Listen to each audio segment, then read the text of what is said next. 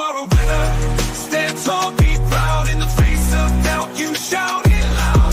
Feel the strength, let it in. With every step, you're gonna win. You are a winner, feel no pain. You are a winner, feel no pain. Yeah, I woke up feeling like a champion. Every move I make, I got the stamina. Eyes on the prize, never lose sight. Grinding every day, pushing through the night. Got the fire in my soul, never back down. In the ring of life, I'm the one with the crown. Sweat and tears, yeah, I paid the cost. Every battle fought, I'm never lost. Hit the ball, feel no winner. Stand tall, be proud. In the face of doubt, you shout it loud. Feel the strength, let it in. With every step, you're gonna win. Every challenge met, every goal in sight. In the gym, on the grind, it's a warrior's fight. From the bottom to the top, yeah, I've been there. With the heart of a lion, I face the dare. No fear, no limits, just pure drive. In the race of life, I'm alive. With every push, with every strain, I'm a winner, feel the gain. Hit the ball, feel the power. In this moment, it's our hour. Rise above, break the chain. You're a winner, feel no pain. You are a winner. Stand tall, be proud. In the face of doubt, you shout it loud. Feel the strength, let it in. With every step, you're gonna win. In this moment, own your name. You are a winner in this game. You are a winner.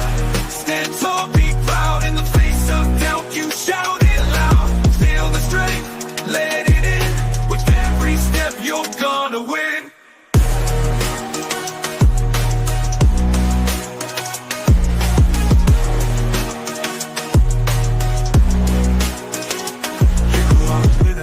Stand tall, in the gym, on the grind, it's a warrior's fight. From the bottom to the top, yeah, I've been there.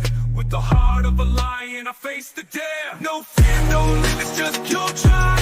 In the race of life, I'm alive. With every push, with every strain, I'm a winner, feel the game. In the mirror, what do you see? Out in the face of doubt, you shout it loud. Feel the strength, let it in. With every step, you're gonna win. Hello everybody and welcome back to Blueclouds Media. I'm your host for today, Stephen, as you are all familiar with. As Nee is out at the moment, he will be back and joining us later. So, as you are aware, it's deadline day. That means hopefully there's going to be some deals made. We know that Mike Maignan deal has collapsed. We know that Chelsea is still looking at Gittens, might not get done right now, maybe after the window closes, ready for the second window. And Kepa looks like he's going to Arsenal, along with deals across the Premier League and the rest of Europe. We'll keep you across all of that news as it happens. So we're going to have some topics with just sort of guidance in case there's nothing happening. So obviously Mike Maignan deal collapsing, we'll talk on that. We'll look at why it collapsed, which I'm sure you guys are aware. There's a couple of different reasons for that. We'll look at the briefs, if you will, of Chelsea being happy with the current options that they have as goalkeepers in Petrovic, Sanchez, Jorgensen, and the promising Mike Penders. Further to that, there is more. Sorry, bear with me, I've got notes. The Club World Cup tax, what is that? We'll try and get into that if we have time as well. And Arsenal obviously, hopefully, go seal the deal for Kepa today. We'll also be looking at other options that Chelsea have been linked with. Probably won't happen today, but options that could happen throughout the next couple of months. There's also been the ruling out of Nico Williams and why we think that is. We've touched on it before, but we'll get back into that today if we have the time. And a couple other things. There should be a poll that Nee has set up, so if you would interact with that. and then obviously interact throughout the show as well, as we love to have you guys' comments. But we'll be here until the deadline, and if there's any deal sheets, we'll stay on live stream until the deadline for the deal sheets passes. Let's get into this then. Nehemiah says Blueco out. They fumbled Elise Osman and Mike Maignan, but can pay on average players. And I don't think I need to explain what that end bit is. Yeah, it's frustrating. I mean, Clear Lake out. Yeah, I'm with you on Clear Lake out. Yes, let's get Clear Lake out. It's unlikely to happen, but ideally this would be happening. But yeah, I mean, I'm just going to share this to start up the stream. So Chelsea went back in after the Mike Maignan situation this morning. Chelsea went, we see the outrage. We will go back in for Gittens. They offered 50 million euros, which I think is about 45 million pounds. And they're now, Dortmund, that is, are now demanding 65 million in euros, including add-ons. So now everyone's just up in the fees. Brilliant. This is exactly what we didn't want to happen. And this is the deal that you walk away from. And in my mind, I'm sure in most people's mind, you should be going back in for Mike Maignan. You got, where are we at, guys? You've got 3 hours left. You can get stuff done and then just get an extension on the deal sheet to get the medical done. Kim So, how you doing? This club's a joke. What's the point of qualifying for UCL? Get Semenyo instead. He's free. Semenyo isn't free. I don't know where you've got that from. Semenyo isn't out of contract. Semenyo has a contract, and Bournemouth are valuing him at 70 million. Fumbled Maignan and Gittens. We might be going back in for Mike Maignan. I'll keep this up as I discuss it. We might be going back in for Mike Maignan. Not necessarily today as in before the deadline, but after the deadline, because this Club World Cup tax.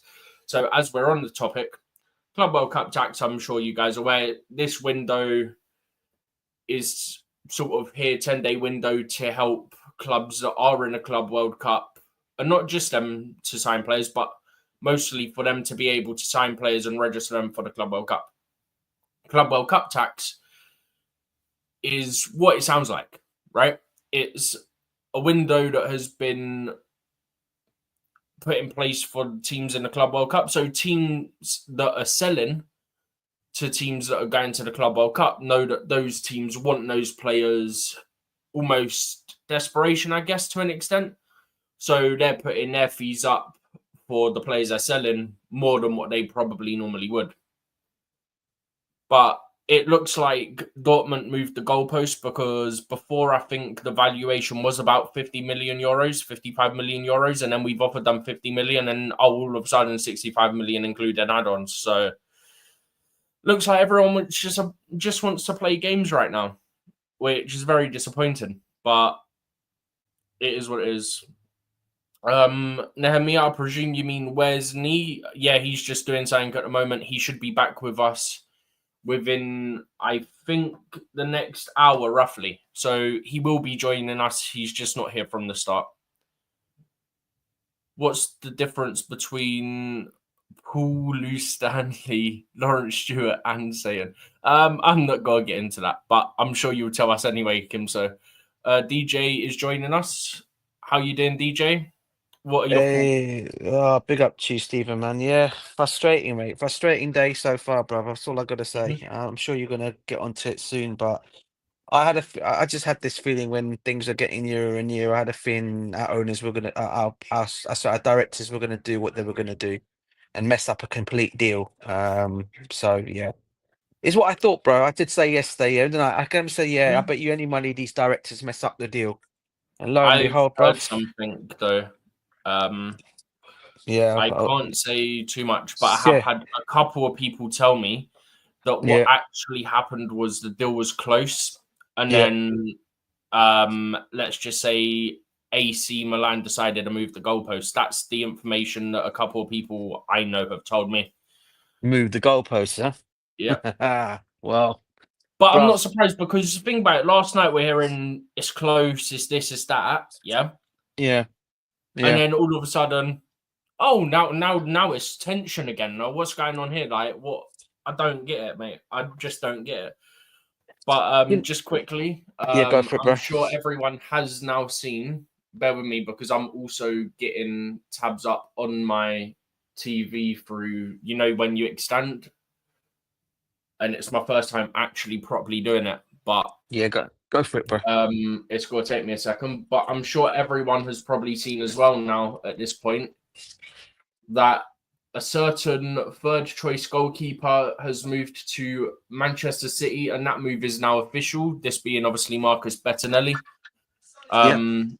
But yeah, I mean, it is what it is. But he was good for the dressing room, so it's kind of disappointing. And my view was, okay, you're getting rid of Bettinelli, who's loved in the dressing room. Sorry, guys, who's loved in the dressing room by the players, and he's almost like a coach at this point because he wants to become a coach apparently. And sort of being a third choice keeper, he was able to sort of do his badges and sort of have experience of being a coach to an extent, if that makes sense. But look, if the player wanted to leave, then all good. Love Bettinelli and everything is sound, yeah.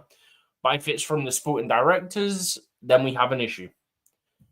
But my thoughts were, okay, you're getting rid of Bettinelli. He's experienced. He's your number 3. He can help guide your Petrovic's, your Jorgensens, your Mike Penders, for example, if Penders doesn't go out on loan, right?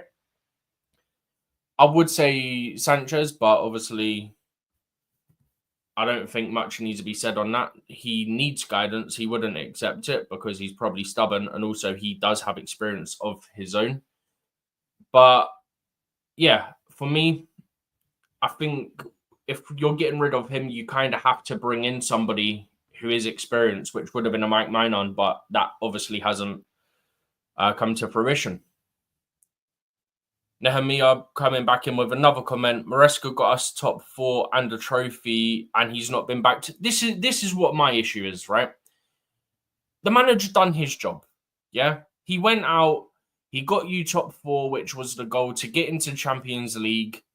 And then what have you done? You've gone, sorry, mate, we know you want Mike Maignan. We're only going to go until about 4 or 5 million gap, and then we're going to pull out. There's 4 or 5 million gap. Just make up the difference. It's not difficult. I'll come back to you in a second, DJ. I just want to quickly make sure we're up to date on these. Kim So saying Twitter's on meltdown. Garnacho would be a Chelsea player. I don't think Garnacho will be personally. He better not be. Mia saying, "Oh, be crashing out if Garnacho comes." Yeah, I'm right there with you, bro. I'm right there with you. What's this one?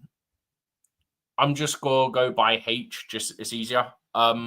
Chelsea must good goal scorer. I presume must get a good goal scorer like Osama or Sesko.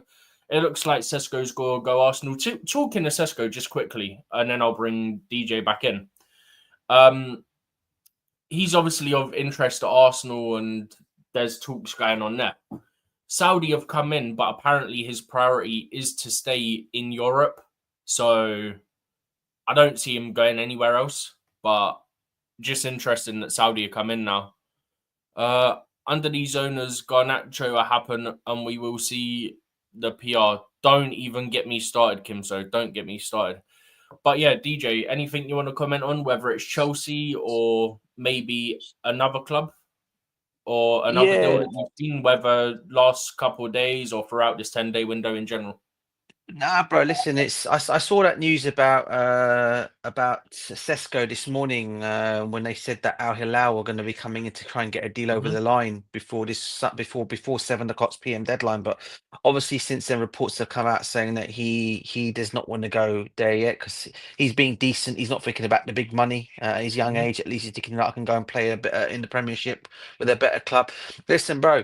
Good. Arsenal are going to get a good striker. I think everyone's coming out and saying, everyone's laughing at Arsenal at the moment, but I think we're the biggest laughing stock today. I've gone on to I've been on platform. I've been gone on other readings today, and I'm reading on Twitter today another thing. And with the way we've been laughed at about this Mike Maignan deal, and you know what the worst thing of all is, bro. The reason why I'm so peed off about it altogether, bro, is this, right? The Hmm. club are willing to go and put extra money, and I don't think you covered it yet, but I know you're gonna. You know, I think you know I want to talk Gittens. about it. Yeah, they're willing to go and put that money on him, and you can't compare. Well, where's the Champions League money, mate? That extra Hmm. 5 million The Club you're World Cup trying to tell money, me. mate. They could not go and throw that at him and go and get a world-class goalkeeper. And then we're coming out and then we're hearing afterwards to add the insult to injury. Oh, well, Maresca says he doesn't want another goalkeeper. He's happy with what he's got. Really? Now all of a sudden we're getting the PR crap that he's happy with the goalkeepers and he never really wanted Mike Maignan in the first place. Of course he's going to come out and say that because we've messed up this deal. So the only way these Arsenal, as usual, so the only way these owners are gonna, sorry, the directors are gonna get themselves out of a pickle is by saying, "Oh well, the manager didn't want this, didn't want him in the first place." I mean, talk about selling your manager short when they've gone and Hmm. cocked up on a deal. I mean, that's disgraceful in itself, bruv. I feel for Maresco on that one. I have to say. Just quickly, Kim So, I'm not sure if you're aware how to do it, but if you could just sort out this user with their comments, I'm sure you'd be able to figure out which user that is. If not, just let me know and I'll deal with it because this is outrageous and we don't want this on platform. You know, actually, I'm just good at. See you later, mate. We don't want that kind of stuff in here. What's he saying, bro? I didn't even look at the comment chat. Something. Um, Well, don't repeat it, but yeah, no, I'm gonna send it to myself on Discord. Then I'll save it and forward it to you on what's it called? is he a Chelsea fan, by the way? Who said this? Nope, not by Oh, the well, there looks you of it. go. Well, there you go, then, bro. No, it's really bad, mate. It's really bad.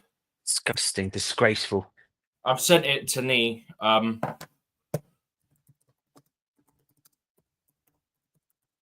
Sorry, guys, just had the situation to deal with. But yeah, just quickly, sorry cut you off, but whilst we're got you cut off for a second. Kim So saying Milan and Dortmund deserve liquidation and relegation. Chelsea will finish 7th next season. I don't think we will personally. Win Stanley and his mug face, and then calling Don Carlo a clown. Not Don Carlo as in Ancelotti. That was the name of the person I've just had to ban for their comments. But you are correct, Kim So. That person commenting, absolute clown, mate. Absolute clown. DJ, I'll get them over to you now. Yeah, sorry, bro. Yeah, yeah. I Yeah, was but going to just say, Kim So, if you know how to do it. And then another one came in. So I was like, yeah, no, I'm doing this. But was hopefully we won't have any more of that disgusting stuff come into the chat today. So hopefully no more issues. And we what can was it? hopefully have a nice trip. Just out of curiosity. What? Don't tell me what it is in too many terms. What was it relating to? Check your Twitter. Right. Okay, I'll do that. Do that right now. After these ones, another comment came in as well, by the way.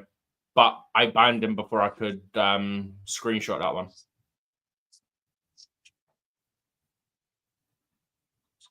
Oh, for God's sake, man. Yeah. Disgusting, Yeah. mate. Disgusting. What a fool! What a fool you are, bruv. What a fool! If you're coming back on here, I'll tell you this right now. You're a fool, mate. Yeah, You're a mate, fool, if you come on a and you, different and you, name and you do that stuff again, yeah, and I'll be honest just with you, know bro. you're gone in 2 seconds. You're a disgrace to your own fan base, mate, and a disgrace to your football club because I don't think your football club will be liking something like that. So yeah, you're a fool, mate, wherever you are. Yeah. Anyway, Yeah, yeah, I've bro. let me know about it as well. But yeah, sorry about that, guys. Just we had something to deal with, but hopefully it's gonna be plain sailing now. One last one from Kim So here saying that Romano's a brown envelope. Oh gosh, let's not get into this stuff, please. But yeah, sorry I had to cut you off, DJ. What was you saying? Nah, bro. Yeah, I have to say, I've got to say, I am disappointed today because we went into this last hour to this transfer window hoping to at least get 2 signings over the line. Now, for me personally, bruv, I said this already. As much as I rate Gittens, bruv, I would not go Mhm. and put that extra money on the table for him. No. I wouldn't. And that means I would. I doesn't mean that, and also making sure we don't get Garnacho. I mean, I'd rather go and get the player that we were discussing yesterday. Noosa, then go Oh and yeah, put that extra money on the table for Gittens because he's well worth it. And he'll come to Chelsea, and he was linked with Chelsea last season. Okay. Secondly, there are other options out that we can go. And I'm not saying Nico Williams. As much as I'd love Nico Williams at Chelsea, the money we all know is not going to be enough for these guys. But I'll be interesting to see. I will be interesting to see. And I know people don't like me saying to my Portuguese thing, right? I'll be interested to see how much Diogo Leao. Costa. No, Leao, bro. How much would What? Leao be on wages terms of what he'll be asking for? Because I don't think it's I've going to be got more no than that. idea. I think it'll be. I think he'll be able to fit our wage structure. Maybe. I'd rather go for him than Gittens at this moment in time. Not for that money for Gittens anyway. I do rate him, but not for that No, kind of money. that's outrageous, mate. That's outrageous. And we're willing to pay that. That's stupid. We did actually. Sorry, to cut you off. We did actually open up the show with this because it was the first thing I went on to about. We're still in talks with Gittens, and we've upped our price on that a second that we've gone and got the situation with AC Milan. I went to sleep for a couple of hours. I wake up and that's the first thing I see. I was raging, mate. I was raging. But yeah, SG saying he would have liked Magic Mike at the club. Interesting nickname that everyone's been giving him, to be fair. But I understand that the club are not wanting to be held to ransom, especially by Italian clubs that always plead poverty. Just hope they don't sell Petrovic. Absolutely. I think we can all agree that's hitting the nail on the head, mate. I would still pay it because it's only 4 million difference and you look like an idiot to not pay that extra 4 million, right? But I get the general consensus of not wanting to be held to ransom, especially by Italian clubs, especially by AC Milan. Mate, we wanted a similar fee to what they wanted for Christian Pulisic, and their opening offer was 12 million. So we just did the same. But yeah, it is what it is. Can I just also say another thing, right? Yeah, okay, we all know Mike's not going to happen, right? Yeah, and these guys At are least willing not to yet. go and put that extra money down on Gittens, right? So here I'm now reading today, coming from just a quick thing coming to me now. It looks like, from reading this, PSG are willing to part ways with Donnarumma. They're looking at 40 million euros for this guy. Why are we not all over this? I mean, this guy would be better to bring in than Gittens. He's what we need. Okay, it's not going to cost that much to get him. And people are going to talk about the wages. I'm sure they can come to some kind of a settlement without wages of him. 'Cause I don't know what he was on at Milan, at PSG. Now, if you're not going to get Mike in, right, which we know they're not going to do, yeah, go and get Isn't this guy. Donnarumma rumoured to be available for like 40 million? Yeah, and you're going to go put all that money down on Gittens, bruv. I mean, this is what I'm trying to say about this is what I'm trying to talk about our deals at this football club with this ownership, bruv, and this with this director. Sorry, bruv. Yeah, they don't know what they're doing, and this is what I'm trying to say. You got a goalkeeper now who you can go and get, who I think is an excellent goalkeeper, shot stopper, everything. The only thing he's not good with is his feet. But hey, listen, he can improve on that with training, right? Let's be real here. Any goalkeeper can. So go and put that money down. Get Donnarumma. He's young. He fits your age. He fits your age bill, your age gap as well of what you're looking for.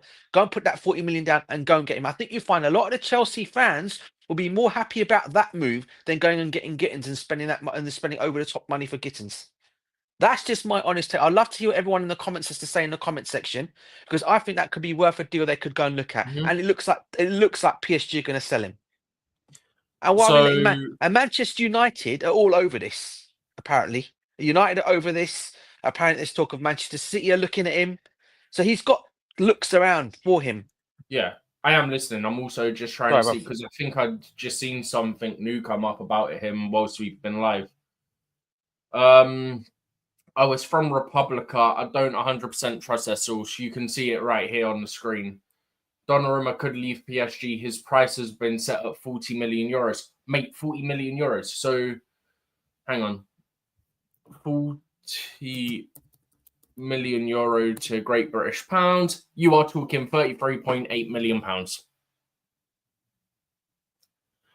And SG coming in with a comment saying that Donnarumma's on 12.3 million euros salary. I just looked it up in pounds. What's that about? I believe... Huh? What's that on? I'm not looking on it. On here. Oh, Knee's back already. Knee, I thought we were back for another half hour. Yeah, I have to drop him off and then run over here. I'll be leaving here in about half an hour time. Then I wouldn't have to go anywhere again. Fair enough. But yeah, I'm not Do you sure not? if you saw the Is thing that, I is that sent you or DJ? not, bro. But Big Yeah. up to you. Big up to you, Yeah. Nee. Big That's up to you. DJ. Stevie, you all right? yeah, Good, I'm good, actually good, more annoyed about the comment that we got than the Oh. comments that we got that I sent you a screenshot of than I am about the deals right now. Okay. Stephen, just to let you know, bro, Yeah. I'm going to send you another link. This is not the guy we're talking about here. There's another guy. He's got the Mhm. person that's actually reported this. He's got way over. I don't think he's a wrong un. Like people want to call him. Yeah, he's actually got over 60K followers, bro. He's a known guy. I've sent it to you. I'll send it to Nee as well. For the guy. Is this not the same one that I've just got up? No, No, it's not him. the Republica one. No, have a look at it, bro, and you'll see. I'll send it to Nee as well. This is a different guy reporting this. Thank you very much, guys. Thank you very much, Stephen. Thank you very much, DJ Sav and everyone in the chat. SG, Kim So.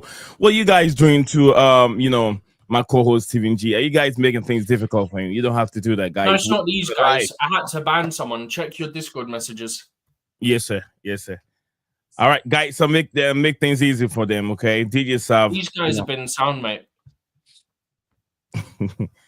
All right, they've been cool.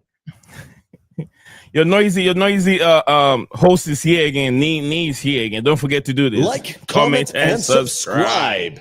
Yes, don't forget to do that. Like the stream. It will take us a long way. The more likes you drop on it, that means that YouTube is like 20 of us watching live on YouTube, 33 watching live on X.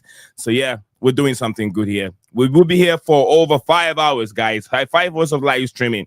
That's just the beginning. We'll be here till when the window closes and 2 hours after. Yeah, 3 hours into window closes, and then I think 2 hours after window slam shut. So we'll still be here. But yeah, DJ and Steven. Guys, I'll carry on and let me check my messages real quick. Yeah, so you saw the one I sent it to you, Stephen. Yeah, I don't think he's any. What do you call it? He's quite known. Is it the one specifically about Donnarumma? That's the one. Yeah, bro. Look at what I've got on the screen, by the way. Is it the same one? Yeah, about Republica. But the guy who's actually the one who I've sent you the report from is actually somebody else. Yeah, but when you read the actual tweet, so the tweet that you sent said, according to Republica, PSG and Donnarumma are set to part ways this summer, and the French club could set it, and then it's via, and then that guy. Okay, and then maybe the person that's tweeted it out has put, does this qualify as a market opportunity? Let me have a look at something else I'm just reading here as well. I'm just trying to translate this. Hold on. Whilst you do that, I'm going to get this up because the Premier League website has a transfer page for once, and it gives us a live countdown, so I didn't need to create one this time. Oh, yeah, like we've been doing all the time. Yeah. But I was just asking a question to Stephen, Nee, right? And I'll ask you the same question, bro, right? Sure, sir. Now that we know that Mike Maignan is not happening, right? We know they've fluffed this deal completely, right? Mm-hmm. So now we're hearing that there's a possibility that Donnarumma could be available. Okay, and it looks like it could be available for the price of I think it's 42 million euros, right? Now they're going to go and put more money down to get Gittens from Borussia Dortmund, right? Knowing the fact that our goalkeeping situation is probably, I'd say, apart from Petrovic, not the best, apart from Petrovic, right? And there's talk that he may go anyway after the Club World Cup, or one of them two is going to be sold anyway, right? You still need to look at that. Would you not think a move for Donnarumma? And I know you've had your thing about him because of he can't play with his feet. Forget everyone, as far as I'm concerned. Yeah. He's a good shot stopper as far as I'm concerned, and you can learn that if you put the training in a goalkeeper's head, they can learn that at a football club to play with their feet, right? Okay. Now for me, he's 26 years old, all right. Or in fact, he's actually 25, going on to 26, right? Which one's this? Okay. Petrovic? No, Donnarumma, right? Okay. Now for me, I'd put that money down and go and get him, especially if he's available, because a goalkeeper of that magnitude is not going to become available.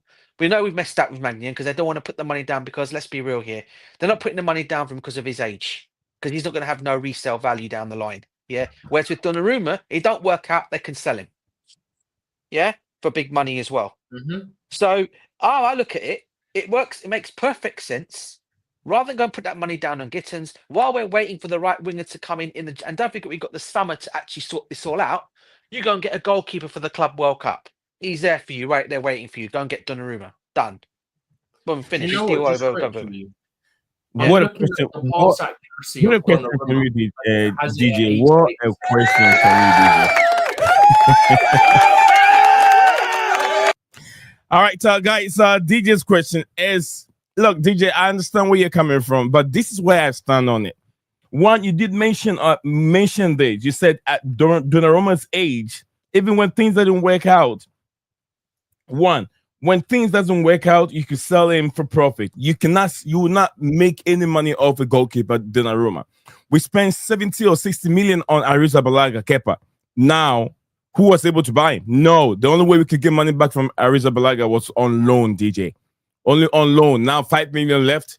That's the only way we can get. Only 5 million left when he moved to Arsenal permanently. Yeah, Donnarumma's a Champions League winner, bro. There's a difference. Donnarumma is the Champions League winner. But the problem is the way we play, we need a ball-playing goalkeeper.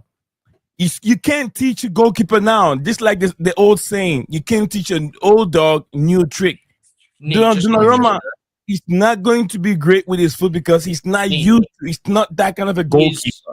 Yes. I just looked it up. This season, his pass accuracy was like 87%. It's not a pass accuracy, Stephen. I can give you the same statistics we were looking at Jorginho when he was at Chelsea.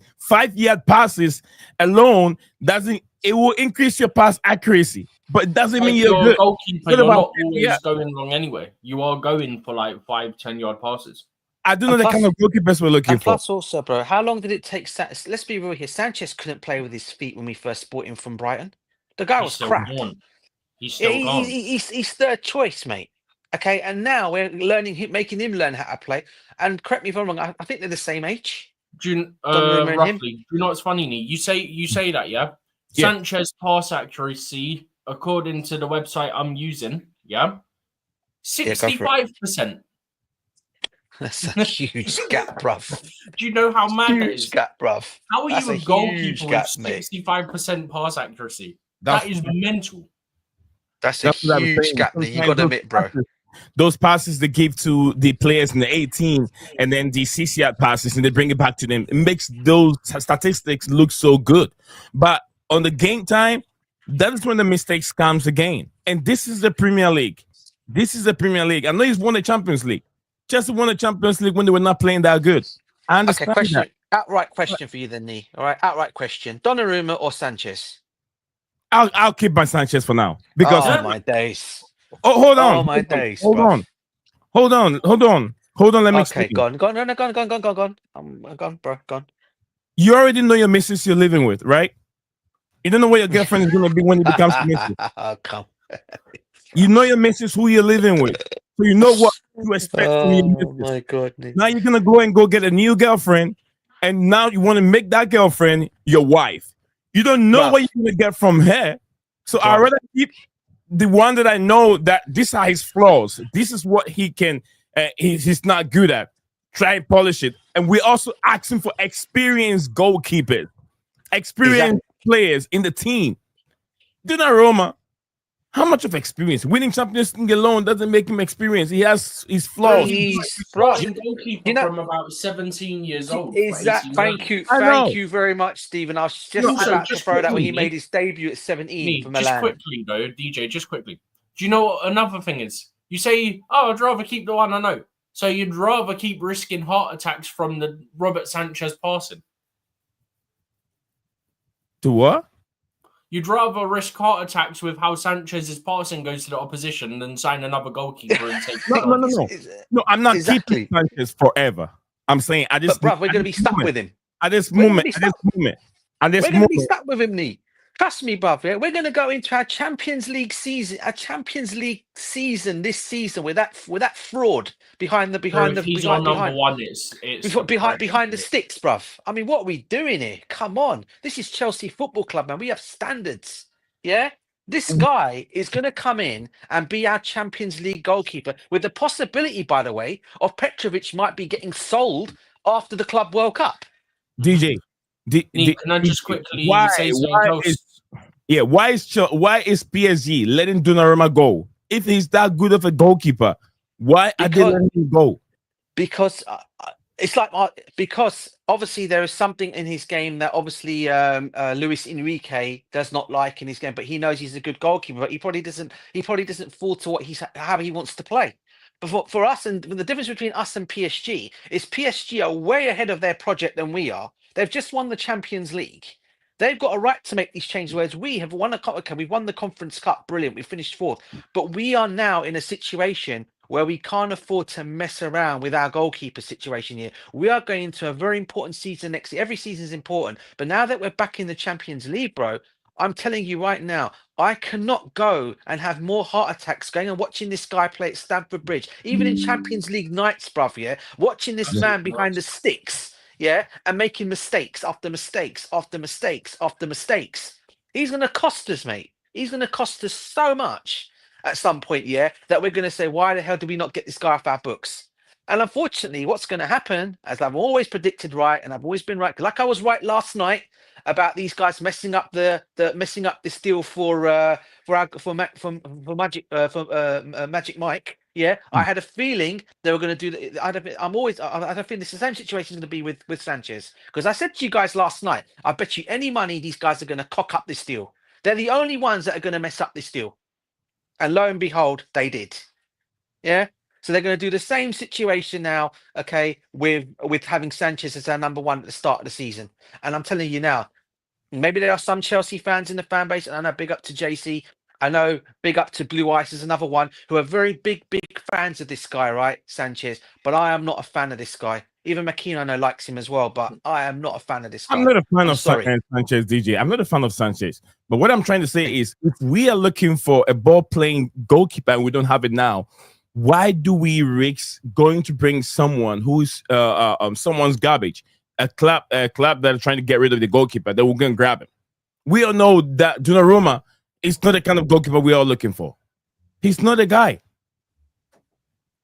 You get what I'm saying? He's not a guy we're looking for. Then who is, bro? We're not going to get Magic Mike, are we? Available for us to buy.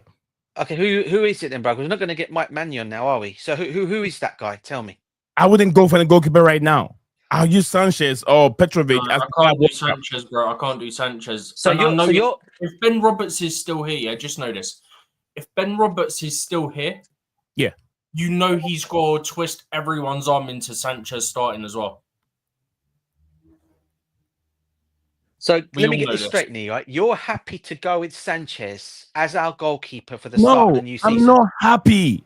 I will stick with him for now until I get a better replacement. I'm not happy with Sanchez going with him to the Club World Cup. But at this moment, no. I'm saying to start the season, bro. I'm starting to start. No. Heck no. Heck no. I'll wait until the next window and get our better preferred goalkeeper to start next window. But I would never want to start the season with Sanchez. No way. Nee. Yes, sir. It's now being said the gap between Chelsea and Dortmund is 5 million euros, I think it was, which is about £3 million, yeah? What could ever go wrong with that difference? I wonder. It's not like I've seen that happen already in the last 12 hours. With Gittens. Yeah, the gap for Gittens is £4 million. I've not seen that difference go wrong in this window in the last 12 hours. What could possibly go wrong? Honestly. If they give the extra money for him, but not for Mike Maignan, I am going to lose my head. Just know, I am going to lose my head. I think Chelsea will get Maignan or whatever, Maignan, for free. That's what I think. If that's going to happen, don't be surprised seeing Sanchez in goalposts again next season. I'm having a feeling.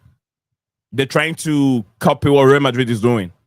Chelsea are trying to copy what Real Madrid is doing, getting players on free, keeping, twerking for them and waiting for them to run their contract down and that kind of thing. If Maignan has said, I want to make a move to Chelsea, obviously there is a chance that next season he's going to run his contract down. Next summer he'll be at Chelsea for a few seasons.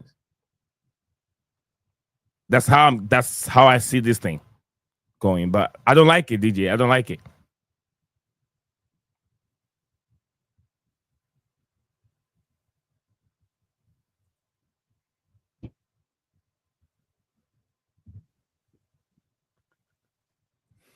But if DJ was kicked out, it's about.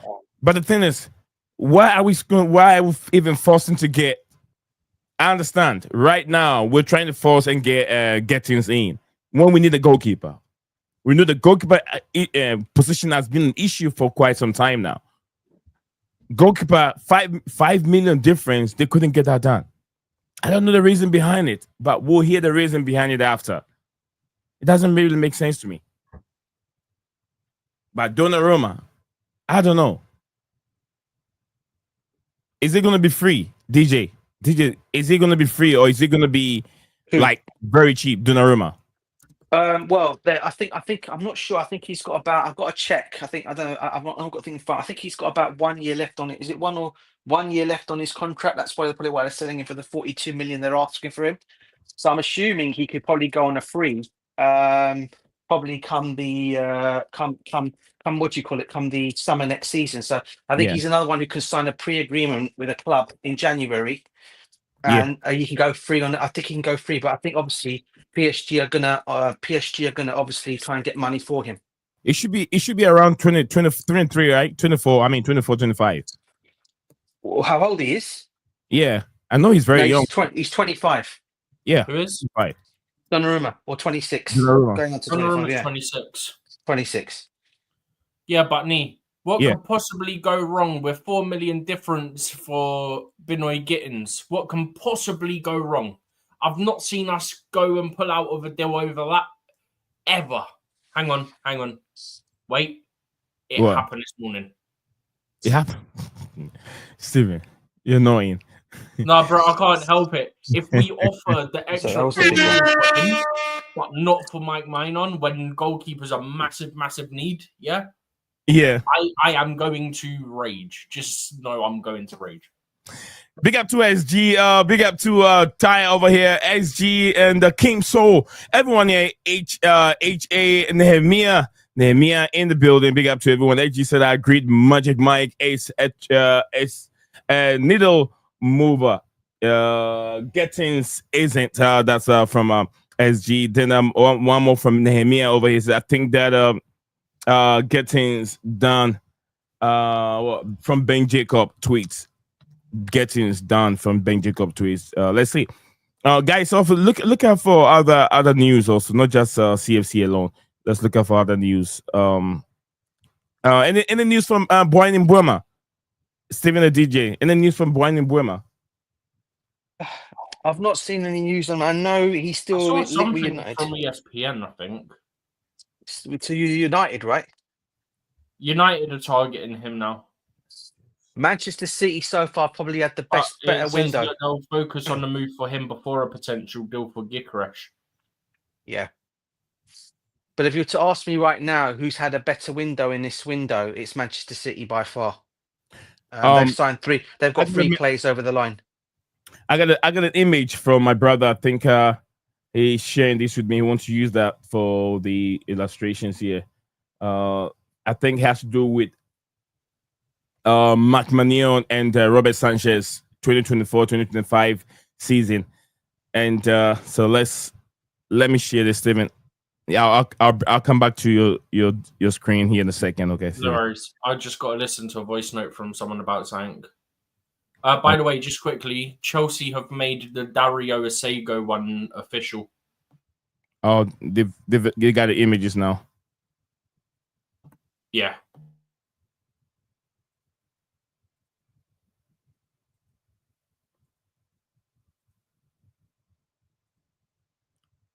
Yeah, just seen that image now. It's just come to me now 1 minute ago. It's just been tweeted, hasn't it? Yeah. Yeah, got it. So this is what my brother shared with me, Chelsea perspective. The comparison between Mike Maignan and Robert Sanchez, 2024-2025 season. 27,325 minutes played by Robert Sanchez and 29,357 I think minutes played by Mike Maignan. So if you look at them, Mike Maignan has played more minutes than Robert Sanchez, but I think it would be nice if I can see one from Donnarumma also. We'll see that. So shots percentage rate, I think the blue one is for Mike Maignan.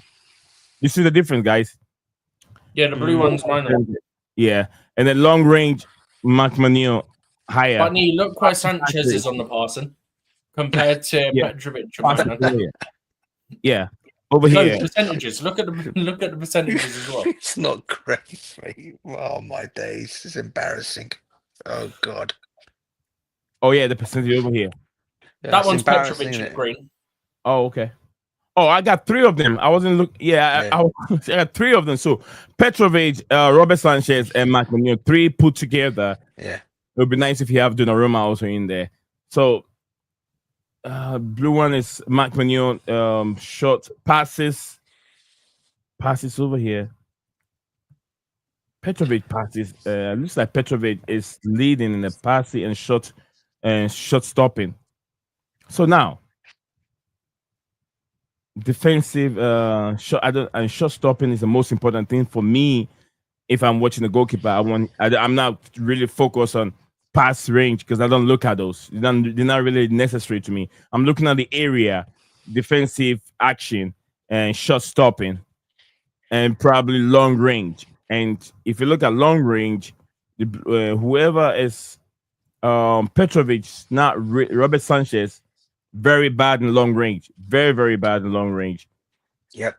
Very bad in long range. Robert Sanchez. His distribution is probably got to be the worst I've ever seen in a goalkeeper, bruv.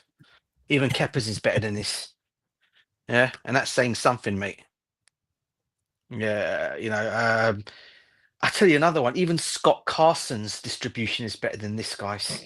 That's just more or less saying everything you need to know. And he's just left Manchester City. And I bet you if you go and actually do a profile check on the one game our goalkeeper who's leaving us today, Bettinelli, I bet he's got a better percentage than this guy has, bruv. That just tells you everything you need to know about Robert Sanchez. You know what I'm saying? And listen, you can sit here and say, I'll tell you this right now. I'm not hating on him at all. I just don't think he's good enough for Chelsea. It's as simple as that. And I'll carry on saying this until we replace this guy. It's embarrassing that we actually got a goalkeeper like this in our ranks. Yeah, he done well for us last season. Yeah, whatever. But come on, we are Chelsea Football Club, man. We should be getting the better out there. Look at the goalkeepers that are out there we can easily go and get, and we decide to stick with this guy. And I'll tell you one thing, right? They are so desperate, by the way, to get this Gittens deal done. I think you guys have already just mentioned it. They are willing to put. So my understanding is Dortmund are asking for another 5 million, yeah, to make this deal. About 3 million. Okay. Oh yeah, 5 million euros. Yeah, it's about 3 million. Yeah. So if they're willing to go and pay that kind of money for this guy, I'm gonna, like Stephen, I will be absolutely livid. We couldn't do this for Mike Maignan. And that just tells me what I've been saying all along. They don't care about experienced players that have got no resale value. Yeah, that's what it all comes down. That's why they didn't want to put all that money down for Mike Maignan. Yeah, and that's just a fact, bruv. They don't want experience in this team. They want experience. They're just being mugs about it, mate. Yeah. Well, I say the proof's in the pudding, Stephen. We won't pay that for a player like Mike. Like, come on, man. I know. And the guys... But you do it for flipping Gittens. What are you doing? Yeah. That's why we're the laughing stock today, bruv. I mean, how many people are laughing at this, mate? Twitter's going to go on a meltdown even more if that happens today. And I can just see it now. I mean, I don't know if you even saw, I put a Saki comment as well on my Twitter page, yeah? I don't know if you guys saw it at all. I put on there, on my little one, I put on a little thing I put, so let me get this straight. I said, yeah, we're happy to go and give the 5 million area. I go, so let's get this straight. Our owners are upping the offer on Gittens, but cannot put 5 million extra to sign Mike Maignan, a position that is a priority because of the dross we have in that position, apart from Petrovic, who they are willing to sell if the right offer was made for him. And I put a little thing on there, GIF, saying, what are we doing here? Yeah, that's exactly my thing. What are we doing here? Yeah, honestly, it's a joke, bruv, what we're doing. So the asking price for Gittens is for the 2 million offer. But talks reports coming from Vince reported this like 14 seconds ago. Chelsea have not given up on trying to sign Jimmy Gittens today. Borussia Dortmund have not accepted Chelsea's 42 million offer. but talks are ongoing now about agreeing a deal before 7 p.m. deadline day, and time is running out. Time is running out, guys. So don't forget the likes and the subscription will go a long way, especially the likes.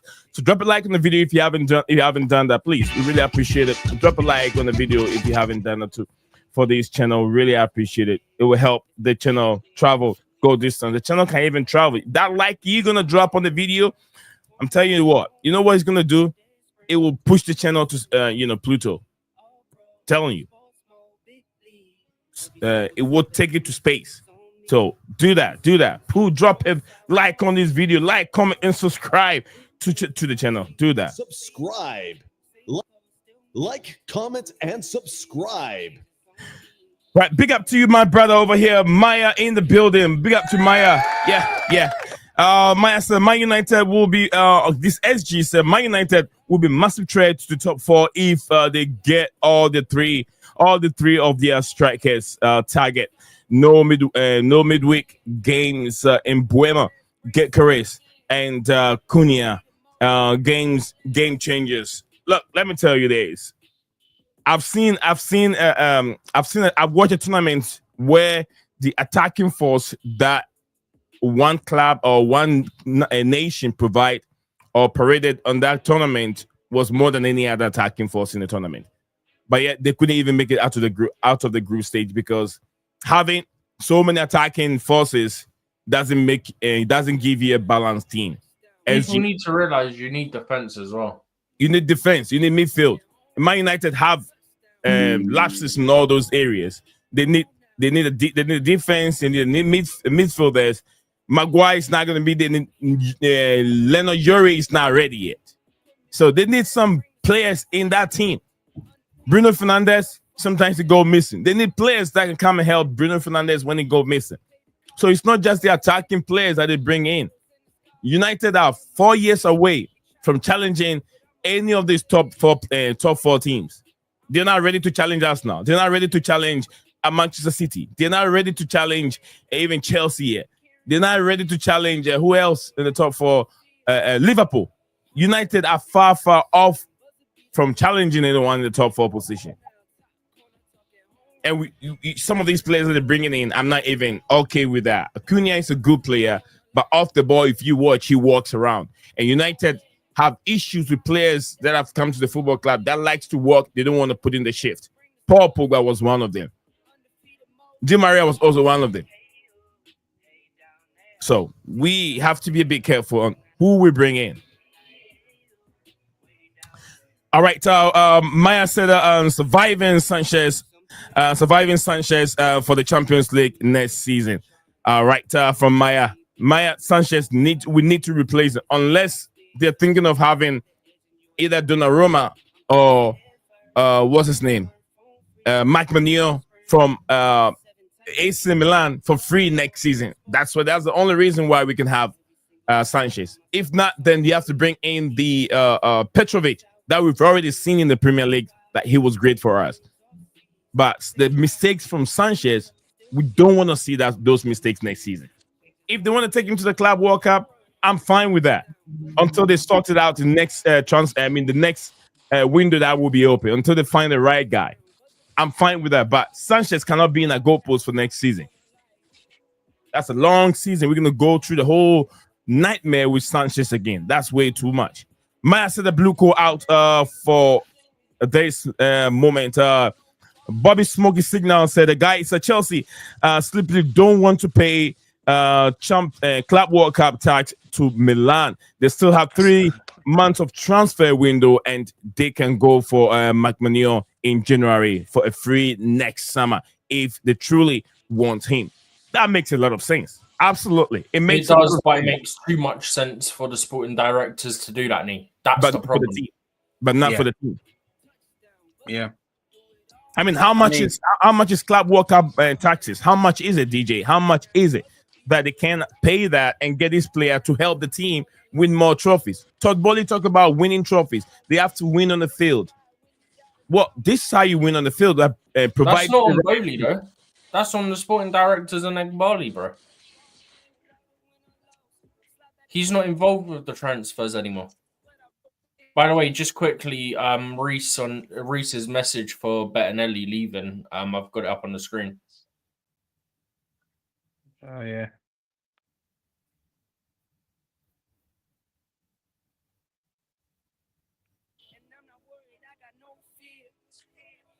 Nee, you right if I go through this quick? You know what? Yeah. Just said big up to Bobby Smoky Cigars. You know what, Bobby? Big up to you, brother. I really hope what you just put on your last comment, bro, is true. At this moment in time. It will be. Bro, it makes too much sense for these sport directors to do it. Bruv, I'll be over the. I tell you what, if we can get this guy, I swear I'll be over the moon, mate. Honestly, he's the one guy. Him and, like I said, him and Eucharist are the two that I want. But you know, I probably would say I know Steven's more for Eucharist. I'm for both, but I probably always said I've probably got a little bit more for Osimhen over the both of them. But either one I'll be happy with. But if we were to get Osimhen pulled off, I'll be very happy. Do you know what I'd quickly say, though, as well? This isn't even on Osimhen and Gyökeres, yeah? Yeah. My thing on the Mike Maignan thing quickly before I go into what Reese has posted, yeah?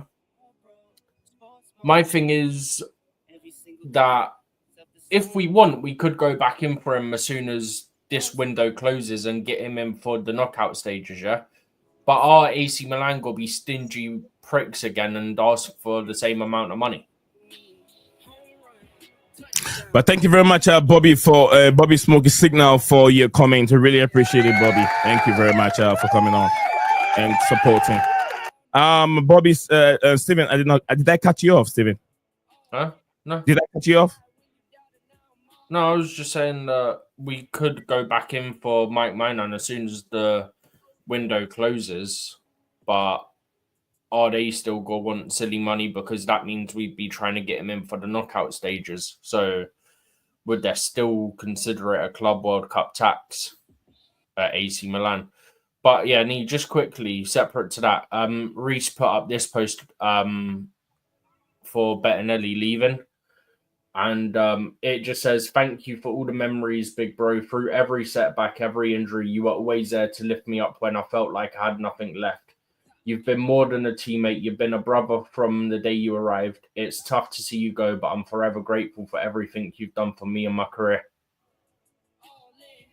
There'll be a lot of players who feel similar to their Reese as well.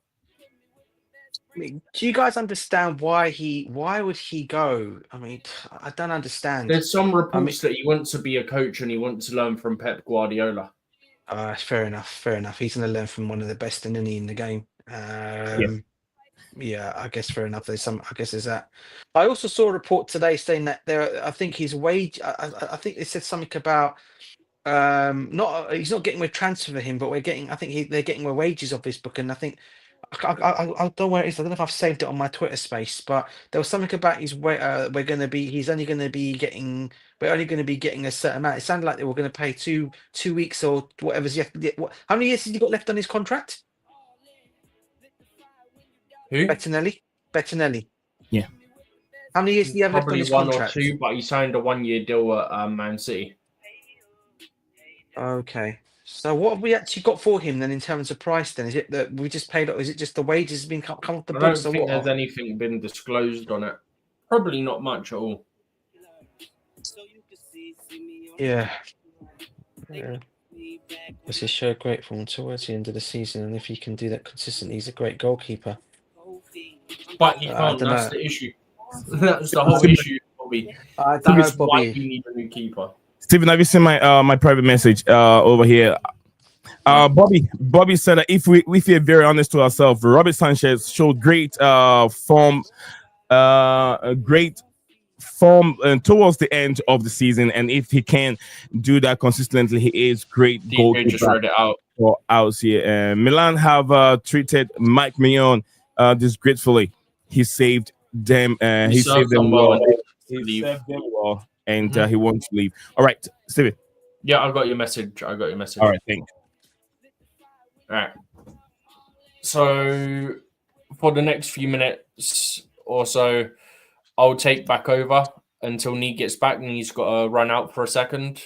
Well, a bit longer than a second. Let's not have people being way too specific on this.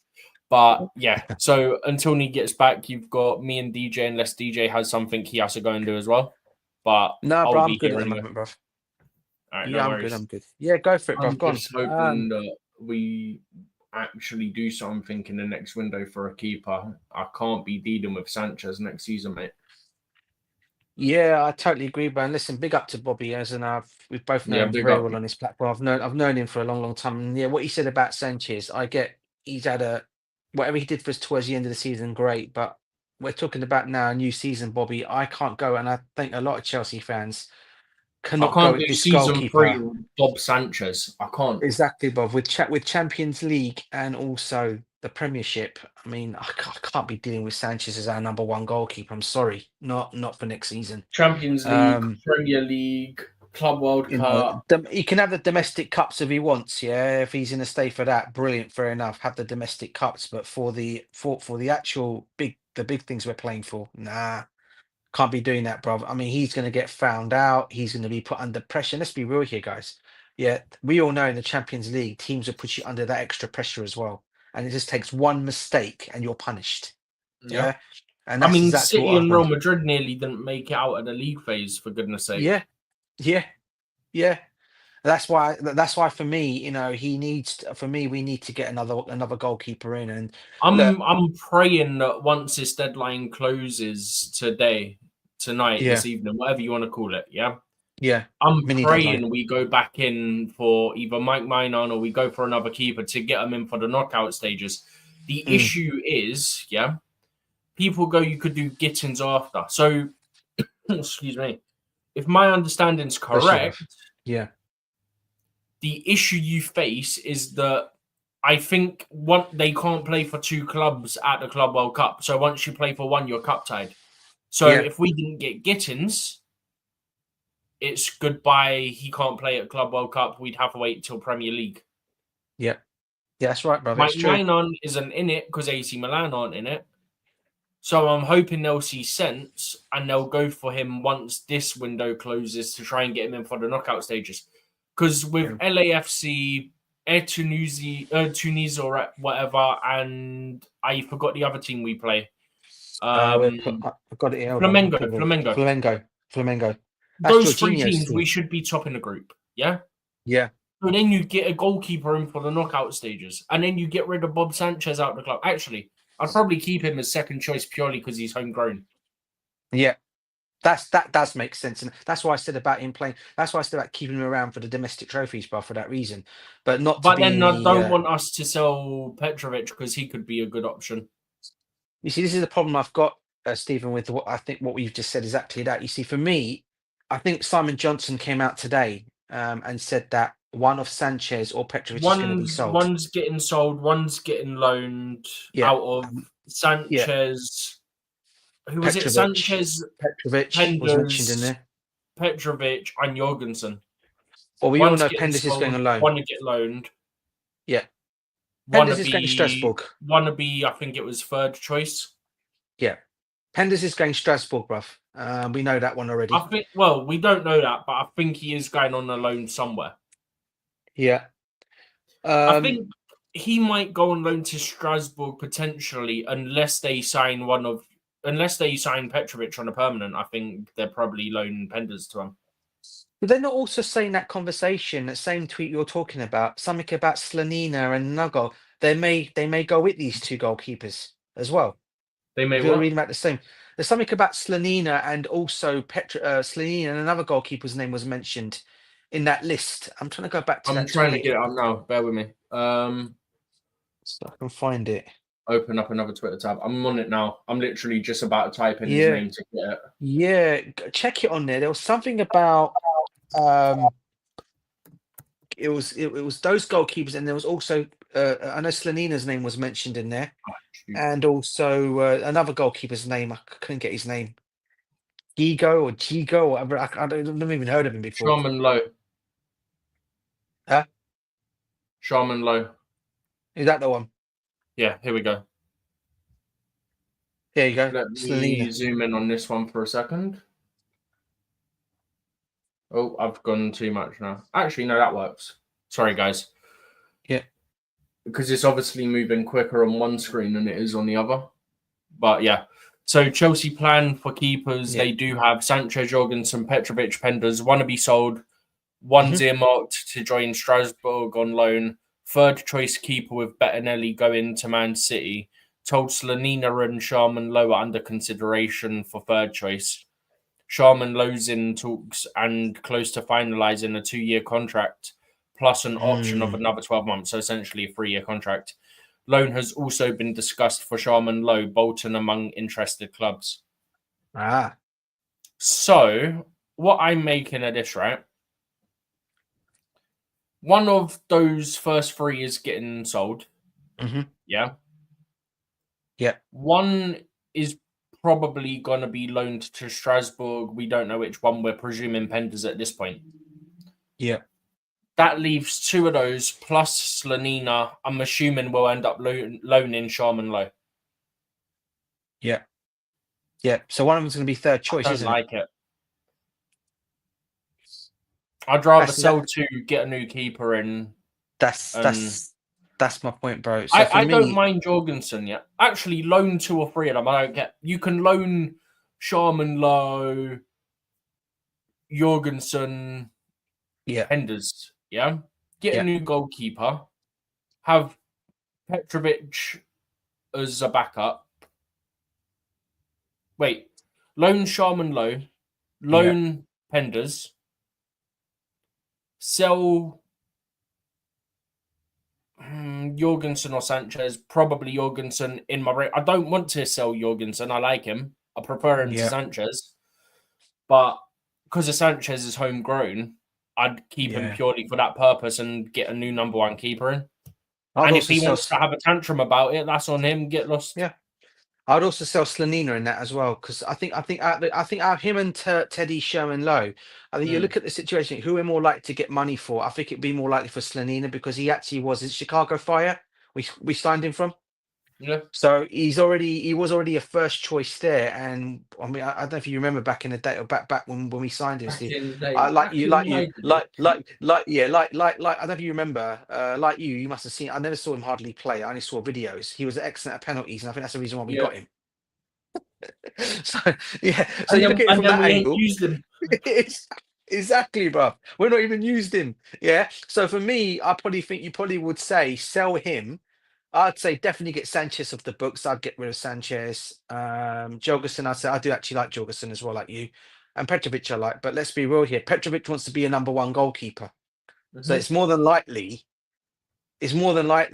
Sanchez and Petrovic could both be sold and Jorgensen would stay, which means we'd have to go and get another goalkeeper then. But because if Petrovic does stay, all right, we're not going to get another goalkeeper. Sanchez will be sold on, and because he's going to say, I want to be number 1. And to be fair to him, from what I've seen of him this season, just gone, he has earned that spot because he's done very well for Strasbourg.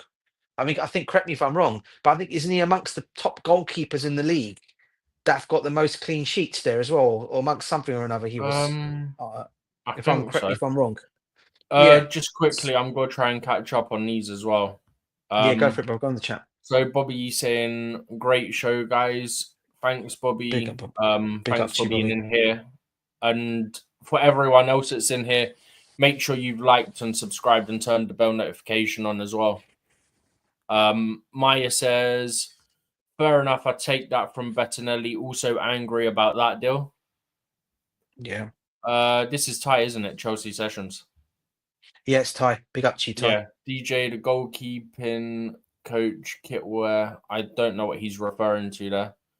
I he's talking about my goal. I thought he's talking about my kit that I'm wearing now. The Chelsea top guy. It's not. So what do you call it, one man? It's one of the older ones. Yeah, bro. Do you remember that? Isn't that the season where Lampard and Drogba both scored bangers against Everton? That's the ones, mate. That's the one, bro. That's exactly the one. Maya saying Gittens is over. He's definitely coming. Ty saying that Gittens ain't worth it. Agreed. Maya agreeing, saying 100%. At least sell Sanchez. I'd rather sell 2 keepers to get 1 proper keeper. I think we all kind of agree with that, to be honest with you. It's just a big pain in the backside to put in a way that YouTube cannot get us in trouble. Oh, mate. I'm fuming right now. Just a quick thing from Mamadou Sarr. He's just actually come out and said here, speaking on the Chelsea website. Yeah, he's basically saying when Chelsea won the Champions League in 2021, there was the performance of N'Golo Kante and so many players. I remember the Champions League in 2012 with Didier Drogba and the winning matches with Eden Hazard after that. I admired Kante, of course. There's Claude Makelele too, and there are francophones like Michael Essien, Drogba, Hazard. The best for me is Kante, but there are so many Chelsea players I remembered and admiring. Frank Lampard, Ramirez. So he's obviously giving a shout out to more or less the All the old and new midfield. squads of today, bruv. All the You know? midfield. Oh, mate, what? Come on, bro. You just name those names there, mate. Essien, flipping Essien, Makalele, Makelele, bruv, Kante. Lampard, Kante, bruv. I mean, come on, that is proper Chelsea. Yeah. That is Just what you mean proper quickly, Chelsea, man. talking of Chelsea, or in this case, former Chelsea, Kevin De Bruyne on the verge of completing his move to Napoli. Contracts have been approved. They're just waiting for him Great to move. sign a 2-year contract with an option of a further season. Medical tests to follow as next steps. Here we go, coming soon. See what else we've got. That's just about Pep Linders and Kolo Touré joining Man City's backroom staff. I'm sure Liverpool fans will love that. Kirk as the mate. Bournemouth left back remains a matter of short time with final round of talks taking place soon. Deal won't be completed today, but Liverpool meet again with Bournemouth to get it done. Truffer will be his replacement at Bournemouth as reported. Yet, as we've touched on, only 2 clubs from England in the Club World Cup are Chelsea and Man City, so there's no rush for Liverpool to get anything done today. It's just get everything in order to complete deals whenever they complete them. And this makes me even funny, even more, Stephen, right? Miguel Delaney, right? Oh, Manchester no. United have set a price tag of 70 million for Chelsea target Alejandro Garnacho. Yeah.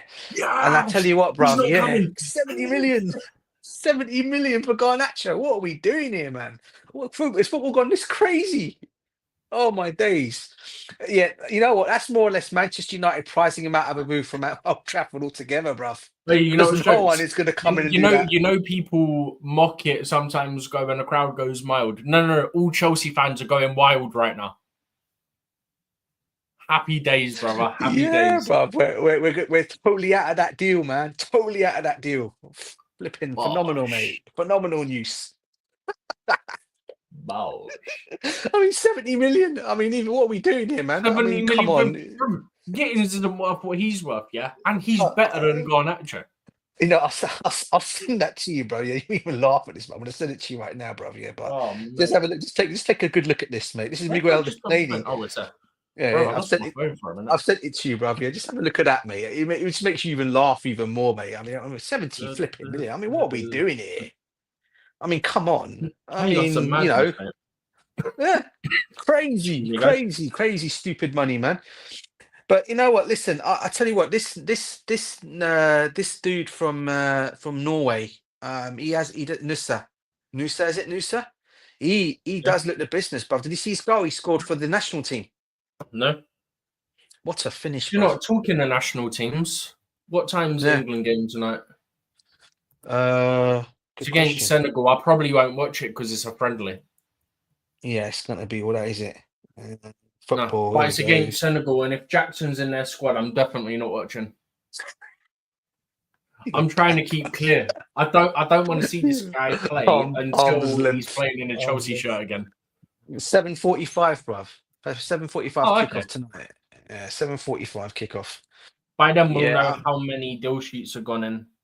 Do you know what, Steve? I'll be honest with you. After the deal fell for Mike Maignan, I just stopped watching it afterwards. I don't care less now what happens 7:00 p.m. whatever, because all we're probably going to end up seeing is Gittens' deal being signed for 60 million. Yeah, but it is fun to track the others as well, though. Yeah. I'll look at for the others, but I mean, you know, but 60 million. I mean, they're now saying they want 60 million for him. I mean, 60 million euros. In euros, right? that is, by the way. Yeah, 60 million euros for this guy. I mean, come on, man. I mean, where is that? I mean, don't get me wrong. I like the player. I think he's an excellent talent. But, mate, we can do better than that. We really can do better than that. And You know, obviously now that I'm happy that Garnacho's completely been priced out of a move to us, yeah, you know, I can start saying Gittens is now not worth that price. Yeah. I'd rather have Gittens You over can him start anyway. saying what? Now that Garnacho's been completely ruled out of a price coming to us with the money they're asking for, I can Yeah. now go on to Gittens and say he's not good enough for us either. Yeah. So in that way, and there's not been no disrespect to the guy because he's a good talent as well, but he's not what we need now, brother. And we're going to a massive season. They, to think of all this though, right? They promised us experienced players. This is what I don't like. This PR coming out of this PR coming out of these guys. It's unbelievable. They promised us experienced players for this window, Do you know what makes going me into the laugh? summer. You know? I don't know if you saw my tweet earlier. I'll pull it Yeah. up real quick. Twitter, and then all I need to do is go to followers because this is my backup account because for some reason on my laptop I got logged out of my main account because well done to these guys. Let me guess. They messed up. Huh? Oh, that was something new that came in. Yeah, I was going to say. So I started it initially with I'm calm, deadline 7 p.m. on deadline day, deals and circumstances change quick, yeah? Mm-hmm. I've got it up on the screen now anyway. And said, I stand by this, but also Maresca achieved his targets. He earned the right to be backed. As of this moment, he's not being backed with a new goalkeeper that he identified because of 5 million gap in valuation. Yeah. Don't fall for the briefs. They think the fans are idiots. Because then magically you've got 4 people come out and go, Chelsea are happy with their keepers. Why are we going for the French number 1 if we're so happy with our keepers? Are you dumb? You know. This is what I'm trying to say about this. Again, we talk about these journeys, and sometimes you know what, and I know people get onto. I know people have a lot of what they want to say, but you know, I'm going to give his plaudits where plaudits are, right? And I'm going to big up one Johnny Minerals on here, yeah, because he said No, it never. all along. No, I'm bigging him up because he said it all along about what these guys are going to do and how they're going to do things. They're going to give all the PR and then nothing's going to happen. They're going to put out there this and put out that, make all the brown envelopes talk, and then nothing's going to happen with it. And it's to be real, bruv. That's what they did with this. That's what they did with the Mike Maignan deal today, bruv. The PR was out regarding this guy. And now you're hearing all the nonsense coming out and saying, well, from Sky are now saying, well, Carvey Soyakol's coming out and saying, well, Chelsea actually looked at it as an opportunity. Not to actually go for him, but it was an opportunity to go and buy Do one you of know the what's best mad? goalkeepers in the world. That's where most of my anger came from. Like, you You know? bang on about opportunity this, opportunity that, yeah? Yeah. You've got an opportunity to sign a top keeper and you've gone, pay off, mate. Like I knew they were going to do anyway, because this is the reality of that. This is the reality of what these directors are doing. And by no the way, yeah, go on. I will point this out more because I love following the women's team, yeah. Yeah. But also because I just want to take the mick out of the sporting directors and Let me big guess. up Paul Green. Yeah. Chelsea have signed a goalkeeper today. 23-year-old, right? The goalkeeper being Livia Peng. That's her actual name. No joke. That is actually her name. So what exactly are we going to do with our number 1 at the moment? Is she Hampton, Are we? I think what's going to happen is, you know that FMK life thing, whatever we signed from PSV or whatever in January, and then she got injured. Yeah. I think her or Katie Cox go on loan, and then you'd have Livia stay as one of the 3 choices. Yeah. This doesn't impact Hampton. Yeah, that's good, bruv. I mean, you know what? On that ladies' team, man, the one thing I'm happy about, and I've not seen anything come out of it yet, is a lot of people seem to have thought that Lauren James was going to be sold in this window. They were going to get rid of her. I don't think that's going to happen. Off there, not mate. I don't understand where or what people are saying. It's like you know, that would be the biggest mistake. You know, it'd be the biggest if we were to ever do that. It'd be a big mistake. But thank God she's not. And look, where can you tell me where can you improve this ladies' team, bruv? Right, they are playing so excellent, mate. And they've got in that team is they've got experience, and what they're doing to the ladies' team is exactly what they should be doing with the men's team. You buy experience, you got the experience there, and then you can it's add not your the same youngsters. people running it. Well, that's the thing, bro. We should have the same people running it for the men's team. Do you know what I mean? You buy the experience, and Nah, then you can let still Paul add your Green do youngsters, his brother. thing, man. Let Paul Green do his thing. I know. I'm just saying. It'd be nice that they can. It'd be nice if they can all be singing from the same hymn sheet. That's my point. For the men's and the ladies team. Chelsea sporting directors singing from the same hymn sheet. What has happened? Never. Never Never happens. happening, bruv. Never will. Never, mate. Not ever since we had Peter Kenyon at the football club. And the one after that as well. Marina Graviskaya made mistakes, but she also got deals done as well. I'll tell you this right now. If this was Marina Graviskaya now, right, this deal for Mike Maignan would have been done. Boom. There'd be no ifs or buts. Okay, here, what extra do you need? Boom, here we are.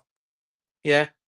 Okay, now people can sit there and say, well, DJ, he's going to be going on a free next summer because he'll be out of contract come January. Come January, he can sign a pre-agreement with any other football club because he'll be out of contract. At the end of the day, if Milan has said they're not going to budge their price, and to be honest with you, people have got valid points because who are Milan to make demands on how much we should be paying for a player who's going to be out of contract next season and who can go off on a free, may I add? Okay, if they think he's going to sign a new contract, he's already told you guys he's not signing a new contract. He's already told you guys he wants to go to Chelsea. He's already told you guys he wants to go and play in the Club World Cup with Chelsea in the USA. And you guys are haggling over how much we should be giving you for him. I mean, come on, man. Just quickly, yeah. SG saying that Dortmund reject 50 million, time to walk away. Yep, agreed. It's not 50 million pounds, it's 50 million euros. They want like 3-4 million 42. more. Then follows it up. You can buy a world-class women's player for Chelsea for the same amount as Sterling earns in a week. That's the difference. Spot. He's not wrong. It's spot on, bruv. He's not wrong at all. He's not, bro. He's not. And to be honest with you, I'll be honest. Even if we go, okay, if we're going to go into this window now, let's be. I think I don't think Gittens is going to be done tonight either. I think this is going to go right through to. Well, Chelsea have put a deal sheet in, which is fine by me because it means I don't have to watch England versus Senegal and watch Nicholas Jackson play. So.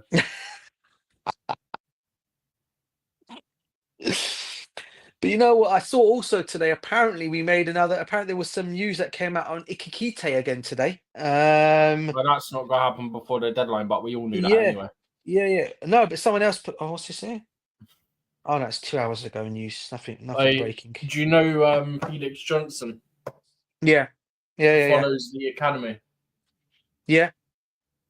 Look at his tweet. Yeah, hang on, I'm gonna get it up in a second.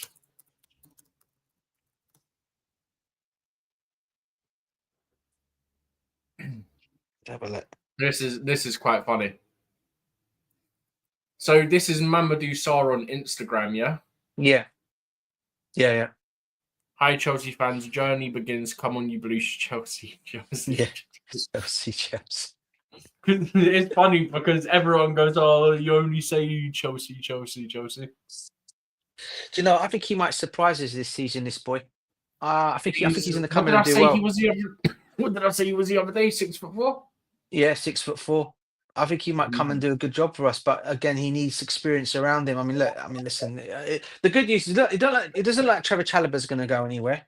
From the reports that came out a couple of weeks ago. Is it just me, or standing on this, does Dario Asego look like an absolute midget? He does, doesn't he? From that, no disrespect to he does. I am 6'3", so everyone below that to me is midget. Of course, yeah, I'm about 6 foot, bro. So yeah, I get where you're coming from in that way. I'm trying to check up his height now. He does not look tall at all. He don't look it. He's 5'11". Wow. Okay. I actually thought he was a little shorter than that. Do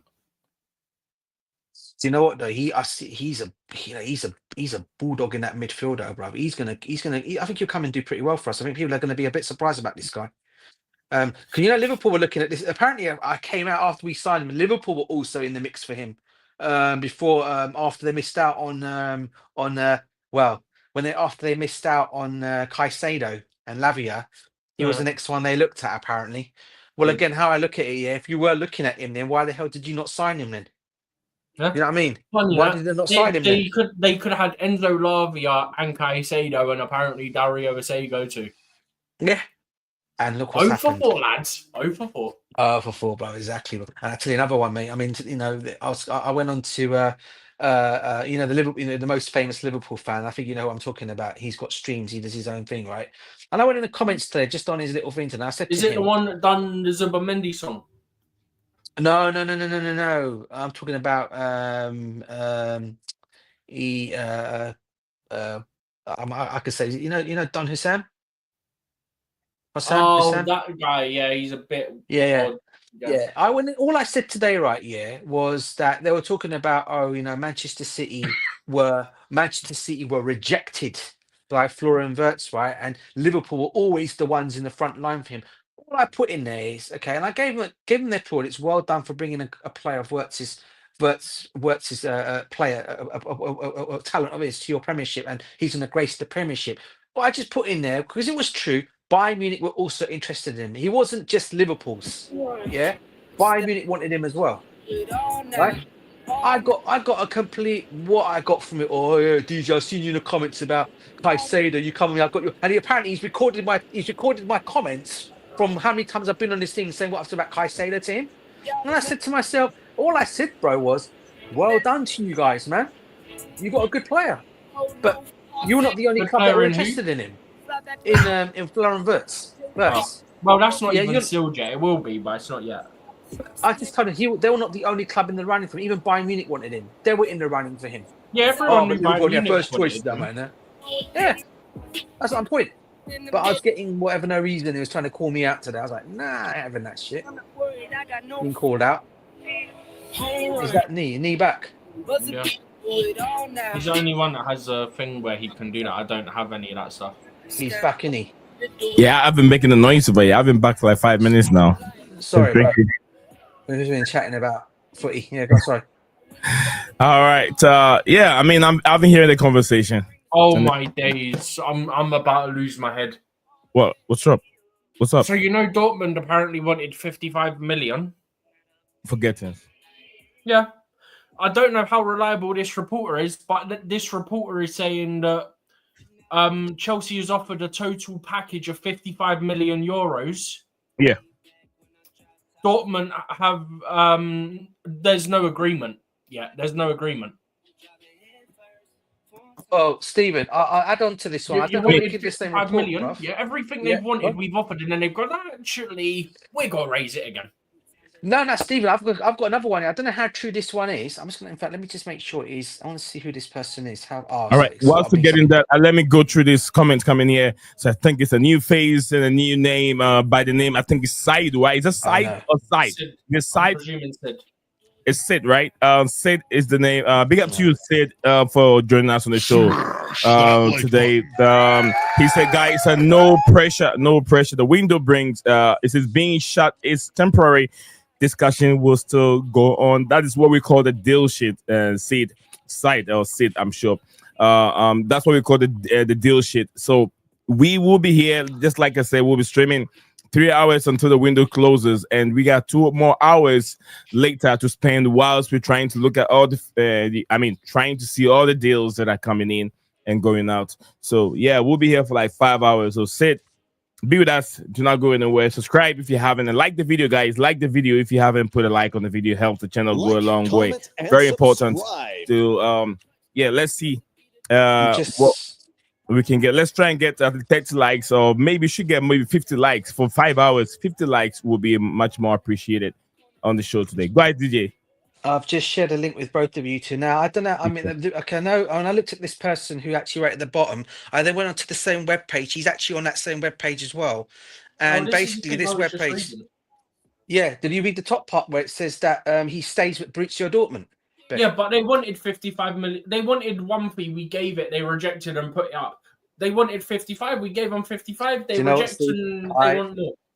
I'm happy, bro. Good. I don't particularly want it. I'm just annoyed that we put what you want, you reject and put up the fee. We give what you want again, you're rejecting, you're putting up the fee again. That's what's annoyed me. It's not so much about Gittens anymore. Yeah, you wanted a fee, we gave it, and then you went, actually, we revise and we want more. We do it again. Actually, we want more.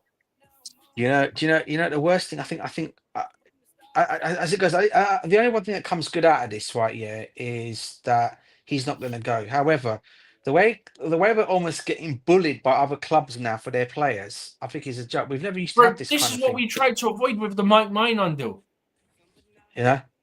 Yeah, we don't want people to bully us anymore like it's been in the past when Roma just But let it's still everyone happening. have his way. It's ridiculous. Yeah. Yeah. Oh well. Never That's mind, guys. Let's see what else. That's what I'm happy about. On my side, I don't want people to take advantage of Chelsea, because when they hear Chelsea, Man City, Man United, then they hype up the price of whoever Chelsea wants, or whoever United want, or Liverpool want, or Arsenal want. Liverpool don't even fall for those crap, because they won't pay those 50, 60 million for that those kind of players. How much they pay for a man, Sadio Mane? 30 million. Yeah, 30 million. And look how good it was, a Premier League proven from Southampton. And he scored a bunch of goals for Liverpool before they sold him. So yeah, Liverpool don't do that. They even wanted, was it 10 million for Enzo Fernandez? And we went to pay how much? 80 million. Liverpool was going to pay 50 million for Enzo Fernandez. So I mean, the fact that we're not paying the 25 million for Mike Maignan, goalkeeper at age almost 30 years, who don't have any resale value. Why do you want to pay that much money? I know. I've already outlined what they should have done. They should have just said, yeah, we'll do it, yeah, because you can have him for 2-3 years, yeah, and then you believe in Penders, yeah. Yeah. So if you believe in Penders, get this guy in for 2-3 years. It allows Penders to develop out on loan or something, and then Penders can come in and take over. What we did with Czech and Courtois. Yeah. Maignan said that I think Pius said Gittens deal is off, and then Seed said also the window resume in 10 days time. Well done, guys, for the update. Thank you very much, Seed, for the comment and being part of the show today. Thank you very much. We'll give you all the updates, even if it's not Chelsea. We're giving you all the updates. So stick with us. Do not go anywhere, guys. Dortmund is just delaying to use him in the Club World Cup. But if they use him, apparently, if they use him, we then can't use him if we sign him because he'll be cup tied. Oh yeah. So what's the point? We're getting mugged off for no reason. Now, for me, Stephen, we walk away from this deal completely. I don't think we even revisit it anymore. I know you won't get the deal done now, yeah, but just go back to Milan, slap 5 million down, yeah. And then get flipping Mike Maignan in for the knockout rounds. That could happen. Because AC Milan are in the Club World Cup. We've still got time for that. That may possibly still happen. We still got time. You've got an hour and a half to agree everything and start doing a medical. I mean, the fact that Borussia Dortmund, things they've made their team look. They signed Joe Bellingham today as well, which he's going to be obviously joining them in the Club World Cup. It was a Sunderland club record sale, wasn't it? Yeah. So you know what? Yeah. I mean, in that way, I'm glad in some ways, because I'll be honest with you, as much as I said, you heard me, guys, I said it, as much as I think he's a good player, he's not worth the money they're asking for. Yeah, we can easily go and get better than this. I'm more annoyed about the fact that you said we want this, we give you that, and then, oh, no, actually, we're putting it up, and then we do that. Oh, no, we're putting it up again. That's more what's annoyed me. Good. And for me, at that point, just go back and go, Milan, we'll give you the money for the goalkeeper, yeah? Yeah. Because he wants to actually come. I know both players want to come. Both want to come. Can actually be clubs done. Are just being pricks. Yeah.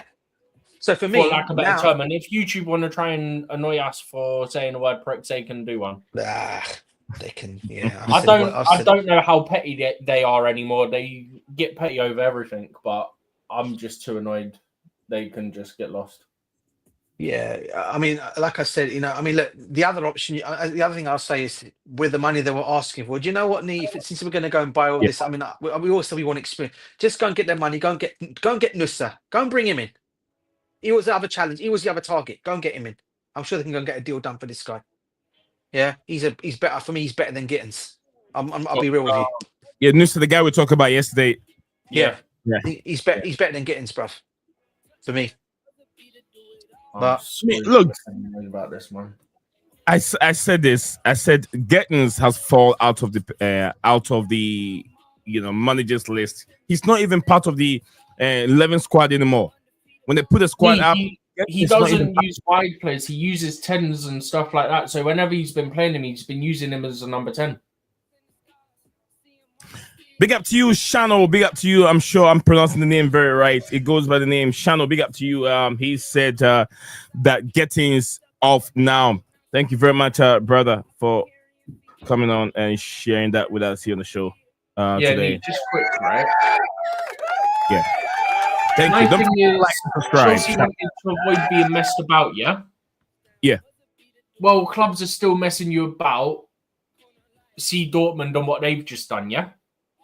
So at this point, you've got nothing to lose. That's why I'm saying just go back to Milan and slap the 5 million down for Mike Maignan. Because you've got nothing to lose. If clubs want to still mess you about, what are you losing? You're not, because they're still doing it. You've not done it for Mike because you wanted to avoid this exact situation that's just happened with Dortmund. That's why I'm annoyed. It's not even about Gittens anymore. It's about Dortmund being idiots, and it's about the sporting directors being willing to put down the extra money for Gittens. They then did that as well. And then Dortmund rejected it, even though it's what they wanted. And that's happened twice now. Yeah, just some other news for you guys. You know, Claudio Ranieri turned down the Italian national job, right? Yeah. Well, apparently, Gattuso is in pole position to become the new head coach of Italy. Oh, crazy! Another. I don't want to use that word. Italy don't have messed up things for way too long. Gattuso, what's he gonna do? He had issue. He was fighting with presenters. He was fighting with journalists. Now you're gonna bring in Gattuso. If you say anything negative about Gattuso, he will come at you. He will fight you during press conference. You don't want Gattuso as he was on the pitch. Yeah, fighting players. He's gonna do the same thing. Yeah, mate. He is a bulldog of a midfielder, but excellent player though. No, yeah, excellent player as a player, great player. The guy that will fight for the badge, the guy that will, run his socks off. He will just, what would I say? He will run through brick walls. But Gattuso as a manager is not good enough for Italy. They have to find someone. They have to find someone good. Someone good. There are so many managers out there. There's some other news for you guys. We all know. I think it's going to happen. I think we know Thomas Frank is probably going to be the next Spurs manager. Just on Brentford's manager update, Kieran McKenna and Liam Rosenior are two coaches admired by Brentford as they look for Thomas Frank's replacement. I tell you what, with Strasbourg selling all these players, but with all these players selling by Strasbourg, it wouldn't surprise me if Rosenior wants to leave to go there because they're losing him all these players. So I wouldn't be surprised if he says, "You know what, I want to go. I've had enough of this." No, DJ, don't take it that way. Rosenior will not go anywhere. Rosenior will not go anywhere. Guys, we have a Scala in the house. We're gonna hear some few Man United updates here. Big up to you, Scala. Welcome to the show. Big up to you, brother. Big up, yeah. Big up to you and everyone watching.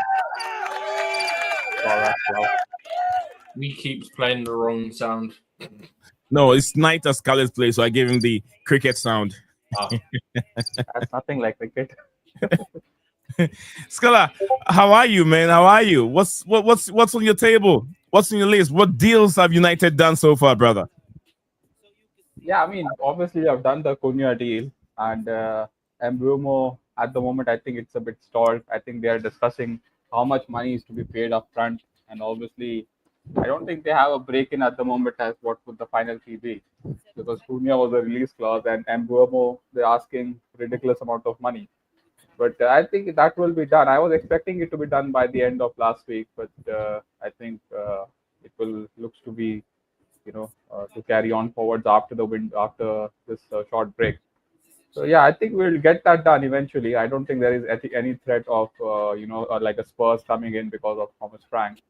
But at the moment there's not much too many updates. I mean, with Gyökeres also, like these people are saying that United are interested, and even he is interested as well. But we need to find the funds. At the moment, I don't think United have to meet his 70 million release clause. I think that comes to around 60 million pounds. So yeah, I don't think we have that money at the moment. And even if we do have, it will come from sales. So we need to remove the likes of Sancho and Rashford and Anthony and all these Garnacho. Yeah, Garnacho as well. So yeah, yeah, at the moment, I don't like there isn't any big news at the United front. Like it's pretty much these three players. Like I mean, Cunha is done, so you can exclude him, but it's mostly Mbeumo and this guy. What is it? Gyökeres. I mean, there was some news about Osimhen, but again, that is just his agent trying to get the best move after he is not going to Saudi. So yeah, I think at the moment it's very quiet, man, with United. I was expecting something to happen last Friday or even yesterday, but nothing, nothing doing. So pretty silent at the moment. I think it's mostly the clubs which are going to the Club World Cup where deals are happening. So yeah, pretty quiet day for us. Yeah, just on the Eucharist, Gyökeres, and you were just talking about him there, Skylar. Yeah, interesting. He came out today. And the reports came out today saying he's very unhappy with unhappy with this club at the moment because they did promise him a move, and obviously he's obviously got that buy. He's got that. If anyone puts the right money down, he can go. And apparently, it seems like Sporting Lisbon are going back on their word for him now, man. It doesn't look like they're going to let him go as he thought he Yeah, would, not for the money they're saying now, are they? I think they're trying to up the money for yeah, him, aren't they? yeah. I mean, yesterday I think he unfollowed their social accounts from his account. I saw someone reporting that like he has removed any kind of sporting related branding. So yeah, I mean those stuff will happen. I think they will have to eventually have to let him go. I mean it's not let him go. He's got a release for 70 million euros. So Yeah, anyone who that I think he'll he can go. I mean I don't think he holds the power at that stage. I mean yeah, whenever he was negotiating a contract, I'm sure that 70 million pound release clause was put them and discussed by him and that agent. So I don't know what he's upset about. I think I think he was expecting some money clubs to come in. Like yeah, even I asked that day also like why is no one going after him? Too many clubs do need a striker, but everyone seems to be looking at the younger profile like Ekitike, Delap, or Sesko. No one is looking for a 27-year-old like who has done well in the all the competition. So yeah, it is a bit strange, but I think after this break, whatever, I think it's still 16 June. This short Club World Cup transfer window, whatever, Exodus. So I think after that, it's set to heat up. I'm glad that the transfer window is shortened. I hate this time of the year. I mean, all like anyone and everyone is just putting any kinds of rumors and trying to clickbait and trying to get their following up. So I'm glad. I can't wait for 31st of August. I think uh, yeah, and with United, I wish we could have some news today. I was expecting some movement on the midfield front, but again, nothing's doing because Bruno has decided to stay, so we can't even look for his alternative. So yeah, that it is what it is. 2007. This man in 2007, this man Huh? received Huh? What's that? I don't know. It wasn't me. I don't know what that was. Playing for the computer. United are trying to offload Garnacho. Just report. Chelsea is Chelsea still in for Garnacho? Seed, what we have here for Seed? It says the Seed said that my problem with these directors is that they don't want to get good experience goalkeeper like Mike for cheap. We need a serious spine for next season. Challenge next season's challenge. We don't need these kids. I don't think the kid. Sometimes I do ask. I know Chelsea have signed young players, but they're not kids. They're not kids. They're experienced players. You know, they're not really kids right now. If you look at, like I've said 1,000 times here on this platform, 85% of these players are experienced. 85 of these players. All right, so we're still talking about Man United. Gyökeres reporter saying Gyökeres are coming in for United. One in Buema, and also they're done with Cunha. And Scala, someone said on the platform over here, it was a comment that came in that if you guys were able to secure these 3 attackers, United will be scary to watch next season. Do you believe that? I disagree with it. Scary. I think scary will be a bit too like over exaggeration. I think we still need to know how these players fit in. But yeah, it will be definitely an upgrade from. I mean, come on, man, from Hoyland, Garnacho, and anyone XYZ last year we played. I mean, Mbumo, Gyökeres, and this guy Cunha. It is definitely an upgrade, and I don't mind. I mean, definitely you're taking two of the best creative and player players in the league, albeit it's like below the like traditional top six, but they have done well. I mean, I don't see any Chelsea player or an Arsenal player having more GA than Mbumo or even Cunha. I don't know what Cole Palmer's GA is, but definitely he's the one who's up there in this kind of place. But yeah, I mean, even the top teams, they're not. Most of them will take Cunha, right? So yeah, it will be an upgrade. I cannot promise you that we'll be scary or we'll be like blow them out of the league. But one thing I can definitely assure you is that we will be better because Amorim cannot falter again. Don't forget, this is his last year. Because he has only signed a 2-year contract, so he has to deliver. He has to warrant that extension if he wants to continue with the club. He has to start well, and he has to definitely start well because we have 1 game a week. So there is no wiggle room for him. There is no excuses, no injuries, and all that kind of nonsense he cannot say because the club is going all out for backing him. We are signing 3. If we sign Gyökeres, that will be 3 big, like, massive upgrades to the team. So he has to deliver next season. Even without, look, I'm not going to say that our team will be good, but I think he will. I think last year I was very much giving him a lot of leads, but this season, there will be no like I have to have him on the radar because 1 game a week and plus a good cup run, either of the FA Cup or Carabao Cup, it's like a minimum for a team like United. It is an embarrassment to say the least, but. If you can't even expect that from a club who has an annual turnover of more than 600 million, I think it will be underwhelming. So yeah, I think he has to do well, man. Exactly, he has to do well. He has to do well. From guys, if you listen, this is Manchester United fan Scala, aka Scala, over here with us here going through the transfer. And also, guys, don't forget there's a big game over there in England today. Senegal playing almighty 3 Lions. England. Senegal will be a top team for England. Senegal game. I think that the site, or would I say the game will be a bit different because Senegal are a good side. Yeah, they have talented players. They have athletic players. The athleticism is very, very high compared to Honduras. But my question I was going to ask Stephen, I'm not. I could be a bit. I don't know why was England playing Honduras for a World Cup qualify? DJ, you have an answer for that? What was that? Sorry, Nee, what was your question? Why was England playing Honduras for a World Cup World Cup qualifier? Today? No, yesterday. They did play them yesterday. I mean, the other day. The other day. I don't know, bro. I know they're playing Senegal tonight. No, Senegal is friendly. I understand that, but why are they playing Honduras for a World Cup qualify? Are you sure it's with the normal England national team, or it could be the ladies' team? Or is No. it also the under-21s? The under-21s? The game you guys played not too long ago.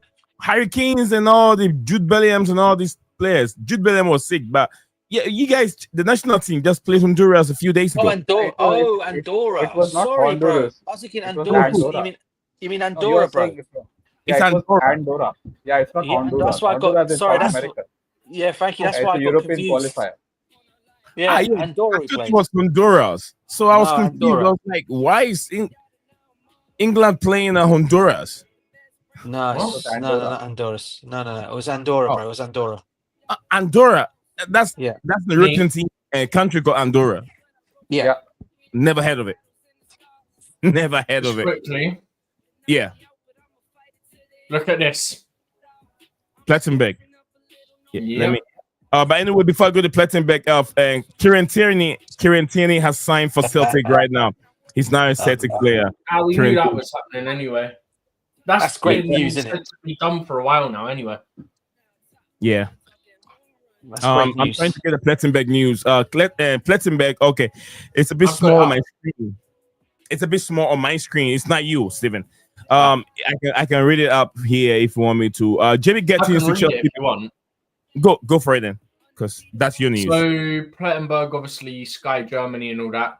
says that Yeah. Jamie Gittens to Chelsea before the Club World Cup has finally collapsed. Dortmund have immediately rejected the third offer for Gittens worth 55 million euros. Also via, and then the guys that initially broke it. Dortmund want more, an agreement before the transfer window closes at 8 p.m, because that would be 8 p.m. Germany, because I think they're an hour ahead, is now unlikely. The deal is off, as Dortmund confirms to us. Yes, but you wanted 55 million 2 hours ago, and we paid you it. You know what I'll say? Let it go. There are better players out there. Go back to Mike now and just slap the 5 million down, please. Yeah, take the money. If you're trying to, spread the money out for these two players to get them through today, just take that 5 million, put it on Mike Maignan, keep the rest. The other window, we can finish it up with.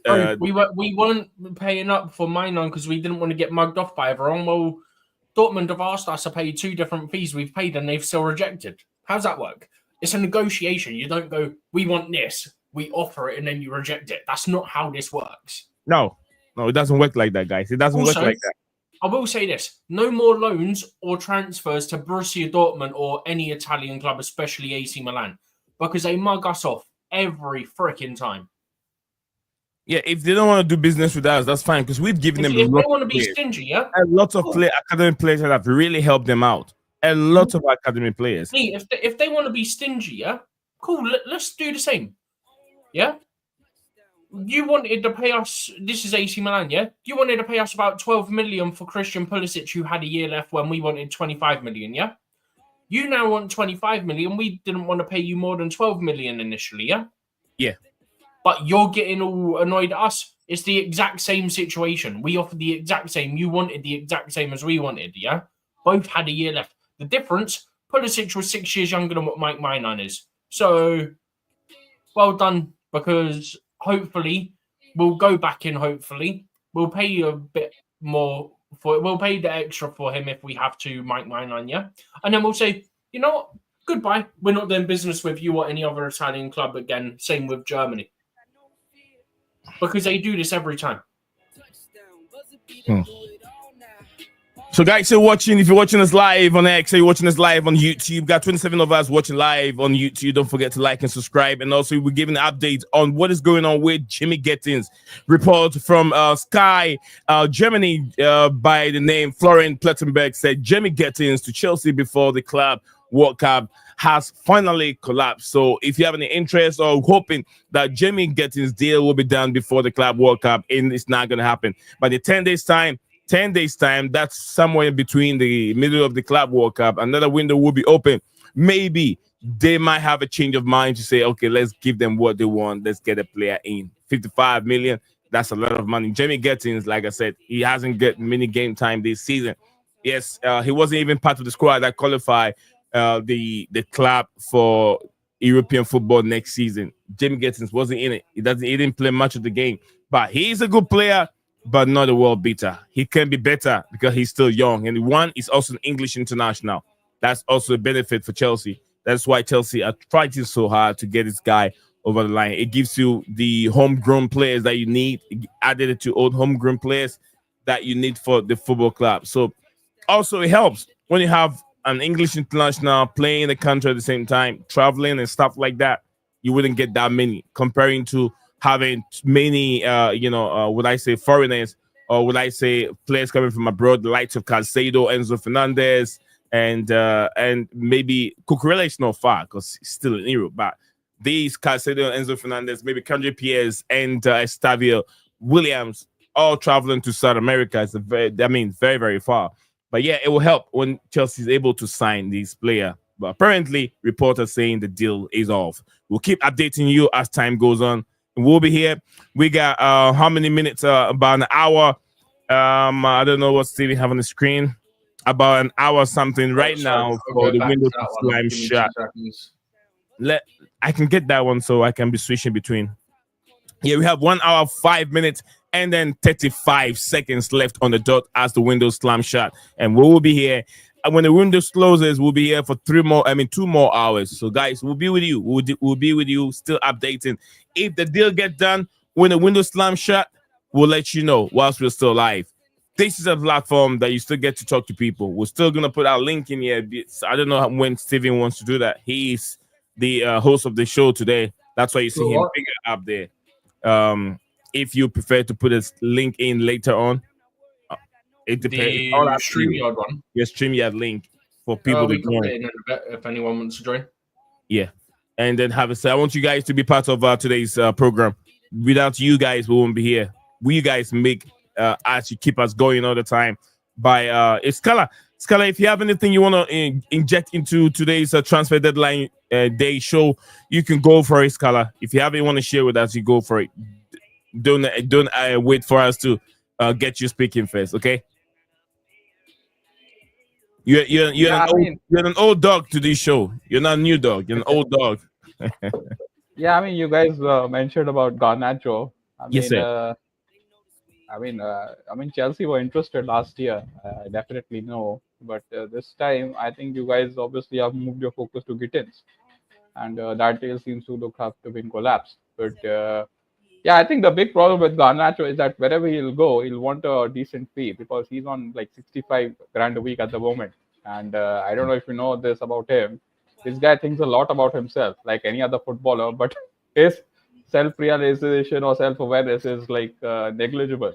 So he thinks like he's like the dog, as you're calling me the old dog. He thinks like he's a big dog, and that's a big problem. And that looks that's very evident when he plays as well. He thinks like he can beat 2 or 3 players, but he's not that kind of a player. Like you think he get carried away by his big egos? He think he have the big egos? Yeah, I blame United for that because he was never ever supposed to be playing for our first 11. But unfortunately, if you remember when Rashford broke in 2016, we still had many senior players. You know, we still had Rooney, we still had Mata, and all these people, like very senior players. I think even some defenders of us were relatively senior as well. So Rashford had to, kind of gain his stature. He was like a nobody at the moment. Even Rashford, when he broke in, he was nowhere supposed to be at that game against Michelin, if you remember. I think there was a player called Will Keane. He was supposed to start, but he got injured, and then Van Gaal picked Rashford. But when Garnacho broke through, I mean, we actually bought him for 500 grand from Atletico. When he broke through, we are in a very, very bad place. There are no senior players, and all the senior players are not good. We have senior players like Bruno. So he thinks that he is like he should be one of the main players at the club. But Amorim, he doesn't play with wingers, and he's not a winger, and he cannot play as a wing back. So that's why like that connection is broken down, and he has started favoring Mason Mount ever since the semi-final of the Europa League. So yeah, I think wherever Garnacho goes, I think he'll want a sizable fee. A wage, because I think he will want upwards of 100k because at the moment he's on 65. So I don't know which club will offer that. I'm pretty sure that Napoli won't, because they are a very stringent club. I mean, that's why they're letting Osimhen go, because he wants big wages, and they cannot break their wage ban for him. I don't know how much McTominay earns there, but he was on peanuts at United. He was on like 40 or 45, something like that. So yeah, I mean, whoever takes on Garnacho, they'll have to give him a decent wage. I don't know if Chelsea are open to that, because they're trying to trim the wage bill. I think Chelsea's wage bill is quite good. I looked into your wage bill a couple of days ago. It's decent, So I don't know if you can take on a player like Garnacho. So yeah, it will be interesting where he lands up. I think he's being linked to Arsenal as well, but I don't know because they've got Martinelli there, and I don't know how he'll fit. So yeah, it will be interesting where he goes up, because we want like at least 45 million. I don't know who will pay that. So I hope United don't budge, because he will be a very good PSR, how should I say, like a PSR solving player, because we are not. I mean, we are okay, but still, a pure profit on a player. Come on, man. That's you need to sell him decent, even though he wants to leave the club. So anything around 40, 45 with Garnacho, it will be good. To be honest with you, bro, I was just going to say to Tim, you were saying about 40, 45 million. You know Miguel Delaney. He's a known United thing. He said that you guys want 70 million for him. I will never be. You should never trust Miguel Delaney. That guy is like anything anti-United. I mean, I don't know if you know it. he's also kind of I don't want to use the R word, but he's got that gene in him. When we were, I don't know, when we were linked with Saudi people, if you remember, during the whole saga of buying the club, he put out so many bad pieces against the what's that guy name was supposed to buy us? I don't know. I forgot that guy's name. That Saudi guy. He was supposed to Sheikh Mansour. No, not Sheikh. Oh, Sheikh Jassim. Yeah, Sheikh Jassim. He put out so many bad pieces about him, a state-owned government should not be buying United. Like football is a public asset. Like a football is a community asset. Stuff like that. So yeah, ever since that thing, we have stopped believing anything Miguel Delaney says. So we don't really look into for any sources, but. Yeah, I mean, if the club thinks that they'll get 70 million for Garnacho, I think he is not going, because no club is paying that money for him, plus take on his wages. So I think we have to be reasonable. I think last year, if you remember, when Chelsea were bidding for him, I think we wanted 60 million. So after the season he had, how could his price value go up with a year less? So yeah, 40, 45 at max. 40, 45. I mean, at least that's what Scala is saying. Brian, big up to you, Brian, for joining us on the show today. Big Brian. Brian said we need another striker. Reported. That's a comment from Brian. Big up to you, Brian, for being part of the family today. If you haven't subscribed, Brian, what are you waiting for? Do me a favor, subscribe. We got 18 of you watching the live. A point in time was 24, but we got 18 watching live. We got only 17 likes, so someone hasn't liked yet. It is stream yet, but the person is still there. If you haven't done it, what are you waiting for? Put a like on the video, help the channel.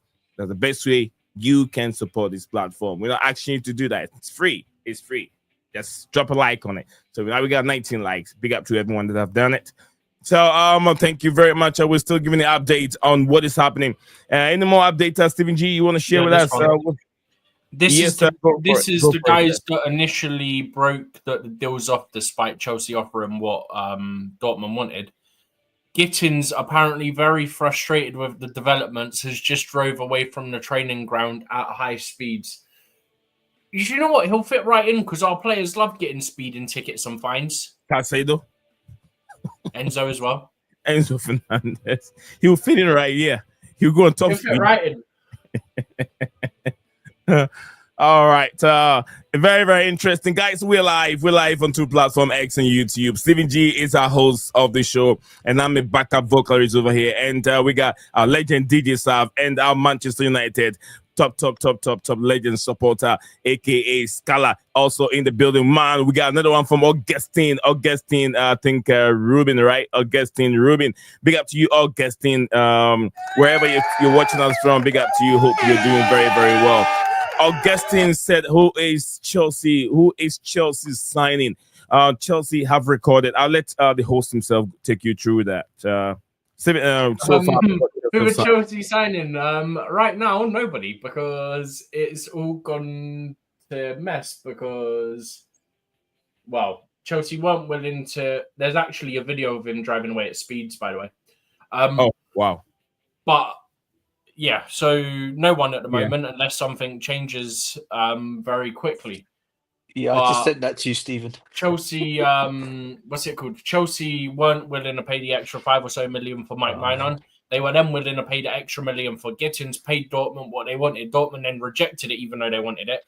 Then said, we want this amount. We've now offered the amount that they wanted again, and again, they've rejected it. Twice they've asked for a fee. Twice we've paid it. Twice they've then rejected it. Someone please explain to me how that makes sense. Please. Because, look, I consider myself smart. Even I can't wrap my head around Dortmund doing this dumb stuff. Also, they apparently want to sell him. So are we dumb? Are we dumb for paying what they wanted, or are they the dumber one because they want to sell him and they've just rejected 2 offers of 2 different amounts of the amounts they asked us to pay? It's got to be them. Right, some more from DJ Sab over here. I'm seeing the video. Yeah. Getting speeding off. This like Caicedo's brother. Thank you very much, DJ Sab, sending these the videos for us. And Nemia said Pies said Gittens fuming at this moment. Thank you guys for all the information. We love it. We love it here, and we got Scala. What's up with Scala?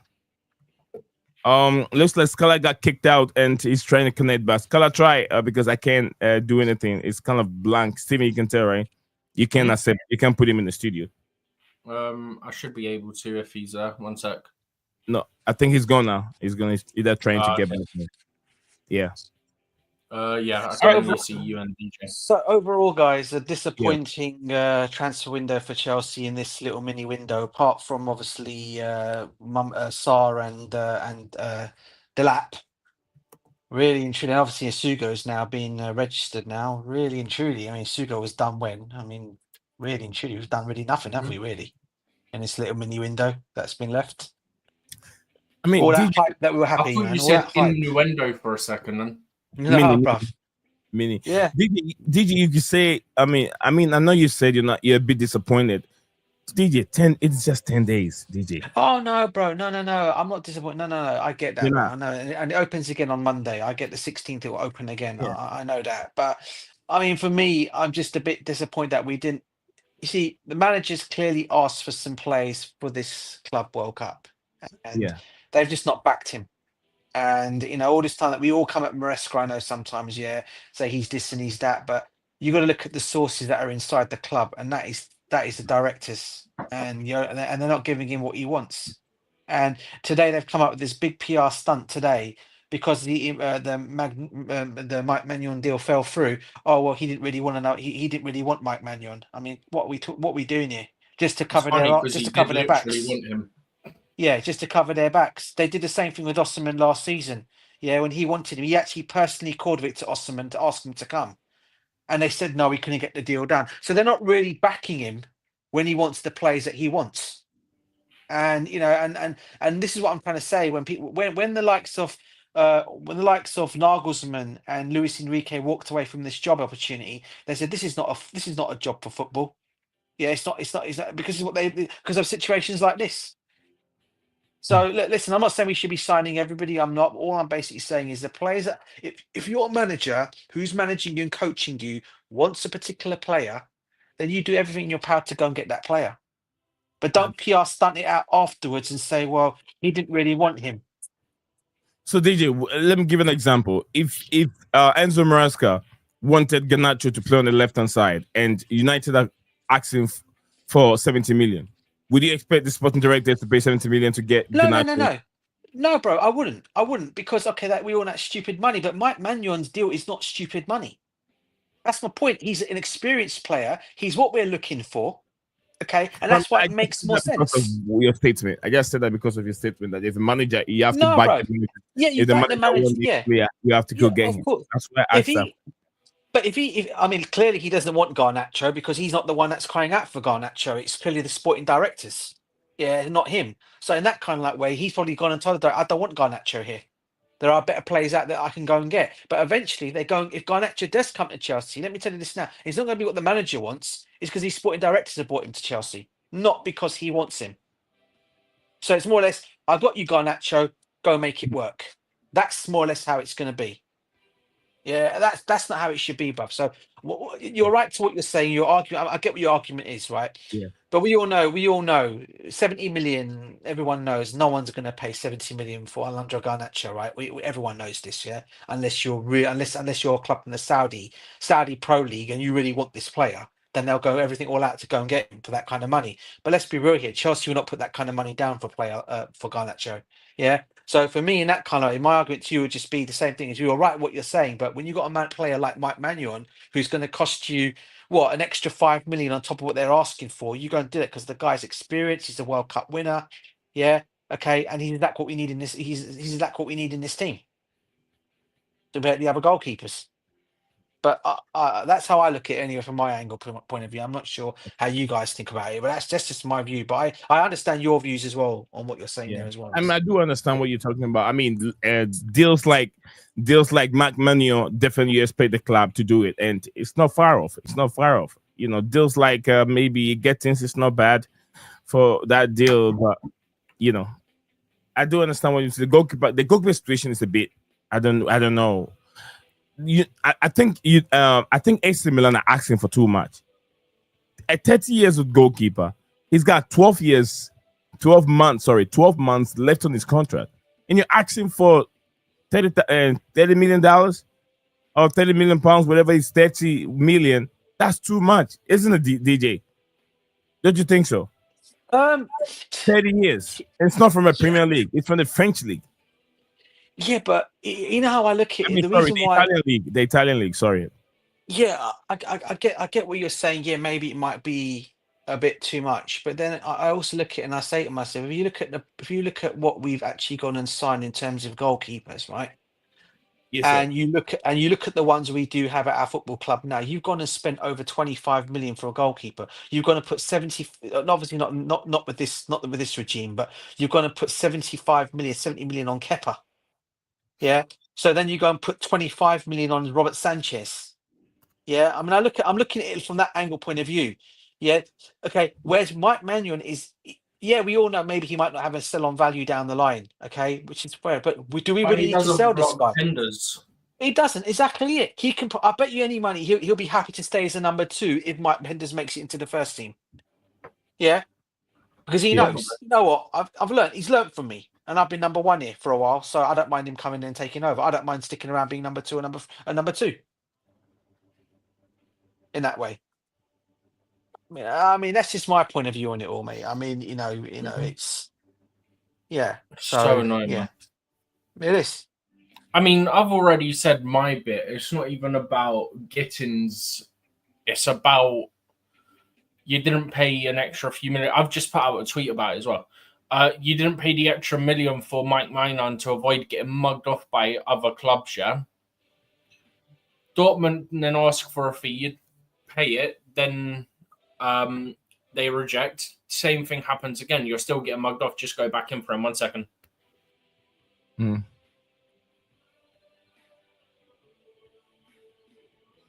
As we're speaking right now.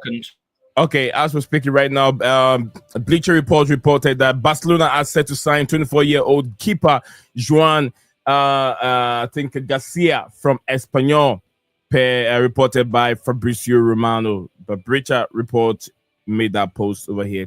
He just threw his Espanyol jersey away. Like, I'm off to Barcelona. So if you guys know, also Barcelona has the issue with Testegen. So right now they're moving on from there. So guys, so we still got a lot of you watching live. But let's try and get 30 likes before the stream comes to an end. Let's hit it. We can do that. If you're on, you haven't subscribed yet, what are you waiting for? Subscribe, like, subscribe, like and subscribe, like the video and like the video, and then also smash the button. Smash the like button. Yes, smash the like button. Do that. Or if you want to do it so hard, just do it this way. Smash that like button. Right. You can do that. Smash it hard on it. Yes, we're still looking for at least about 20 to 30 likes before the streak comes to an end. Weira, big up to you, Weira. Weira said if we wait till Club World Cup, it's over. Maignan will have a move on to the other clubs who can offer UCL competition for him. Weira said Sanchez is 30 million. His 30 million has zero resale value, and keeping him will dilute our European ambition in the long term. From Weira, I don't think they want to keep Sanchez. If they want to keep Sanchez, they would have waited. They wouldn't even try going to get Maignan. But the price, it looks like AC Milan are just trying to milk too much. They're trying to get too much out of the player, which Chelsea don't agree as well. Yeah, but he could go for free in January. He can sign a pre-agreement with Chelsea in January. Just quickly, Mike Maignan wants Chelsea, so I don't think he'll suddenly switch up because he knows Chelsea have been there. He knows that the issue is AC Milan and not Chelsea. Yeah. And then also we have to notice that players get better, especially goalkeepers. They get better when they get older. Goalkeepers are not like outfield players. Outfield player, you're talking prime between like 26 to 29, roughly. Yeah. With obviously a few exceptions being younger to older and stuff like that, yeah? Exactly. But for a goalkeeper, typically probably don't hit their peak until about their 28 into their 30s. So Mike Maignan got a long way to go. He's got like 5 more. I'll say 5 more years. 5 more years he can play as a top goalkeeper. 5 more years. Look how long Buffon was kept in the goalpost. Look how long what's his name again? Van der Sar, and Peter Cech also. So goalkeepers, they do this for a very long time. They don't like regular outfield players. Yes, sir. You see why I don't understand with this whole thing with Milan, and I know it's up to them because it's their football club, right? You're more than happy to see your player walk away on a free in the summer rather than take money for him now. Maybe it might not be the money you guys want for him, okay, but you're still it's getting a good basically the price money for they him. wanted. It's all but And they're not going to about get that 5 money for million. him. But they're not going to get that money for him unless you said already. Mike Maignan has already said he wants Chelsea. Unless dramatically a U-turn happens and another club comes in for him that's playing Champions League football and says, you know what, here Milan, here's 22 million or 23 million. I don't think they're going to turn their nose up to that. They'll probably accept it straight away. Can someone explain this to me? Any of you, if you have a chance, can someone explain why is AC Milan demanding for Club World Cup taxes? Why should we pay for Club World Cup taxes? I'm not sure. Because Chelsea are in the Club World Cup, so they know how much money you get from being in the Club World Cup. Exactly. So they want a piece of that. Yep.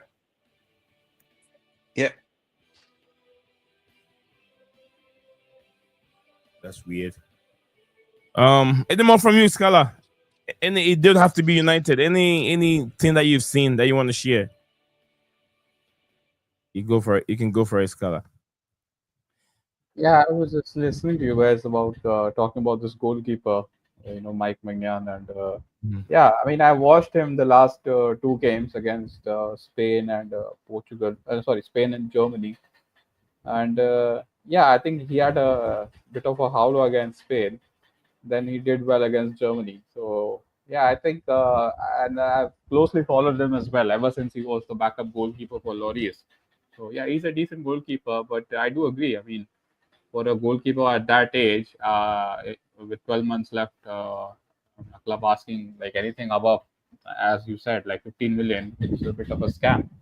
So yeah, I mean, with the Club World Cup tax, I do see why they would want to leech every last bit of money for their player, because he's he's a big player for that club, so they would want big money.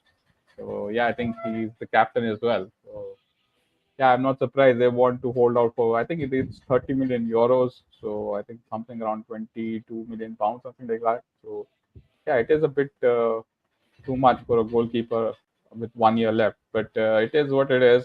I mean, when I look at things like that, and when I see City signed 8 Nuri for 33 million pounds, I'm a bit. I mean, I'm just looking at what's our club doing. Both our clubs, like, why are we bending backwards? I mean, I get where City are and where Chelsea and United are. Definitely where United are. We can't be highballing anyone, but come on, man. I mean, certain things need to be looked at. 33 million for 8 Nuri, plus with some add-ons. I mean, that's one of their best players. They took 62 from us, and even Brentford are looking for plus 55 plus. And City just went there and took one of their best players for less than 40. So it is all about negotiations and who sits on the table. I mean, I don't know what Chelsea's strategy is, but they definitely. I mean, I think DJ was talking about PR. I rarely see any kind of PR piece for Chelsea. I don't know. Maybe I'm not in the loop of you guys, and you know more about this. But whenever transfer phase for Chelsea, I don't see like their journalists tweeting out stuff like he was not in our plans. For example, last 2 days back, I saw that. Some journalists were tweeting out that United have missed out on Semenyo when Semenyo was not even our target, because we don't play with wingers. So unless he's coming here to play wing back, we are not going in for Semenyo. He was an interest, but it's not like we are going to put a bid in for him. So I saw even Romano's tweet mentioned that who's it? Mike Maignan has been collabed, and Chelsea are now trusting their 3 goalkeepers. I think 2 of them are youngsters, and I think one is Petrovic. I don't know about the third guy, but definitely Sanchez. So that looked the PR piece to me as well, and that's a bit surprising. But because I don't see Chelsea doing those kinds of things. Either they get the player or they don't get the player. But they are very accurate in these their transaction. So to see a PR puff like that around your club, it was a bit surprising to say the least. Need just quickly, I'm about to put the StreamYard link in the chat for anyone that wants to join us. Oh, did you pin it? I can pin it here. I'm doing it now. I'm literally doing it now. Okay. I think we got some few comments from Wira. It says Wira, big up to The Wira. star is to pin it, isn't it? Yeah. The star. Let me be sure of it. Yeah, when you put with the 3 dots, you have the 3 dots, right? Yeah, it's in the middle. Yeah, pin message. So it goes right there, up there. Whoever wants to join. Hang on, let me check. It should be there. Wira said, big up to you, Wira said, he said Mike Maignan deal, in my opinion, is being delayed because Milan need to check with Lyon how much it costs to bring in Perry to replace Mike Maignan. All right, so another one from him said it makes no sense for Milan to offload Mike Maignan without having a replacement ready for the new season, new Serie A season. That's what Wira is saying. Says we would have paid over the odds for Mike Maignan if our owners intended for Jorgensen and Penders to be utilized for profit flipping. That is from Wira also. No, they like Penders. Penders is nothing to do with this situation. Chelsea must bring. Quickly say, Wira put another comment to do with Gittens and George and Sterling and who was it? Sterling and Mudryk, and about Sterling and Mudryk's futures. Yeah. Mudryk looks like he's getting banned, and Sterling won't be in the squad anyway. So Gittens wouldn't impact anything. Because at the moment, Chelsea are going to the Club World Cup with Neto, Noni, and Tyreek George. That's all we've got for wide players. Right. AH said Chelsea must bring big goal scorers. I think IKN. I know Osme. Oh, I like Osme. I'm not sure. I think they mean like. That's what I judged it as. Like Osme. Yeah. Okay, like Osme. HA, big up to HA and then AJ in the studio. HA and AJ. What's up? What's going on with this AJ and we got Anthony Joshua here. Oh, that's this is HA and then AJ over here. Anthony Joshua is in the studio. Big up to Anthony Joshua in the studio. Big up to Joshua. Said. All right, so he said Chelsea. HA said Chelsea have another goalkeeper. So why Chelsea have another goalkeeper? Why do you go for Mike Maignan? That's the question he's asking. AJ said, will Omarion play back three next season as well? Yeah, that's his go-to. He always plays a back three. Who's Omarion? Amarim. Oh, Amarim, not Omarion. Okay, Amarim. Yeah. He won't change. Unless Kala have something else. He's never gonna change. He have never adapted. He just stick to his guns. And I feel like it was a selfish way all season to put United where they are now. Unless Kala have something else you want to say. Will Amarim change the style and play different style next season, Scala? I think he'd rather get sacked if someone asked him to play a flat back four, because he has pretty much said in, I think, about 2 press conferences that he will not at all change the system. And I am fine with that. I think if you bought a manager who has a philosophy or a formation, I think he needs to follow that, and the club has to back it. I think he needs to be a bit more flexible for me. I don't mind the back 3/back 5. The whole point of a back 3 is that you have 3 defenders, and which means that your attacking has to come from your wing backs. But he doesn't play wing backs. He plays full backs at wing backs, and he expects them to do wing back stuff. So that's a big problem for him to address. I think Delo at the moment. I think Delo is a problem for us because he's supposed to be a senior player, but he's very on and off. I think he'll do some good things. If you look at the 3rd goal, I think against Tottenham, when we played them at their place. I think he was the one who created, and it was pretty much like a wing back stuff. But then there will be many games where it will be very quiet. That's the problem on the right hand side. And on the left hand side, it's a completely different issue because Luke Shaw, his legs are gone, so he cannot play a wing back. So he has to be like a left centre back of one of those threes. And then there is Dogu, who we bought, and Dogu is very young.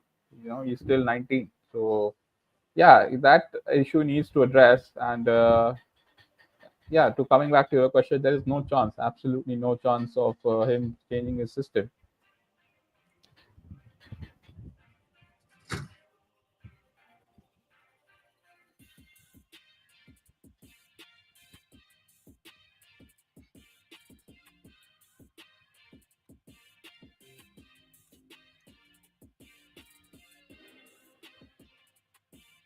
I think there's a question on the screen for Scala.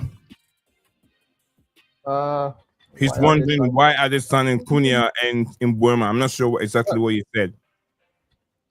Yeah, we are signing them to play as the two advanced tens, because Cunha is definitely needed because we don't have a dynamic number 10. Because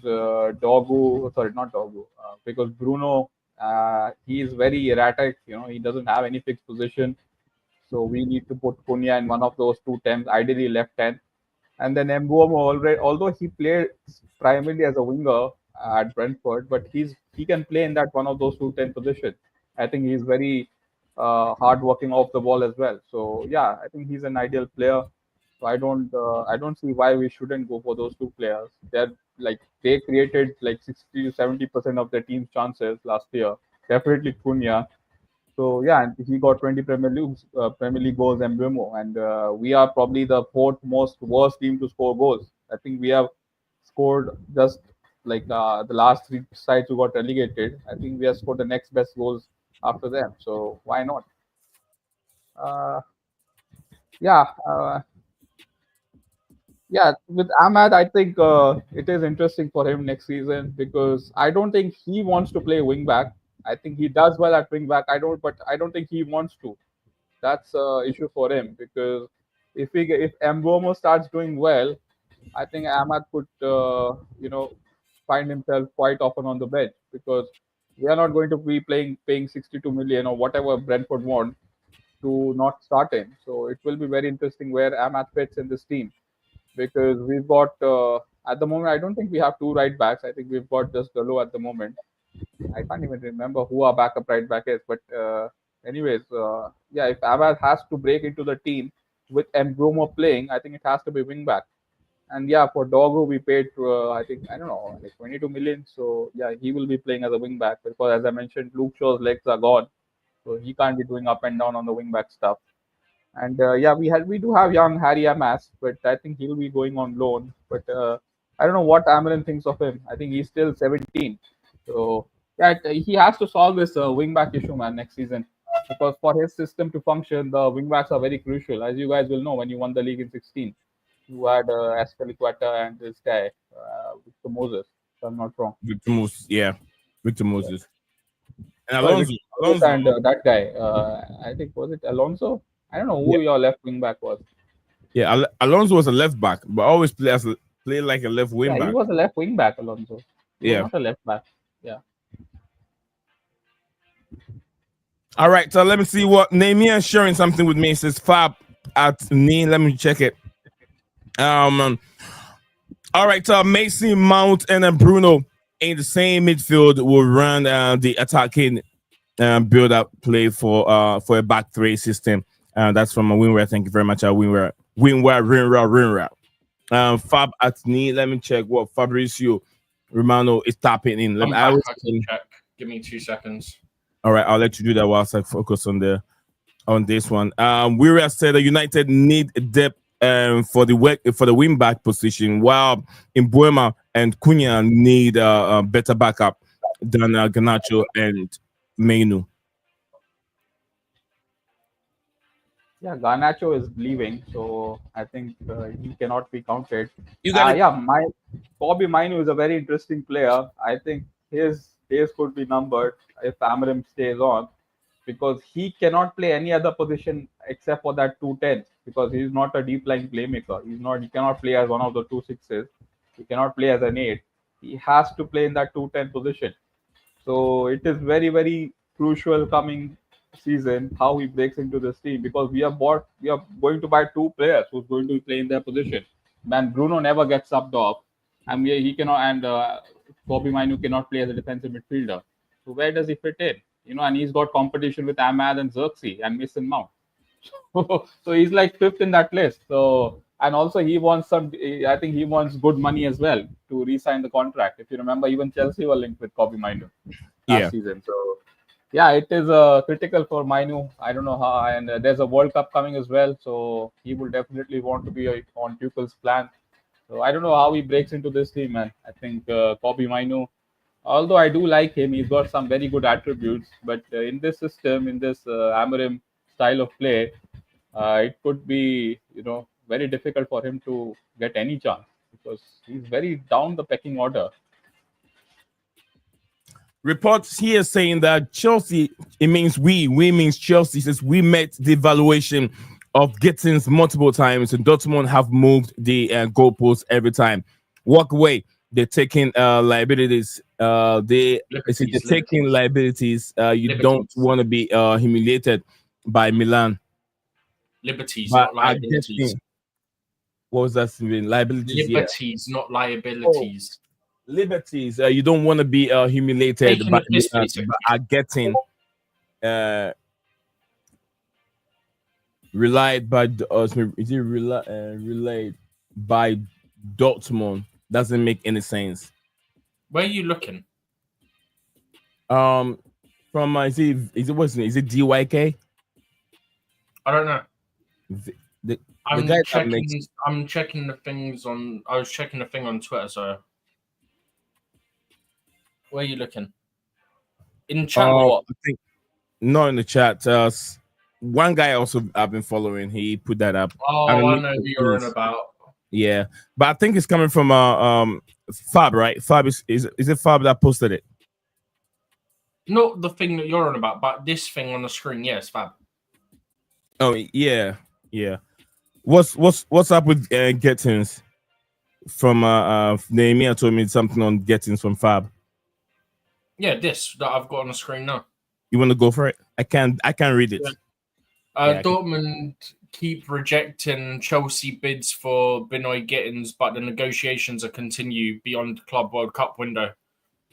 I think this deal Chelsea won Gittens, and the player wants to move as he agreed on a contract until June 2032. Chelsea will insist again. Right, Fab, I know that your sources, a lot of them are agents, yeah?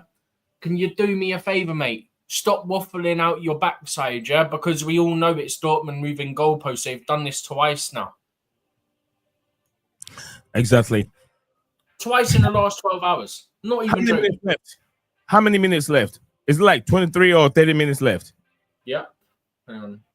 I'll go back to this now that we've got the Fab one up. 27 minutes. 26 minutes left. Augustine, AJ said Mainoo can play as an 8, I believe, but I get your point from Scala. Mura said to the United fan, the links to Napoli for Garnacho substantial?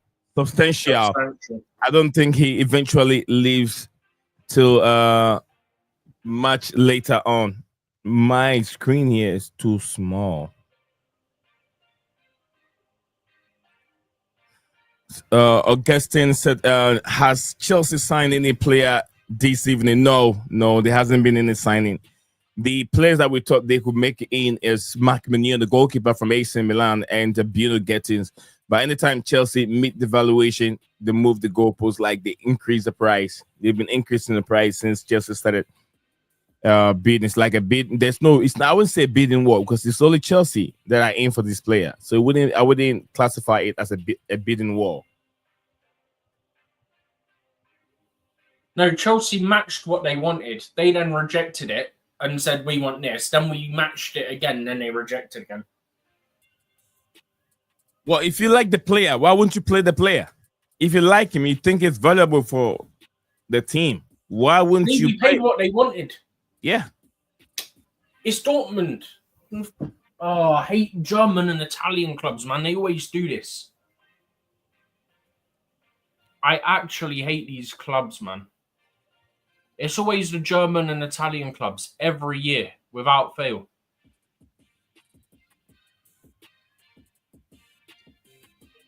Yeah, and we got more of it to come with Ikikite still, Stephen.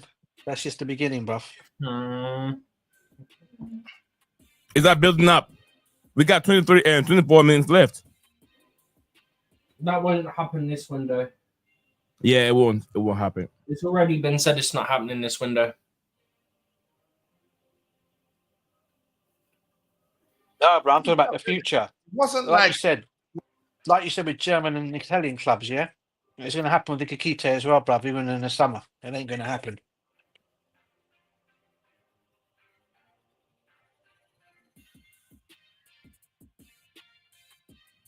We're literally offering what these idiots want.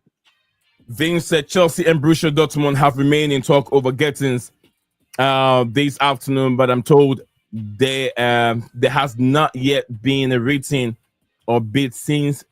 That's from Matt Law. That's from Matt Law. Yeah, Matt Law said that. And that's 42. Romano is quoting different price. No, but Nee. Also What quoting he said, price. no. What he's saying, what Matt Law's saying is there's not been a written offer. We verbally made an offer for what they wanted, then Okay. they rejected. Then the same thing happened again. They rejected it at the higher price they wanted. So just because we haven't put a written offer in, don't mean an offer's not gone in. We've made multiple offers at prices they've wanted. Verbally, we've made those offers and they've rejected them. You wanted that fee. We gave you that fee. And then you went, no, we're not accepting that. We want more. Absolute greed.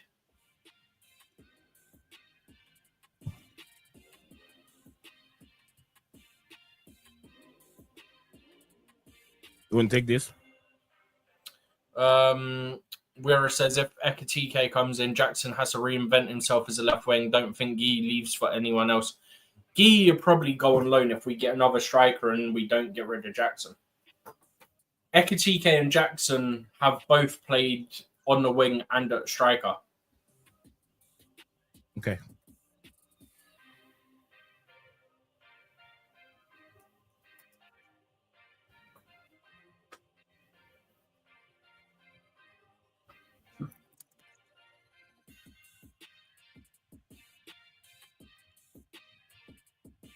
Is DJ there? Oh, he's up here. DJ's up. Did you say Yeah, something? I'm here. Yeah. Scala is also there. I'm here, bro. I'm here. Okay. Scala, you gonna stay Yeah. with us until the window closes? You got 22 minutes, Scala.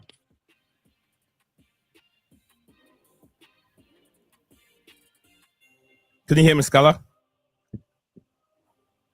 Yeah. Are you gonna stay with us until the window closes? You got 22 minutes. Man, I need to dip. Yeah, it's already like 11 here. So, Yeah. I know you've done a good job, but if you can't stay up to 22 more minutes, just let me know, okay? I don't think anything is going to happen. So it's not like Okay. is anyone doing anything. I don't think any big clubs are doing anything. So I think the second window will be where there'll be more deals being done for next season. The second window. Nee, you know the club are going to make Maresca say he's happy with the options he has at goalkeeper, right? Mm-hmm. I feel so bad for him, man. Whether you like him or not, I actually don't mind Maresca. But whether you like him or not, yeah, he's been absolutely screwed. He got you Champions League, which was the target. Yeah? Agreed? Yeah.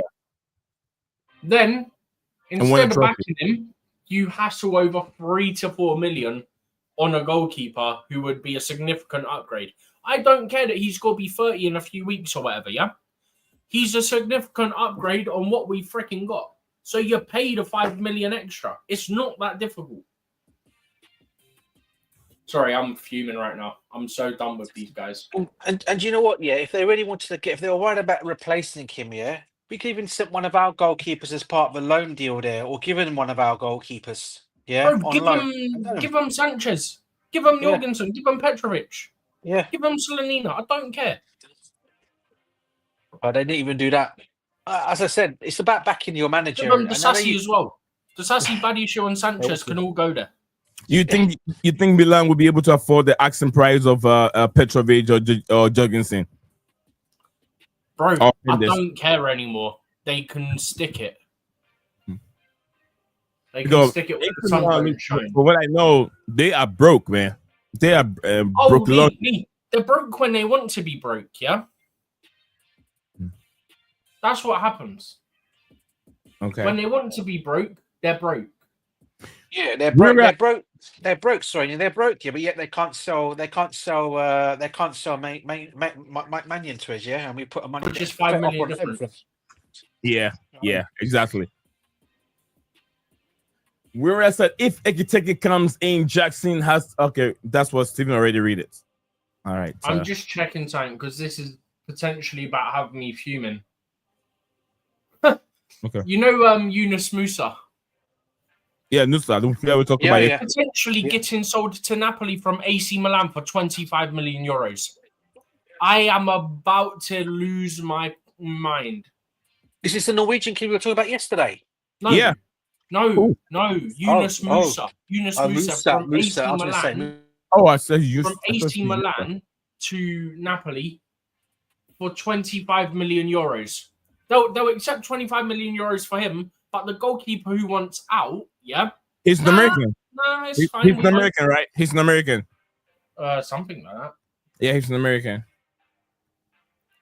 This is what annoys me. Your keeper wants out, but you won't accept about the same figure, yeah?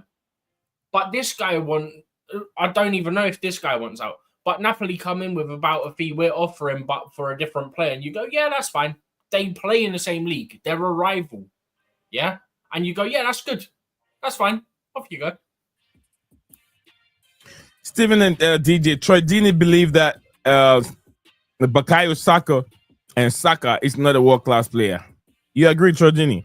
What was that? Sorry, bro. What was that question? What was that? He said Bukayo Troy Saka. Deeney doesn't think Saka's world-class. Put it this way. I'd argue he has a tendency to go missing in big games at times, is what I'd argue. Yeah, I totally agree. I mean, every player can't always can go missing in big games. But to say he's not a world class player, I mean that's a little bit too for me. He's a world class. I do like Saka. He's probably one of the better players that I like at Arsenal. To be honest with you, you talk about a lot of their players. If you were to ask me what player would you like to get, DJ, from Arsenal, I probably would say I'd probably take him up along with obviously their two centre backs as well. So yeah. I mean, I think he's a good player, a world class player. To be honest with you, I think Troy Deeney is being a bit harsh on him. I'll go for Gabriel Magalhaes. Do you know what? To be honest with you, Troy Deeney said the same thing about Cole Palmer a couple of weeks ago as well. To be fair, when asked he's that not world class. He doesn't think he's world class yet. No. Funny that. So Palmer steps up when he's needed. Palmer carried the whole team last season is in 2023-24, not the one that's just ending. Yeah.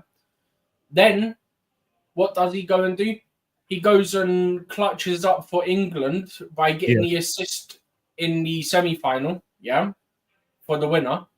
And then he goes and scores the equaliser in the final, all for Southgate in the final go, sit back, lads, we got the equaliser, sit back and play for extra time.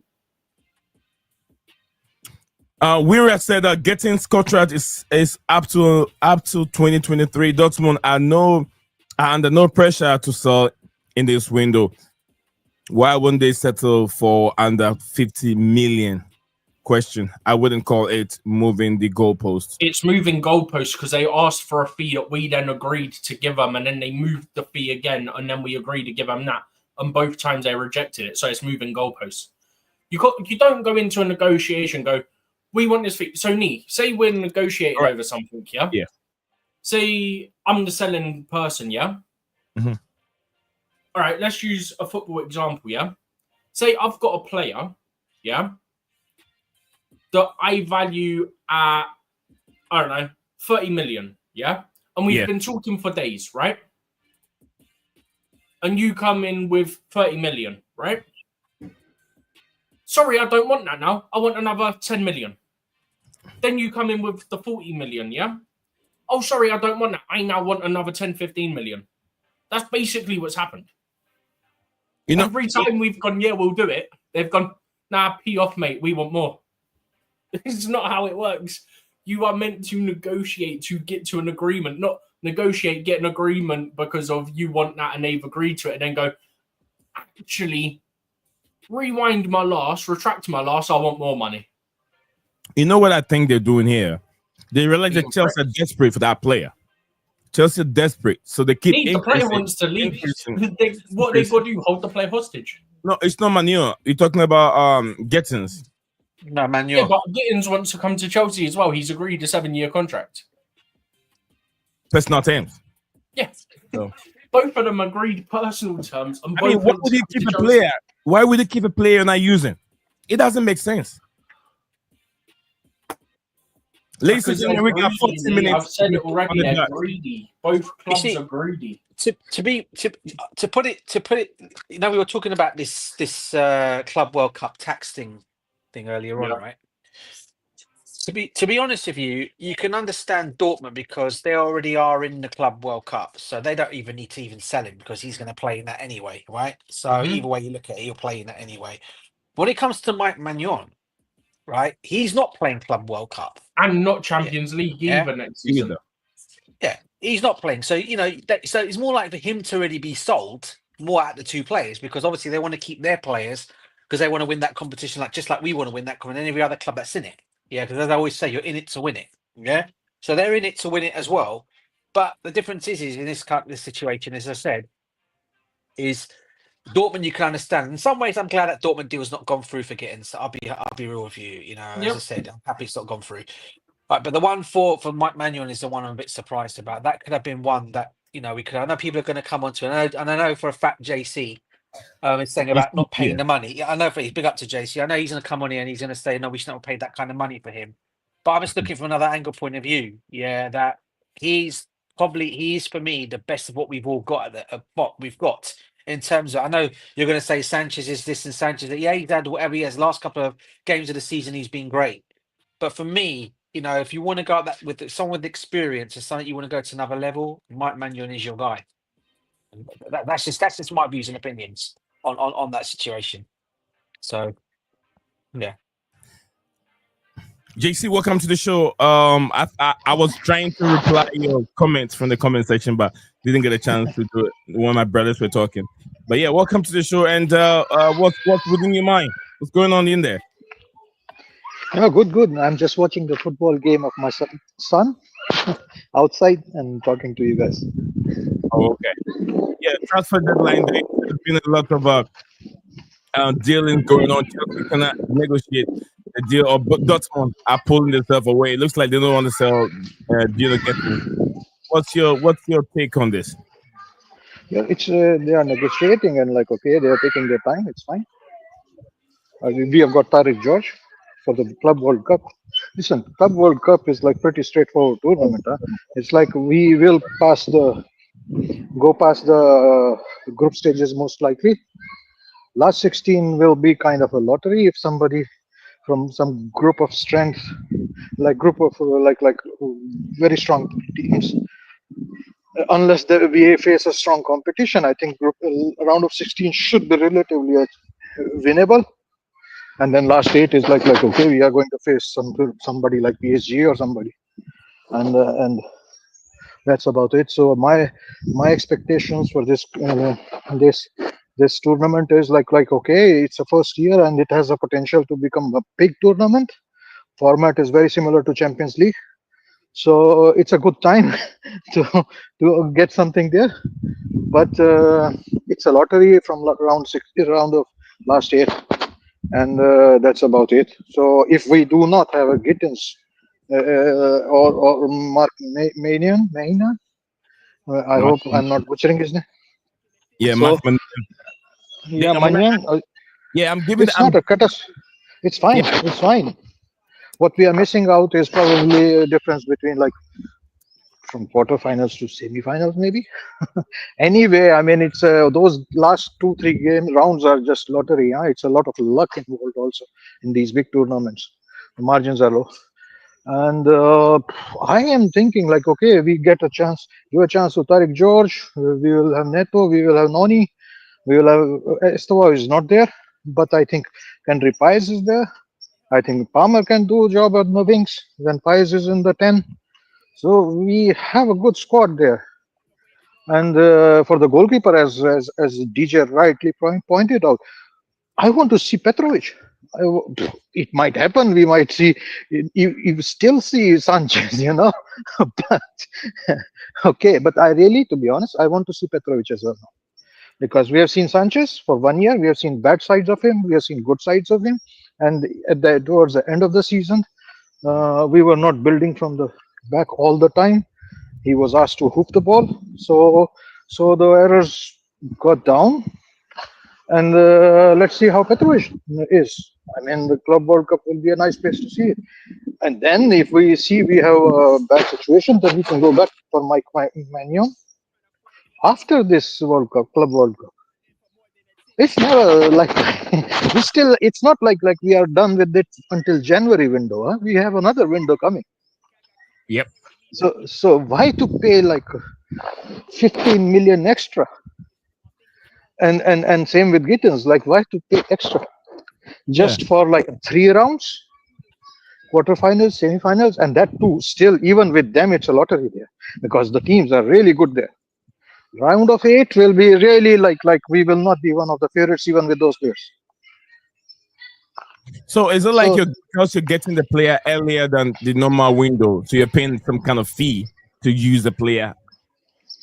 Yeah, I think because like after the tournament, when the second part of the window opens, I think like AC Milan will realize like, look, we have a problem because if nobody is buying him. And in January we are getting even less, and Mike has already said, I'm not going to sign a new contract. I want to go. He's basically told them to F off by ain't signing an extension. I'll go for free. Yeah, and he will be mad because he eventually is like 30 years old. Next World Cup, Club World Cup, in the next few weeks, I think. Yeah, but like Steven, like next Club World Cup will be in 4 years. Yeah, Mike will be 34 years old. How big is the chance that he will be still playing in one of those top clubs in Europe, top 4 clubs in Europe? Like not in Europe, but like in any league, top 2 clubs, where they end up in Club World Cup. Very unlikely he will be 34 years old. So this was his only chance. Do you know what my worry is, though? My worry is, are we going to go back in after this deadline closes? Because I'm not sure if we will now. And that's my worry. Yeah, even if we don't go, then I'm fine with Petrovic. I want to see Petrovic. I don't want to make any assumptions. Things will change after we see the Club World Cup, like how we do in that.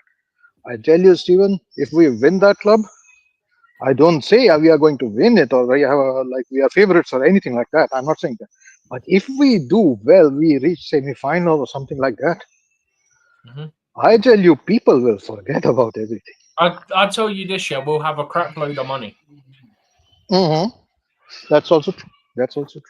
I mean, you get loads of money for qualifying for Champions League anyway, and then you get loads of money just for being in the Club World Cup as well. We may as well use the money when on your end. And you will get a good sponsor after having a a good run in those tournaments. The sponsorship deals will be better. And we also Chelsea got Jordan, you know how they done the collaboration with PSG and Nike. I think we're going to get that. See, I just did some rough calculations. I think our prize money for winning the Conference League was 22 million. Now getting into... It was about the same as I think it was Slovan Bratislava got for losing every single league phase game in the Champions League. Yeah, but it was like something like 22 million total. Yeah, it was about 22, 23 million. Yeah. Then we get like 100 million, roughly around 100 million for participating in Champions League. If we win it, it's 160. But it is like 100 million there. So it's like 122. Plus we get like around 110 million for English Premier League. That's like 250 million already. Yeah. So, and if we get like something like, I don't know, 60 million, 70 million, then if we reach the last 8, maybe like 60, 70 million from this Club World Cup, that makes it 320 million. So JC, quick question for you, bro, and all of you. We say we go out and win the Club World Cup, yeah? So we go and win it, yeah? And we'll have all that money, as we said. Do we then go in the summer window and say, okay, Victor Osimhen, come to Chelsea? Do we do that? With the wages? It depends. You know, DJ, what my assumption is, it will be 2 things. One thing is the salary. And I still believe like he will be flexible on the salary. There's a lot of like things written in the press, like he turned down Saudi and all that stuff. He turned it down because he wants competitive football. So I assume he will be flexible on salary, but he needs to understand, like he cannot be earning more than Palmer. He will not be the top earner in the club. He will not be that. And then my second thing with him is, like in Napoli or in Galatasaray or wherever he's been, he's been the man with his nation, for his country. When he played in the African Cup of Nations, he is the man. In Chelsea, maybe having a leader is good, but will he be the man? I don't think so, because the clubs like Chelsea, Liverpool, we are full of good players, and everybody plays as a team. I hope it's not an issue with like I don't know much about him, but like it's not an issue. I hope that's not an issue. That will be the second thing. And the third thing, which I am still a little bit doubtful, is like most of his goals in Napoli, where he had this 25-goal season, were with this Georgian guy, with a lot of running, which is like Chelsea style, like on the turnover, run behind and score with the wingers. He will get those kind of goals, but like it's like, and he scored like 25 goals or something. But if you don't count Galatasaray, but other clubs only, I think, and he was in Napoli for 3 years. It's only 1 season. But if you count Galatasaray and his previous not so big clubs, then it's 2 seasons. He has scored more than 20 goals. That's it. That is all. I mean, is he a proven 25 goals, 30 goals? I don't know. Very interesting. This is if guys are listening, the voice of JC. JC's a top Chelsea fan. DJ here, and then the man himself up there is Stephen G. And myself, the backup vocalist, is Nizan. Taking you through the transfer deadline day. And we got 2 minutes on the clock and 29 seconds left. When we're at state, Petro, I'm not sure. You see, Petrovic leaves. Petrovic leaves if Maignan joins, so Maignan not joining isn't a complete fail. What, you trust them to not put any pressure on Maresca and say Sanchez has to start? Come on. Hey, no, wait. Let me clarify. Nobody is putting pressure on Maresca to start Sanchez. I see why he's starting him. When he has and he has been very clear, like he's given chances to Jorgensen, and if given those two, Sanchez started more games, and that's understandable.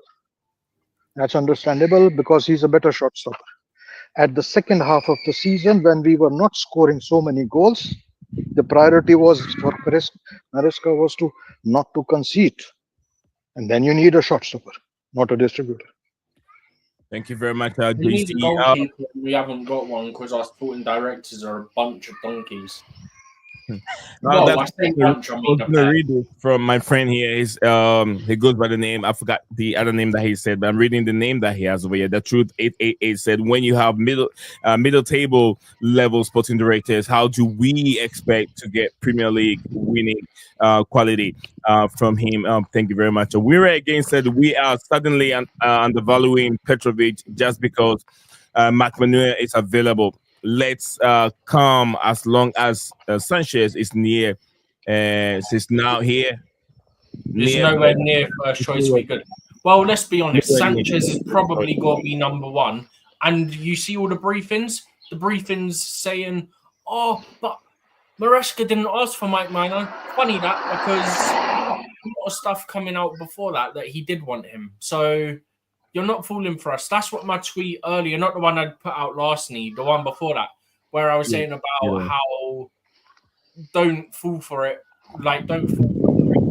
Meant to believe we've pushed for the French international number one, because we trust our goalkeepers. We love our goalkeepers, apparently. Good briefing, that. You can't even brief well anymore. You were okay at that to begin with. You can't even do that well now. And the window's shut. Now, we have to do is wait to see if there's going to be any deal sheets from Premier League clubs.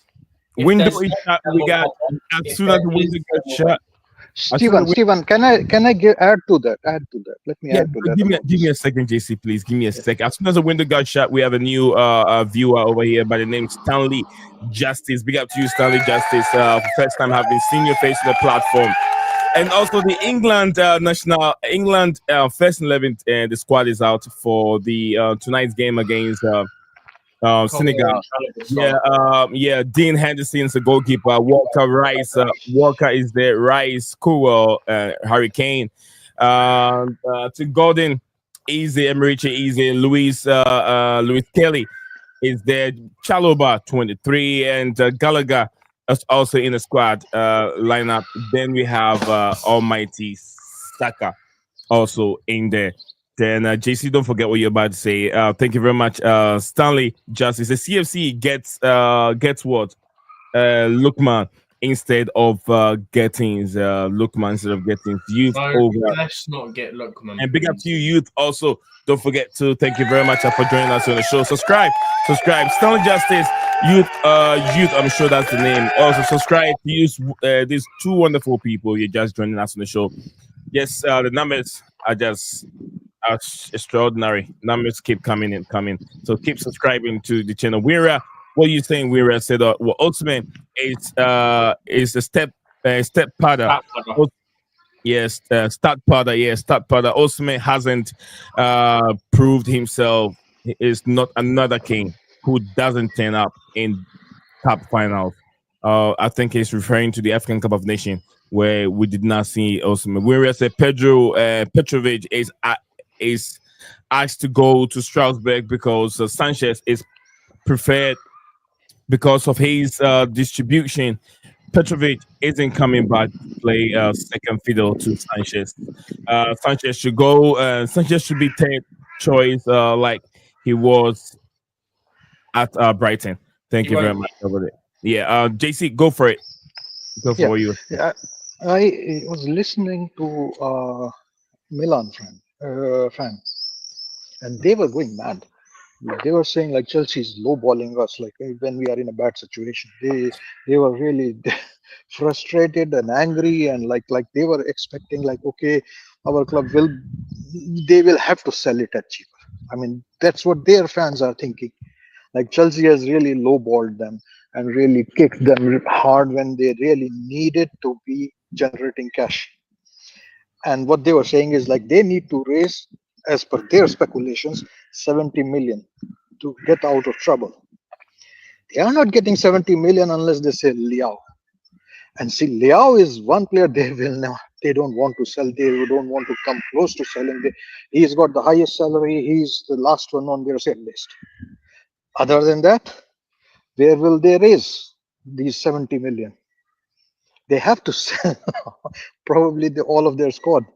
70 million they have to raise. That's what they were saying. They're getting 70 million for a guy with 12 months left, then they're absolutely off their head. Yeah, if they sell Leao, they are straight away out of it. But they are not going to sell Leao. They are not selling. No, of course not. And then how do they raise 70 million? They will come back. It's not a question of Chelsea going back. I think they will come back. They will come back. They'll come to Chelsea. You wait and see. Yeah. They'll come to Chelsea. There is a possibility, and I can be wrong, but there is a possibility they will come back. And they must be also nervous a little bit. Like if Petrovic balls out or Sanchez balls out, and Chelsea go deep in the competition in Club World Cup, then Chelsea say we don't need him. It's a two-way thing, you know. It's always a two-way thing. DJ, what's your opinion? I would. What's this on Liao?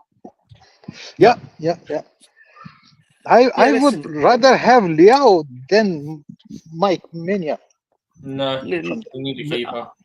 I mean, the Liao situation is simple. He wants out of the football club anyway. You're hearing the reports that are coming out in the last couple of days. A lot of the tier one journalists have been reporting it as well. He wants to go, and I think I think if they continue it, they managed to hold on to Mike Maignan just because they didn't accept that offer. But I'm telling you now, they can't keep going around turning down offers for their players, because at some point, no one's going to come in for their players. And if they're going to raise this 70 million to get themselves out of debt, bearing in mind they're not in the Champions League either, that's going to definitely come back and bite them on the backside. So they're going to have to accept offers for some players, and I will put Mike Maignan in that. I'll put Liao in that, and I also think Bukayo Tomori is going to leave them as well. So that's 3 players they can fetch good money for.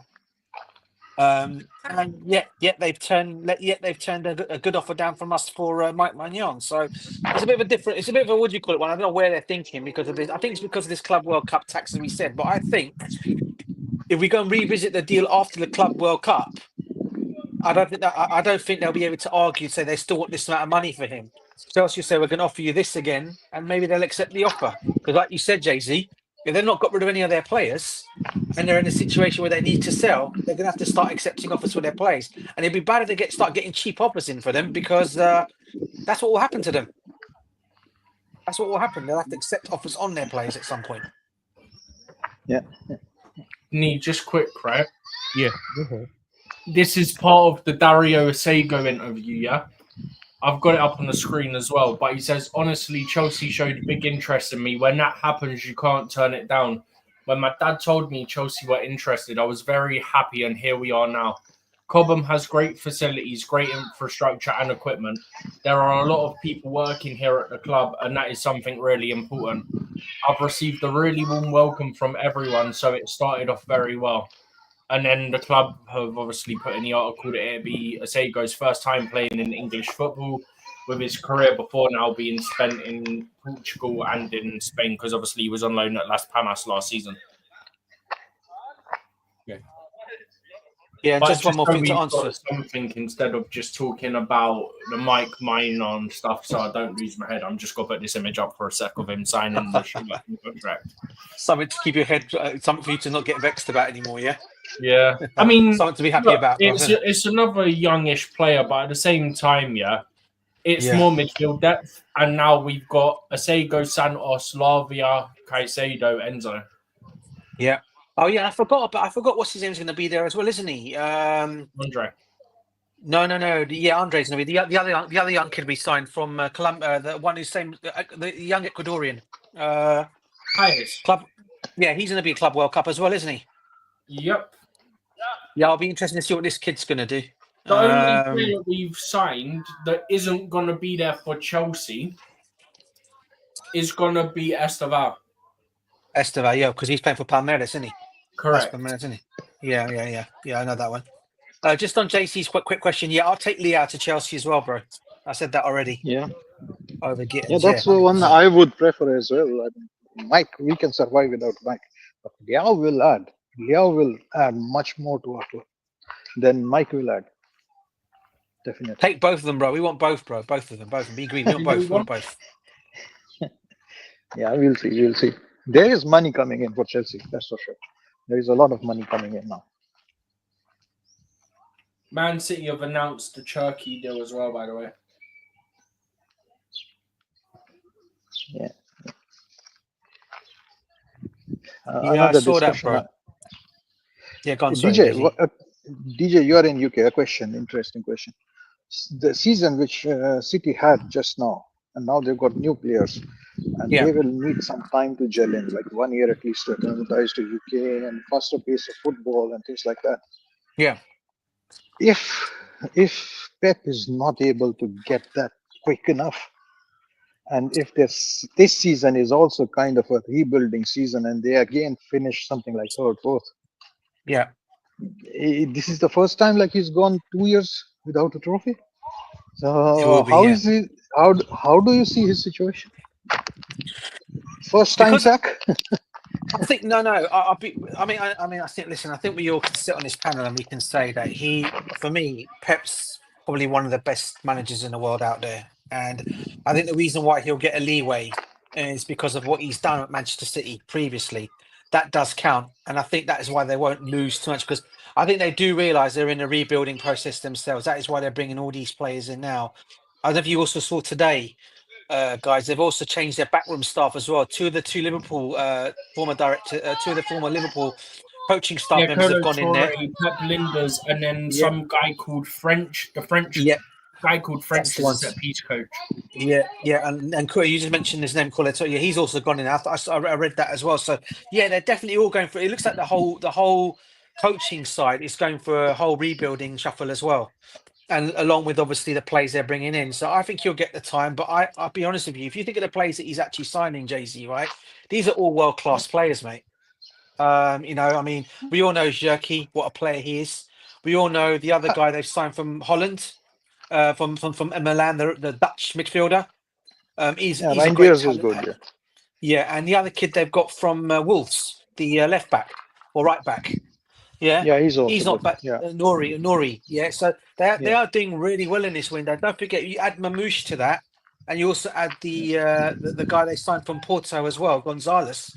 They're doing very well for themselves, bro. This is why I think they're going to get he'll get that time, because they are going for a rebuilding phase, and then you still got Erling Haaland up there.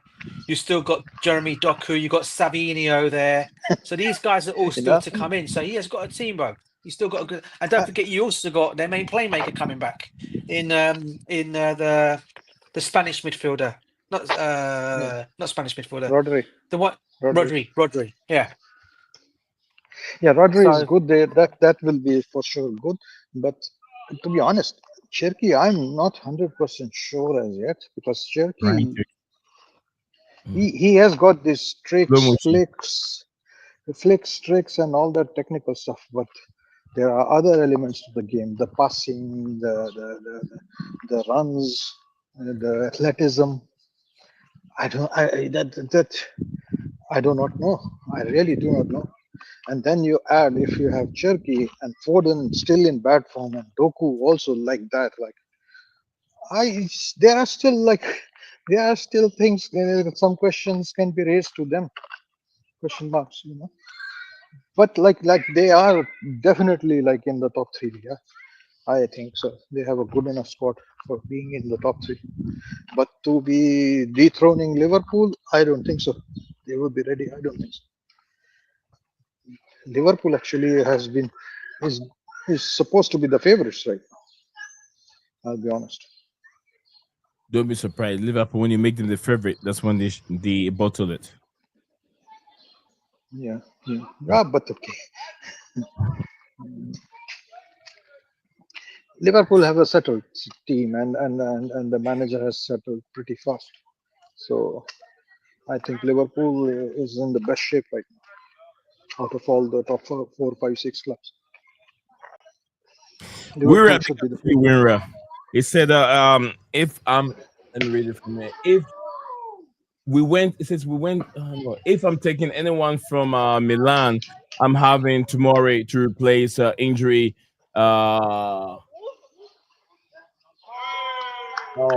Injury what? Is it plugged? Fofana. Injury plagued Fofana. Yeah. Injury plagued Fofana is a reunion. It's what? It's a reunion. The reunion is a win-win. I mean, I need to get the screen back on. basically, it says, if I'm taking anyone from Milan, I'm having Tomori to replace injury-plagued Fofana. The reunion is a win-win. Right. Yeah, valid point. I mean, Tomori, yeah. I mean, he's done very well since he's gone to AC Milan. I think we also forget they've got all our former players there as well, bro. Loftus-Cheek.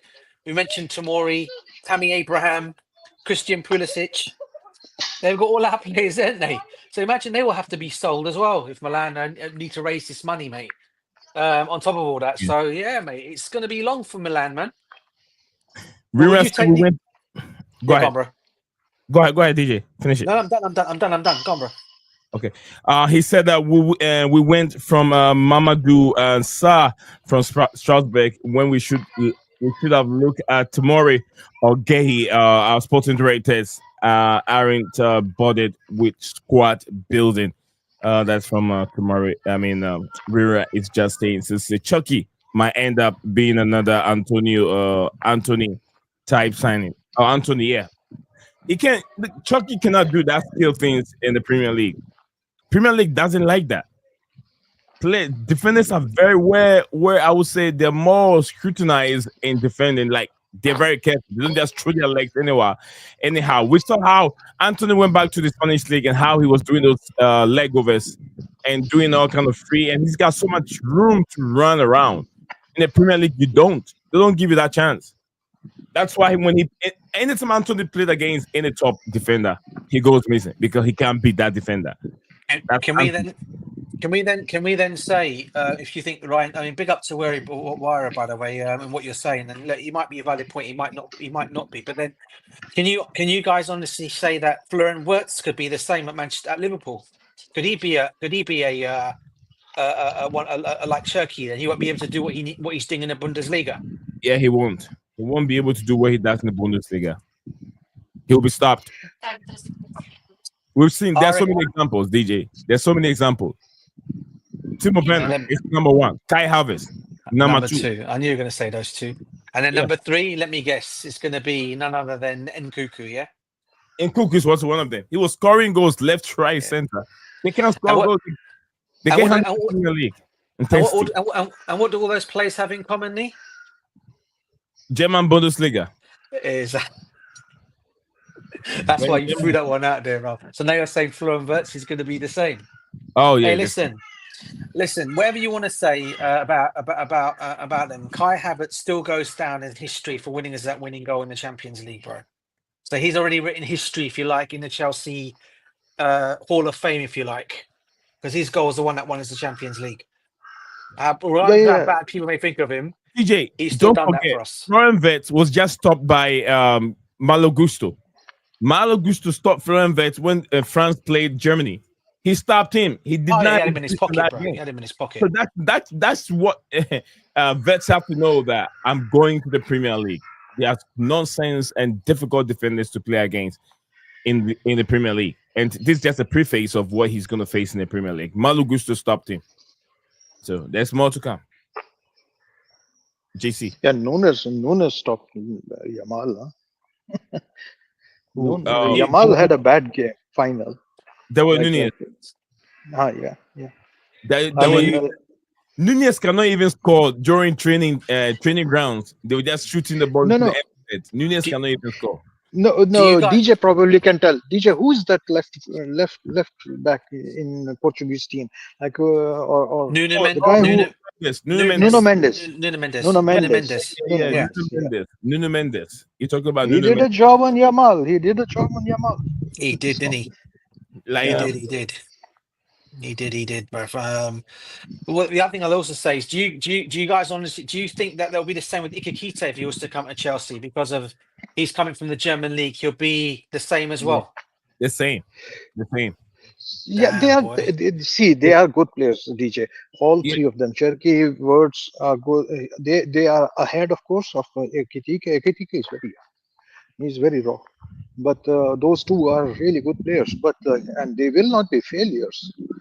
But they will find it that they have to adapt. They have to raise their game, because the level of competition in England is higher and the pace of the game is higher.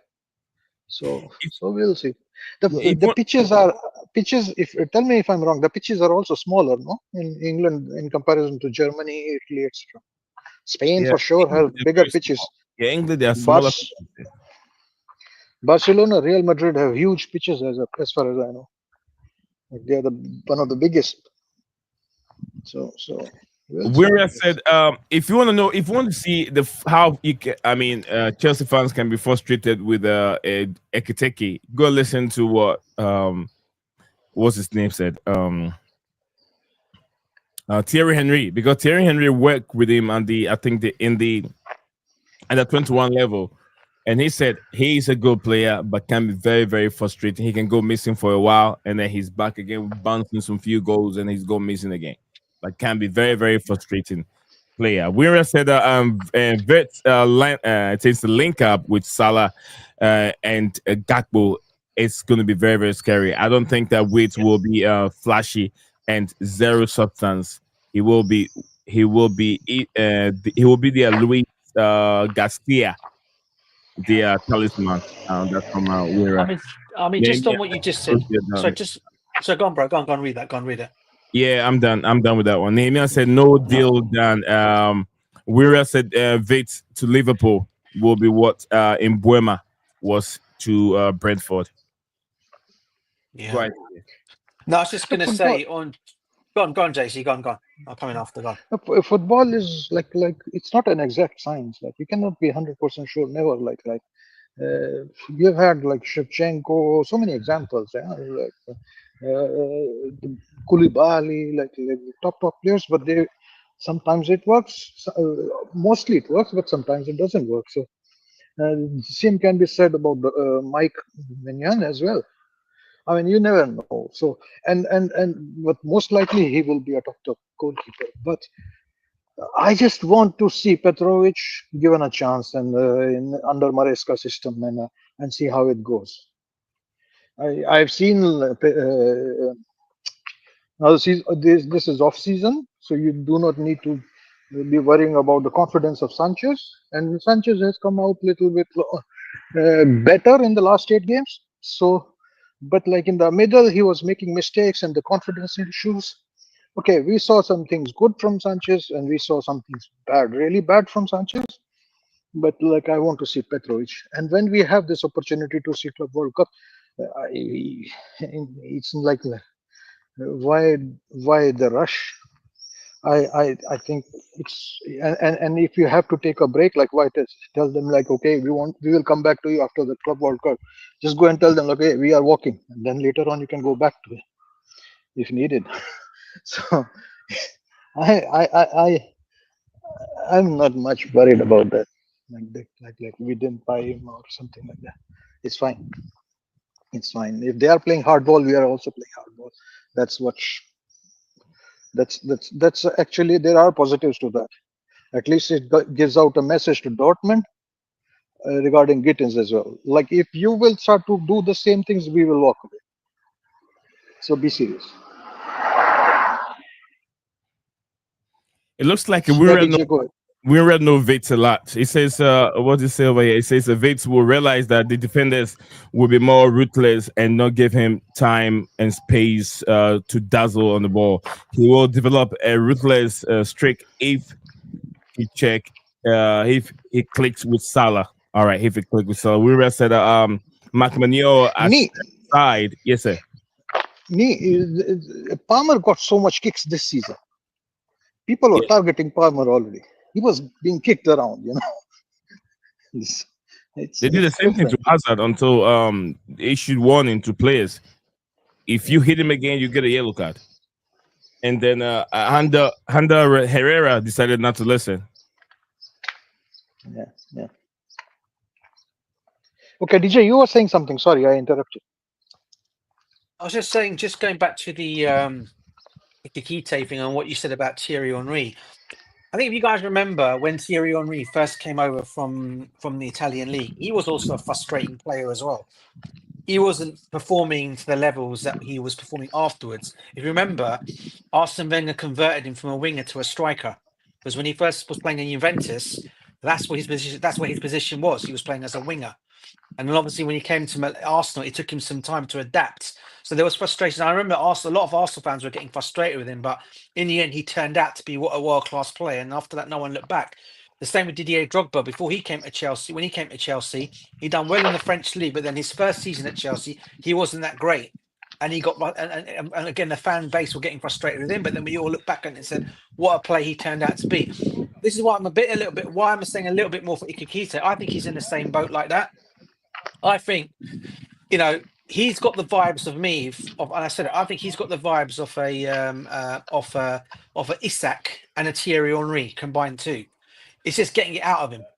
And I think if he once the right manager gets it out of him, I think he'll be a world-class player for any team that he goes to, whether it's Chelsea, Liverpool, wherever his next move is going to be. But he has to be under the right manager.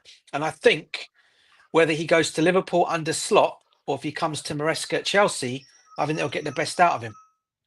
So that's one of the reasons why I'm saying we shouldn't be too. I get why you're saying about this thing. The only thing I said about him is he's not worth the money that Frankfurt are asking for. No way is he worth that money. So Chelsea in their rights to say, no, we're not going to give you that money for him. And I agree with that one. But if we were to drop the price down and we couldn't get Victor Osimhen or we couldn't get a Victor Gyökeres, who are my first two choices, I would not say no to him coming in there. Because I think that will automatically make sure Jackson starts performing. And I think Jackson needs that. He needs that competition. And at the moment, he doesn't have it. Obviously, you've got Delap, who may give that to him. Other than that, he's got no one else to. And I think that's why a player like Ikikite coming in there will. And I think if Ikikite starts coming in and banging in goals, Jackson's not going to be anywhere near this team. That's just my take anyway. I don't know what you guys think on that. Anyone in the comments? It means that you have to find a way to sell Jackson. I wouldn't sell him, bro. I wouldn't sell him. Let him fight for his he needs competition. DJ, do you think Jackson is closer to his ceiling, or there is a much more room for No, he is? I think there's a player in Jackson. I think there's a good player in Jackson. I really do, JC. I just don't think he's got the competition. That's just my. If you think about the Chelsea strikers over the years, Didier Drogba was in there, but then you had people like Fernando Torres. You had Nicolas Anelka. You had Solomon Kalou. Maybe people say, he wasn't, but he still came on done a job when he did come on. You know, you had the competition for him. Hernan Crespo. Yeah, Adrian Mutu. He was competition for Jimmy Floyd Hasselbank, if you remember, when he first came in. So unfortunately, Jackson doesn't have that because he's the only striker in our team. Obviously, we all know that Nkuku doesn't want to play in that forward line because he sees himself as more as an attacking midfielder rather than as a striker. So for me, he hasn't got that competition, so he needs that. And I think someone like Ikikite coming in will just elevate his competition to go higher. And then you'll see he'll probably get the best out of Jackson, and Jackson to some degree will get the best out of Ikikite. And they can both thrive in Chelsea. That's just my honest opinion. That's all. My honest take. Okay.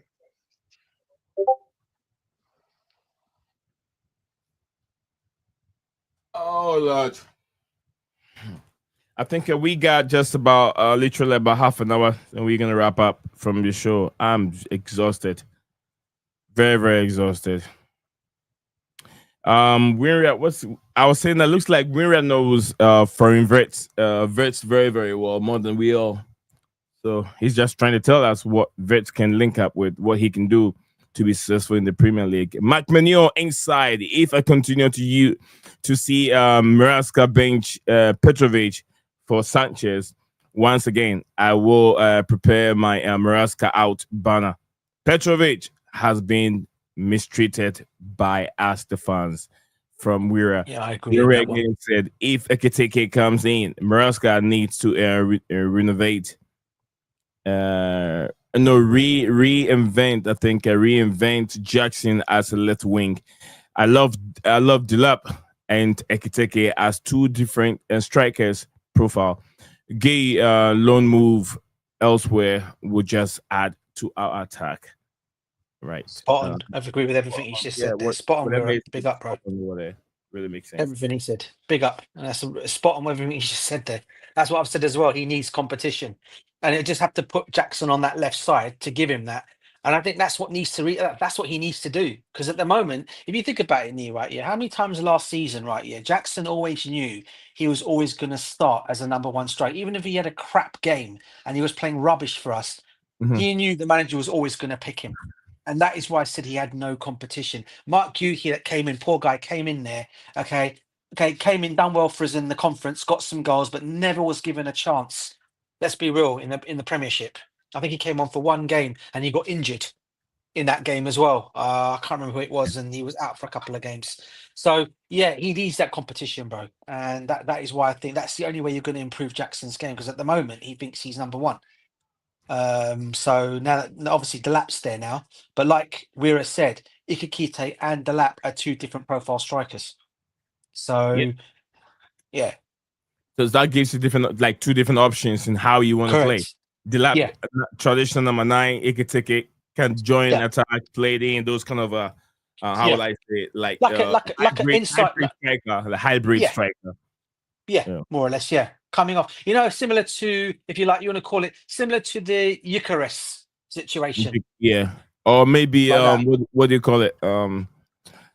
This guy from it's not Inter Milan. It's not Inter Milan. The Gasparino's team. What's Gasparino? Oh, yeah, I know. He's moved now. He's gone. He's taken the job now on at Roma. He's now the new Roma manager. Yeah, Gasparino. But who was his team before that? I think. Are you talking about the club he was before he went to Roma, right? No, the club he was before he went to Roma. And you're talking about the striker who was playing up top there with him. Who was the guy's name? He was. I think this guy was. He's an African Nigerian. He was with either Everton or Tottenham. No, that's I was getting mixed up. I was thinking of Moises. I want his name. Someone help me out here. I can't remember. It's not Moises. Moises is Juve. No, he's Juve. Let me get the details up. Hold on, I'll tell you. He won the African Player of the Year last season. Yeah, I know who you're. I'm just gonna see if I can get him up. Lukman, Ademola Lukman. Lukman. That's it, Lukman. Yeah, Lukman. That kind of a. Is he a striker or just a winger? He can play. He can come off a strike. He can play as an attacking midfielder. Would you believe? And he can come off as off the wings as well. But I think he's probably, what I've seen of him, I think he's more, when I've seen him, he looked like, to me, he's always playing as an attacking midfielder. Yeah. For me, Lukman, because I know he used to play as a winger years ago. I think when he was in his early days. Did he not used to play for, was it Charlton? Long time ago, was it Arsenal? I can't remember. When he was played as a winger. Lukman. Yeah, younger. He was, when he first came out. I remember more of him with, I think, Everton. But he was before. But with Everton, he was before Everton. Everton bought him from somewhere else, though. And I'm trying to think who it was before. I think it might have been Charlton. I'm not sure. I've got to check. But he was good. He used to play as a wide player, and then they made him become a striker, and then he went as an attacking midfielder. So he looks like he could play all the roles. He's hybrid, if you want to call him that. Yeah, another hybrid striker. We've seen many of them these days, man. Hybrid.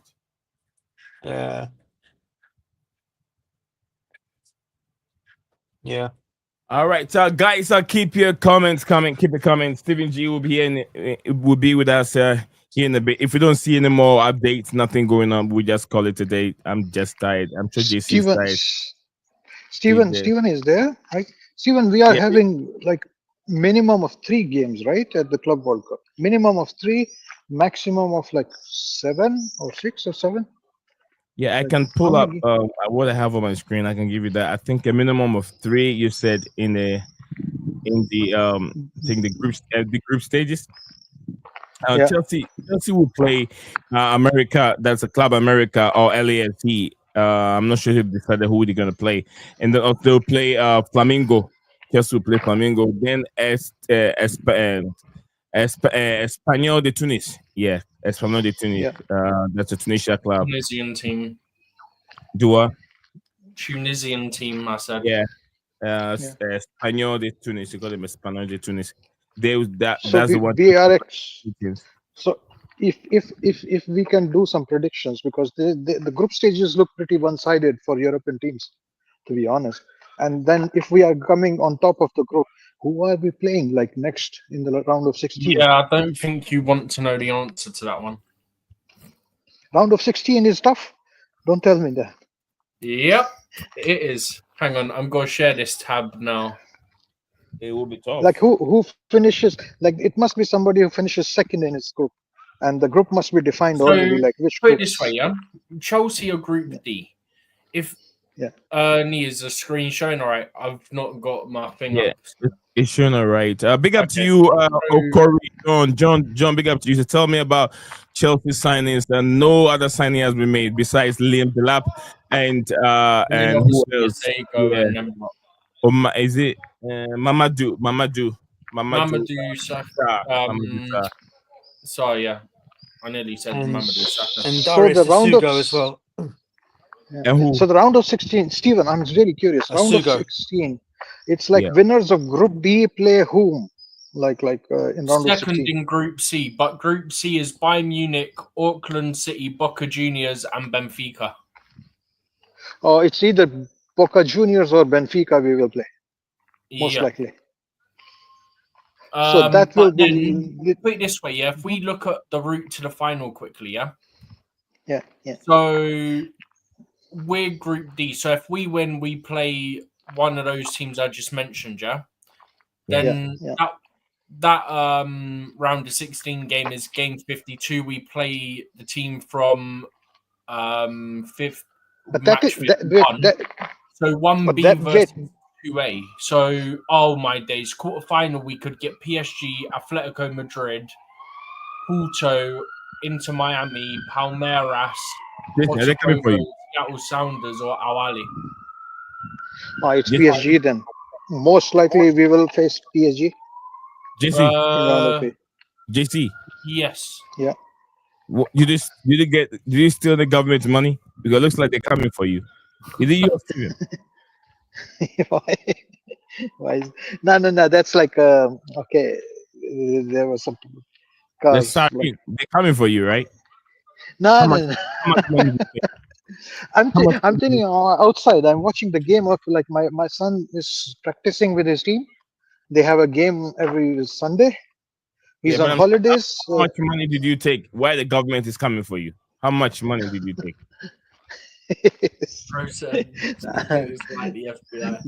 I live not far also from the best children's hospital. Oh, okay. Like the research center. So a lot of kids are brought in there. So there are a lot of ambulances. The kids are bringing their bad boys. They're jumping roofing, then jumping trampolines. Yeah, things like that. Kids are kids. All right. John said, okay, that's Chelsea. That's Chelsea, not serious. That makes Abramovich. Yeah, Roman Abramovich. Yeah, he said doesn't want any interest. Never coming back before anyone says it. He said doesn't want any interest in football positions or anything. Yeah. Hold on. I did the groundwork. Give me a minute. I did the groundwork with Steven, but I didn't ask my question to the Steven. Steven, now we see like how many games we have. We know probably with relatively certainty. Like there is no exact science. We do not have a crystal ball, but still we know the 5 games more or less we'll play. After that, it's lottery. The 5th game is a lottery. The Club World Cup specifically. Yeah. And I assume like few games Jackson starts, few games Delap starts. Who scores more goals? Who scores more goals and how many? What do you think? Depends how they work the starts. I wonder if they start out with Jackson left wing, maybe on a couple of games. Not every game, but maybe a couple. Maybe sometimes it's Noni and Neto, and then one of Delap or Jackson, and maybe it's one of them plus Jackson on left wing, and then Delap up top or something. So, how many goals are you giving to Delap? I think Delap's probably going to start more than Jackson. I think. I couldn't give you a specific number because honestly, the only game I expect us to smash the you-know-what out of someone is the Esperance, the Tunisia game. Yeah, so hat-trick or a brace? They're a very good team, Esperance de Tunis. They are very rich they take almost all the best players in Africa. Especially the Egyptian league. Still can't lay a glove on us. So the Egyptian league is one of the best leagues in Africa, and they have money. They have lots of oil, so they buy all the best players around Africa. So Nee, a question for you. Like the fifth game against PSG, we will struggle to score. But like in the 4 games, if Delap comes out with 6 goals, do you think we still go for a striker? Yeah. Yeah, they will. Yeah. I mean, for me, yeah. I mean, if I think we will do. I think the reason why I think we'll go for a striker is, as I said, you can look at the game count this season. Not only going to be playing Champions League games, but also going to be playing Premiership, going for the domestic trophies. You can't start Liam Delap in every single one of them games. This is why I said he's going to need competition. But Jackson, the thing is, Jackson is there. Guy is there. It depends. This is why I'm having my thing, JC. Right. This is why I'm saying we can save so much money on a winger when you can just convert Jackson in that position and go and get a striker to give competition to Delap. Yeah, but he wants to become. He wants to emulate Drogba. Jackson. Well, yeah, he scored guys, like am I 4 right to fingers. just jump in for a sec? Yeah, go for it, bro. Sorry, man. So it doesn't look like we're getting anything on deal sheets. So wrap it up in the next 20 minutes. Because next 20 don't look like there's going to be anything. So if we wrap it up in the next 20 minutes, or even 5 minutes, it's up to you guys. 5-10 minutes, up to you. Guys, please, we only have we around, I think, 22. We only get 8 more likes to make it to 30 before leaving the stream. Come on, people, smash the like. Smash a like. Come on, people. Come on. Like on it. We only got 8 more likes. We got 22 likes on the stream. So we are just 8 more to go to hit our 30 likes before we drop off from this stream. You guys are just, you've been amazing. We got 29, I think it was 30 of you watching live on YouTube and 70 from X. You guys have been amazing. And because of you guys, that's why we're here. You watching motivates us to be coming all the time and then talk football and give you updates on it. So big up to We're your magician, man. You're good.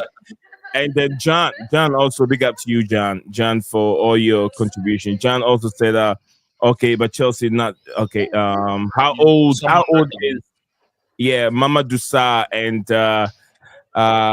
and which number is he playing? Number, I'm not so sure of a number, but Mama Dusa, I think he is it 17, 18, right? Can't remember. Hang on. Yeah. Mamadou Sa, if I can remember, I think a teenage sensation. So around either 17 or 18 years. I think it's 18 to sign a professional contract. Whereas Lookman, and to me, is a goal scoring left winger who can play inside, left forward, and will challenge. We challenge Gordon for the best left wing in the English football or in England if he come back. That's from him. John said, okay, but Chelsea. Okay, I think this thing came twice. How old is his messages coming twice? Where said Delap will be a good machine. Jackson, I think assist Kane along with Palmer. If both on the wing. That's from Wira. Mamadou Sarr's 19. He's got to be 20 in August. All right. So I was a bit close. One off. I say 18. What was I going to say? Yeah, just quickly, I'm going to also point out that StreamYard's telling us we got 70 people viewing us on X or Twitter and then 28 people on YouTube.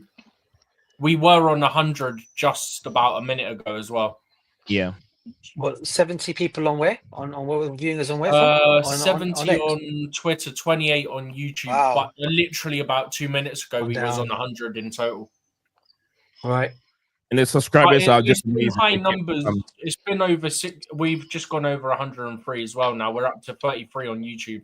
So shout out everyone. If you're new to the stream, as Nee just said, in case any of the ones that have just joined haven't been here before, do hit the like, do hit the subscribe, do turn the bell notification on, and then you'll never miss a single one of our streams. Stephen, can I ask before we leave one small adaptation to this exercise? Like it's like kind of speculating, like some funny speculations we are doing, but like okay, it can be. If we finish second in the group, Yeah. Who? Do we have a better opponent in the round of 16? I'm Then just going to hide this PSG current in the- comment for a second so it's easier to see. If we finish second, we would be 2D versus 1C. 1C. Oh, I hid it so I could see the groups whilst I was on StreamYard. That's why I hid it for a sec. Hang on. Just because it's easier here. Oh, okay. So, no, we'd be in more trouble because we'd get Bayern Munich. We had chicken yesterday, innit? Ow. So we get Bayern Munich in the round of 16, and if we If beat we them finish second, we get Bayern Munich round because of- they should top their group. If You're we showing finish me. first, we should get I can see. Boca or Benfica. I can look. Yeah, let's finish first. We have to finish first, And a lovely pair they are. and I'm sure we will. We If will. we finish first, we should definitely win our round of 16 game. Also, remember you're allowed to make a couple of changes to your squad between the group stages and the round of 16. So if Chelsea do make any transfers between now and the round of 16, you're allowed to add those players. Exactly, guys. So So you're we're four numbers away. Sorry, JC. We're just 4 numbers away to take the likes of the day. Makim, big up to you, Makim. Makim said big up to Nee in the panel. Those young players need some experience from my brother John over here, and he went ahead and said defense and striking areas. Nehemiah said, I'm not happy we didn't get any deals over the line, and Clearlake out. Nehemiah, only 10 days for a window. How many players can they get through? We still Just should have 10 got days. the Mike deal done at a minimum.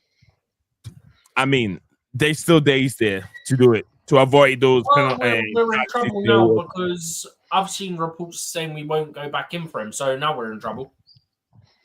I think they will. So we better. Me, if we don't, I'm gonna be raging. Yeah. Yeah, if we don't, I owe you $100. I've said it live here. Wira said Jackson doesn't even offer the Bucks present of Den Baba. He went ahead and said Jackson is his interview idolizes Den Baba. Okay, all right. Enzo in the in the CAM position, left wing Jackson, left wing Palmer, and Delap up top. Neto and George on the bench for deep. For the squad depth. All right, Caicedo and KDH for the pivot. KDH need to be sold. He needs to be sold next window. It needs to be sold next window. But JC, go ahead. Santiago in the building. Big up Santiago. Big up, Santiago. Big up, bro. Big up. Yeah, Santiago's in here. It says, I'm happy we didn't overpay for these overrated players. Chelsea way or the high. Okay, Chelsea way or the highway. That's what it means. Nehemiah said that we have only 3 wingers. I think we have to get some more wingers. JC, go ahead. You were saying something when I jump in. Go for it, guys. A few more minutes left to wrap up. Go ahead, JC. No, I was just saying, like when Stephen was saying, like we can still call up 2 players from the window after the group stages. And I was like smiling, like he's so much focused on Mike Maignan. He really wants him in as soon as possible. But me too, bro. I just Me want too. a serious keeper, bro. That's Goalkeeper, what I'm bro. asking. We need an excellent goalkeeper, man. We do. Yeah. Okay, if we have Petrovic and goal, and in the group stages and in the round of 16, we have out of 4 games like 2 clean sheets, and we concede not more than 2 goals. You still be worried about our goalkeeping options? Yes, because we're not playing teams like PSG at that point. So what would you expect? What would be the expectations? How many clean sheets should we have in the group stage? How many goals these keepers are capable of stopping? I mean, in a sense. How many are they clean good? sheets in the group stage? Yeah. You want all three? Clean sheet. You said clean sheet. Yeah. Arguably 2 in the group stage. We should be doing that, right? So Yeah. we should not be conceding more than 1 goal, 2 goals maximum. Arguably, yeah. If we put it this way, just know, yeah, if we somehow don't keep a clean sheet against this Tunis team, yeah, or whatever the heck they're called, yeah, I will be calling for Sanchez to be dropped because I'm betting that he'd be the one starting. Just know that. All right. I get you. Because that is inexcusable. Yeah. And as much as I like Petrovic, if Petrovic is in goal when it happens, I'll be calling for Mike Maignan or another top keeper as well. Yeah. The only time I would not be doing that is if for the Tunis game, because I think that's our last game. I'm just trying to find it now. Yeah, that's our last game, so we should already be qualified at that point. So just quickly before we end, we've got about 10 minutes left. If we start Penders for the Tunis game, that's the only keeper I'll say, you know what? It's okay. He's a young keeper. He's still sort of developing and learning. But if Jorgensen, Petrovic, or Sanchez is in goal for that, and we don't keep a clean sheet, yeah, I'm not joking. I don't care if we win. I will be calling for a new keeper. Even if it is Giroud who's scoring. Oh man, that makes it worse. Because they have quality strikers there. They have quality strikers there. It's not easy. They are not easy teams. He's not at Tunis though. No, he's so like it's not walkovers. If it's against Tunis or whatever they're called, yeah, and we don't keep a clean sheet unless it's Penders in goal, I'm calling for a new keeper. If we don't keep a clean sheet in that game. I disagree with Nehemiah. I said we're not moving like like a serious club. Nehemiah, I don't agree with you, Nehemiah. 10 days window. He says that City are signing three big players that are serious. 3 signings, 3 players that are serious team. The serious team. We said does winning the Champions World Club competition means that we're preparing to take on the UCL. I'll vomit if I see Sanchez in the UCL. Petrovic will chalk up more clean sheets than Sanchez. That's coming from a Winra. Nehemiah is telling him, okay, you better stop vomiting now then. Because Nehemiah said Sanchez, it means that Sanchez will be in goal post. Nehemiah said, I see Nkunku playing of Felix in the Club World Cup competition. I will be fuming also from Nehemiah. Okay, thank you for that. Thank you very much, JC. I think you are on. We're gonna wrap up soon. We'll go to DJ and all that before we wrap up. I'll say about 8 minutes. So if we do about 2 or so minutes each to round off. Yeah. So guys, just keep liking the video. Yeah, one like away from 30. Maybe Stevie, you have 30 on your screen. I can't see. I'll have to load up YouTube. DJ, do you have 30 on your screen, DJ? Or are you also on the StreamYard? I'm on StreamYard, bro. Okay. Yeah, I'm going to look now. Just give me 2 seconds. Guys, we just one away from 30 likes. Let's do it. I'm sure we're gonna get more than that, but 1 away from just 30 likes. Let's go. Let's do it, people. Let's do it. We're on 29, but I hadn't been over to like it, so now we're on 30. Yeah, Winra said 30 likes. Big up to you, Winra. Big up to you. Big up to Winra, the man himself, called AKA Mr. Winra. Big up. Everyone in the show. Yeah, everyone over here, Makeem, everyone, Winra, and Nehemiah, and everyone in the show. Santiago, good job. John, I want to love you forever. Everyone, JC, DJ himself. I don't know how to say thank you to these guys. Wonderful guys. Oh man, we're done for the day. Let's give each other 1 minute 50 seconds. 1 minute 50 seconds. Steven is 1 minute 50 seconds. I'll let Steven conclude everything. Steven, go for it. Now you got everything. You got 7 minutes to wrap up the show, Steven. I'm out. Okay. I'm not speaking anymore until you ask me a question. I'm done. Okay, so let's start with today.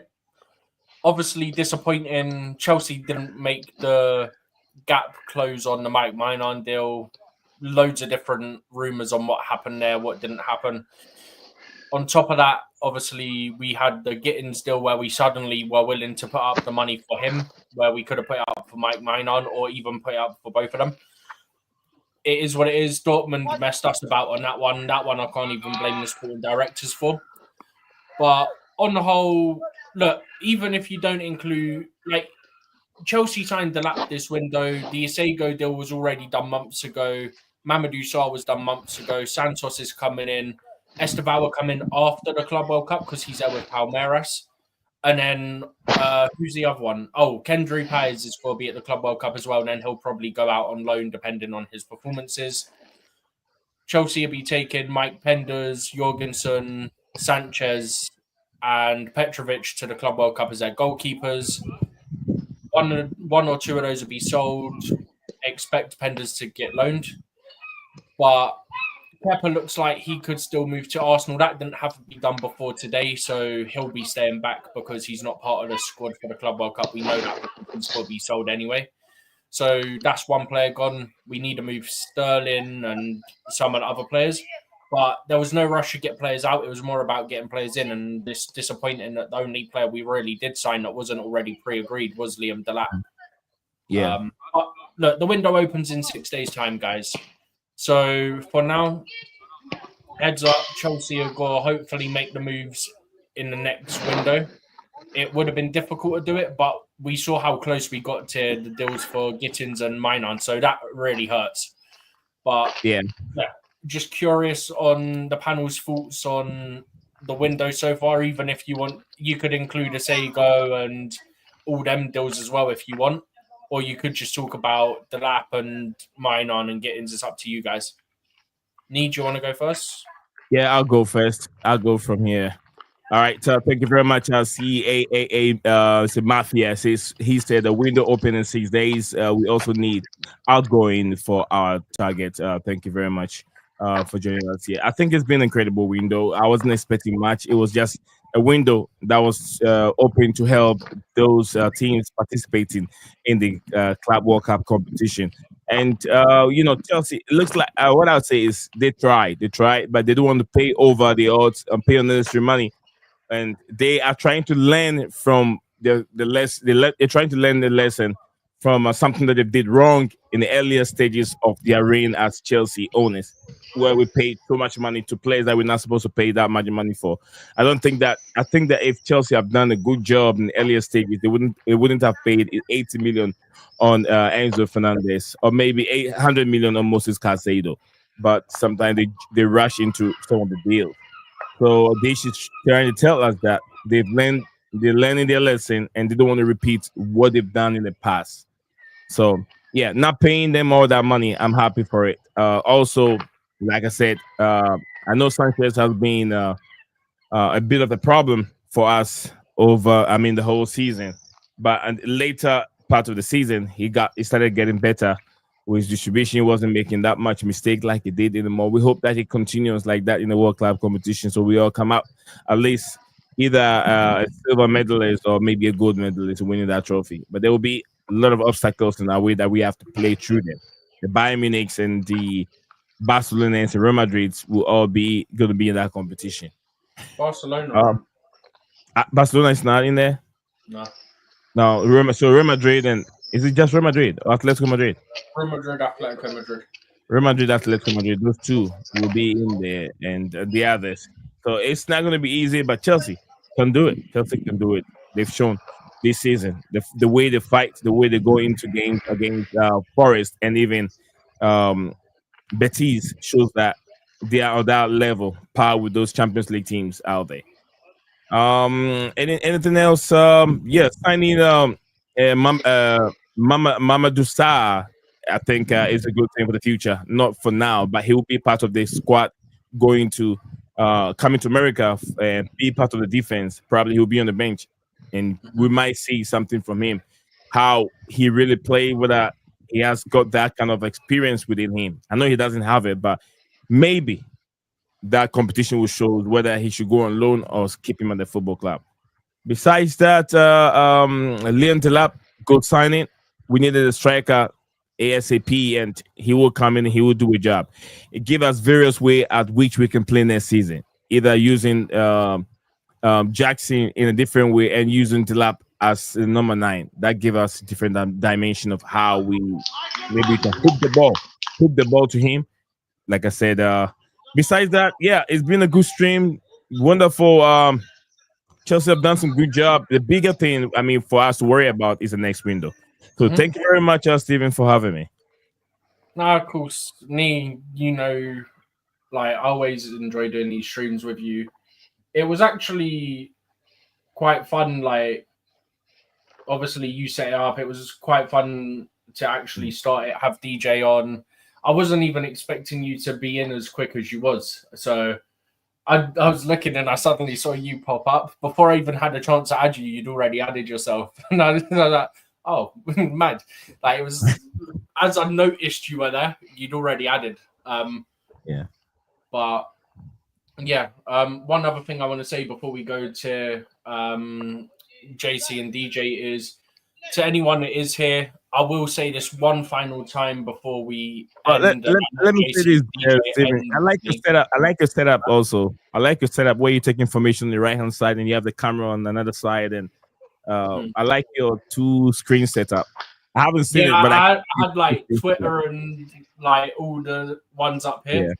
Yeah. So I would see something on my phone, and because my Twitter account on my laptop isn't the same, I link then up. know who to search for. But yeah, now I know how to do it whilst keeping audio on the laptop, which is what I couldn't figure out before. It's so much better, and I can have that for the next deadline day because there'd be more options of where to get information. But yeah, before we go to DJ and JC, I just want to say one last time, if you are new, subscribe, hit the bell notification, and like the stream. Do go over to all the platforms. If you're on X, come over to YouTube. If you're on YouTube, go over to X. And then no matter which one, go over to Instagram and TikTok and Blueclouds Media on all the platforms. But with that, I'll pass it over to DJ if you want to go next, and we'll finish off with JC once you're finished. Thank you very much, Dave 55, for joining us on the show. You're one of the, I think, first time seeing you. I'm not so sure if you've been here before. Yeah, I don't recognize the name. Big up. Yeah. Thank you, Dave, and being part of our growing community. Yeah, first of all, again, big up to Dave 55. I think it's the first time I actually see him in the comments section as well. So big up to you, and big up to every single one of you in the comments. By the way, I think we saw quite a few new people coming in here today that I've not recognized before. Over DJ, this stream I brought almost about 20 new subscribers. So yeah. That's fantastic, and it just shows you that people are listening to you, people are listening to us, and and what you guys are doing on here is an excellent job, a wonderful job you guys are doing, and long may it continue. And I keep saying it to everyone in the comments whenever I'm on here: always subscribe to this channel, bring others that haven't subscribed, bring them along as well. Listen to what we have to talk about. We do have not only do we talk about Chelsea, we do have a fun pack show here as well. We do have a bit of a laughs and the jokes as well, because you can't always be serious, whatever. Sometimes you got to have a bit of a laugh and a joke, and we do. We cover everything, which is great. In terms of us today in discussions, obviously I'm not good. I'm like you guys. I'm slightly a bit disappointed about the window today, because I wasn't expecting, like you guys, I wasn't expecting us to do much business today, but I was expecting us to get a couple of players over the line. At least I'm sure.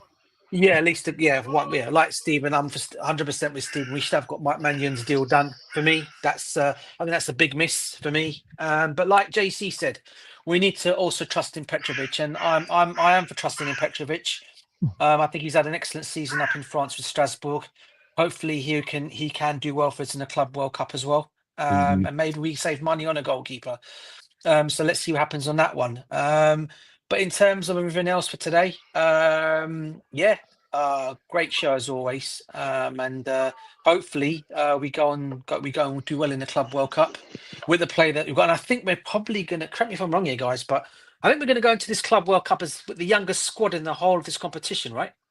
Or is it going to be someone else that's going to be younger? Youngest in Europe, if I remember rightly, second or third youngest in Europe. It was only Strasbourg that were younger, actually. Yeah, so we're going to go into this. So we're going to go into this today, going into this competition as a youngers, and who knows what we can bring out of it. So always, still, whatever players we've got at the squad, whatever we've got, we still back our players, support our players no matter what, and they go out and do a good job for us. No doubt we're going to be talking before. I'm sure the players fly out on Friday. I should be some more Players streams fly ongoing, out so Friday. The first game Yeah. for Chelsea, I think, is on the 16th. That's correct. And then we've That's got right. the Premier League fixtures released on the 18th. Then group game Yep. 2's on the 20th, I think. So And the next transfer week windows is open on very 16th. busy. Yep, and the windows opened as well. Am I right in saying the proper windows opened, isn't it? Yeah, On the actually, let me 16th. correct myself. I think the first game of the Club World Cup's on the 15th. Then the window opens on the 16th. Yeah. Like the first game's the opening game. I think that's into Miami, and that's on the 15th. Yeah. That's in that's Chelsea's group actually, but Yeah. I'll be keeping an eye on that. But yeah, Yeah. obviously we back the club, but look, it's more experience for the players in a big competition as well. So that's only going to help them going into the season. And just to let everybody know, those who are actually watching from the UK, the first Chelsea game is on Channel 5 in the UK, by the way. The first game, just to let everyone know on this. If they don't know, those who haven't got the UK, so go and watch it on there. But yeah, other than that, Stephen, great as always. It was actually great starting the show at Stephen, to be fair. First time I actually sat and done an actual film with him for the first time, and we did have a serious conversation. We had laughs and jokes as well, mate. So yeah, it's always great being on here, and long may it continue, guys. Especially after the news we had. Yeah. That's good. DJ, don't go anywhere. Don't go anywhere for now. H8 said, look, Man City will bring in everything, so why not Chelsea? Kim So said, I'm very, very jealous of Manchester City signing. Don't be jealous, Kim So. Madrid will rob the Club World Cup competition. Big up to everyone here. Big up to you too. Kim. So I want to get your rating from Steven's intro and beginning of the stream today. I want to give me some rating out of 10. Who, me? Yeah, he was brilliant. I'll give him. I'm gonna give. I'm not. What do you put? I'm gonna give him. I'm gonna give him a 10 out of 10 because he did handle it well when you were gone. And he came on. I mean, obviously, I jumped on. I didn't know when I came on that he was the only one streaming until I saw him. I forgot, where's Nee? And he goes, no, it's just me for the time before. So, yeah, it was great. As I said, he done very well, Nee. And, you got a very good co-host there, bro. And, he can run the show for you when you popped out and stuff, whatever. He can definitely run it for you when you're not there, bro.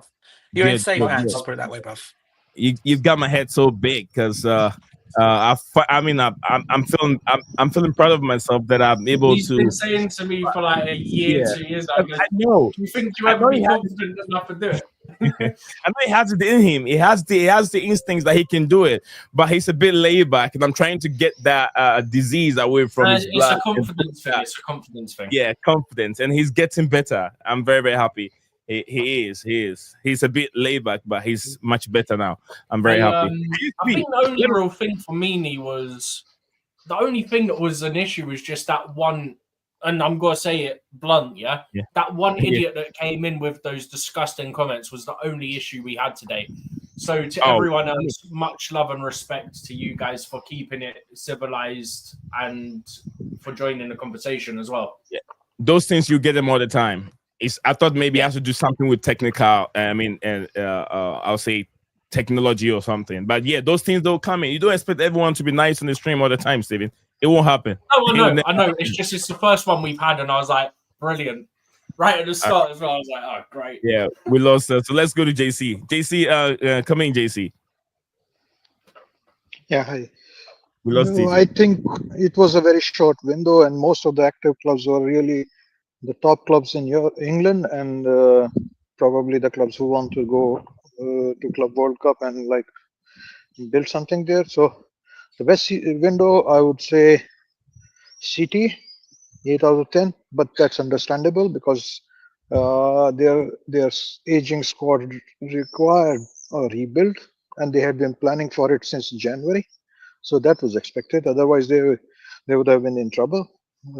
They would not have competed so well. So that was understandable, and they did their job. Second best window, I would say United. They've got some shrewd signings, and they did their job as well, considering their constraints, lack of European football, and things like that. So So I would say United maybe probably the second best, and Chelsea I would put a little bit below Arsenal and. How is Chelsea second? How is United second best? They only did one signing. Only one signing. Yeah, but like I won't say like already the signatures, but the players they are talking to and they are almost done with Mobeu and all those. Brian Mbuema. Mbuema, they haven't signed Mbuema yet. Mbuema hasn't agreed to the fee. Mbuema won 250 plus. So Brian Mbuema hasn't agreed to that. That's not that big a issue. They will agree to this, and that's why I think considering their constraints and their strategy, they did something good. Better than I would say. Then probably Arsenal and Liverpool. Arsenal got Zubimendi, which is not done, but it's almost done. And Liverpool words also. So they did. For Chelsea, I would just below them maybe. But Chelsea did also good thing. We very quickly got Dilock. We missed out on the goalkeeper. I think it's better if you put Liverpool on the second because Liverpool have signed Jonathan. What's his name again? Frimpong. Yeah, they've signed Frimpong and they've brought in. They're bringing in Vert. Yeah. They would be second. Yeah. They would be. They should be somewhere near. And they're trying to get Kirkes to be left back as well. Yeah. From Bournemouth. And then Chelsea. What did Chelsea do? Like they triggered a release clause. We brought in pressing need we had. We brought teenagers and release clauses. We triggered release. No, we've also brought in like we are getting because most of our window was also like you have to understand we have a lot of good players coming back from loan. That was good, and also we signed these Strasbourg players and like we find covers for Caicedo and others to manage the minutes. That was also a good thing. So I would put Chelsea somewhere around 6. I will put more if they had sold more. But this is early days. It's only 10 days. Sales will take more time. And the window is like it's a small window. It's not. It's just a prelude to the bigger window. So and also Chelsea avoided being overpaying the transfer fee for the Club World Cup tax. That was a good thing to do. So 6.5 out of 10, I would say. But we need and like okay, we couldn't get the Gittens deal done. That is for me. Like we needed a winger. In the car? Sorry? Did you just enter your car? Yeah. It just should be better now. Just. Okay, so your voice keep moving from high note to low note, or low key, something like that. But yeah, go ahead. Okay, and I'm finished anyway. I'm finished. So that was my. Okay. Thank you. Guys, Thank quick, you. quick thing for you. Sorry, I cut off my internet. Did you see the latest tweet that's come out from Vince at all? Oh no! What? No, we haven't. I'll read it to you. I'll read it to you because I'll send it. Basically, what he's saying here, kind of makes a bit of sense now. What he's saying, he says, according to the Athletic FC, Chelsea saw the 20 million sale of Christian Pulisic to Milan. Yeah, in 2023, as part of their reasoning for the 15 million valuation euros of Mike Maignan. Yeah, Pulisic also had a year remaining on his contract. But with 6 years was 6 years younger and plays in a position which commands higher fees. However, Milan valued their goalkeeper at a higher fee, and so Chelsea decided to walk away. Okay. But this is the exact example I've been using this whole time as well. Even before today, I was saying to you, well, they wanted a similar fee to what we wanted for. What's his name for Pulisic, and then they offered about the same as what we offered them for Maignan, but for Pulisic. Yeah, I've been saying this for like 2 days now.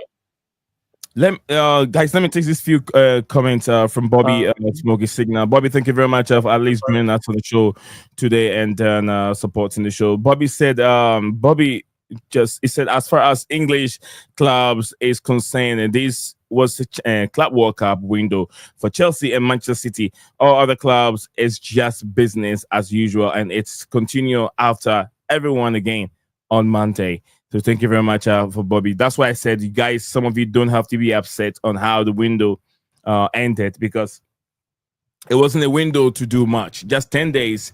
Fabrizio will tell you, doing a day and deals in 10 days is not that easy. That's why it takes most about a month for a transfer window to be open and closed, for everyone to get deals done. Frimpong has a release clause, and it's easy to get those over the line quick.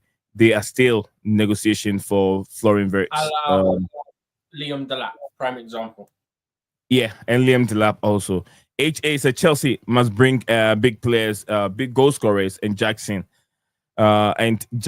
outside. I'm not so sure about what he was trying to say, but he said that as AC Milan is in talk to sell Theo Hernandez to Atletico Madrid. As he wants to go back to Atletico Madrid. Yeah, we've got that. We did talk about this earlier on, 15 to 18 million euros, but they want us to overpay because it's Chelsea. Yep. I like this comment from my brother here. Thank you very much, Ghost Poro. Big up to you, Ghost Poro. First time seeing Ghost Poro on the show today. Big up to Ghost Poro. I like that name, man. I like that name. Ghost Poro. Big up to that name, man. I like that name. Joining the family here. It says Man City gets 3 players we couldn't even get 2. But let me read this comment from my brother here. I love it. I want to hear from CAA Mafia. He said that we are trying hard to change the reputation in the transfer market, but it's hard. It's hard when teams knows we have Club Champions League competition money. World Cup, not Club Champions League. Club World Cup, yeah. Club World Cup competition money. Nehemiah said, "Big up to is it part? Is it part 2 or part 2? Part 2 facts. Part 2 facts. Yeah. He's in the guy that just commented a minute ago. Oh, yeah. Okay. You're talking about someone that I should look for those now. Okay, I get you now, Nehemiah.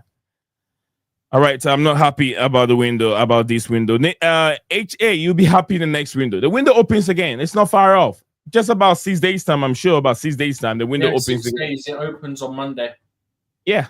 So Nehemiah, HA, don't be worried. Okay, it will be open again. We got 19 in all. 100 in all numbers. Big up to everyone joining the show there, and all our new subscribers and followers. You guys have been amazing people, amazing listeners, amazing.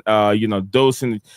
We got one more week this week. I think this Friday, Stephen. We're picking up a moderator. We're adding 2 more moderators to work to help us out here. Welcome the people. So, yes, sir. Potentially, so. I think the second game by UK kicks off at 8 p.m. for Chelsea at the Club World Cup, yeah? The second group game, yeah? So we could, on that day, do a watch-along, because if it's on the zone, I can only watch it on the stream anyway.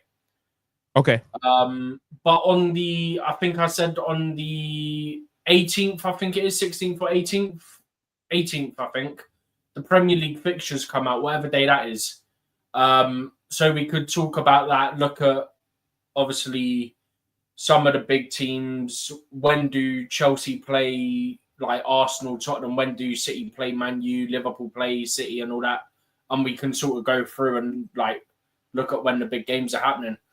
But, yeah, I just thought it's actually giving us a fair bit of content already pre-made for next week with the Club World Cup and everything.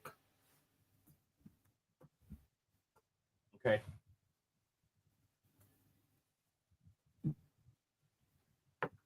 DJ, we're still here, so anything that pop up on your screen, you can still share with us here. Yeah, I was just basically saying, I don't know if you guys had a chance to see today, but there was extracts that came out of the Daily Mail today regarding Roman Abramovich's book, regarding Roman's book.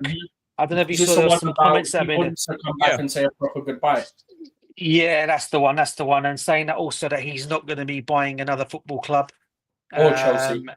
Or Chelsea again, and he's just hoping he'll get an opportunity to come back. He also pointed out in his book why Chelsea was actually. I think there's also mention of how Chelsea was taken away from him and how his money is still with the government as well. So there's a lot to read on that.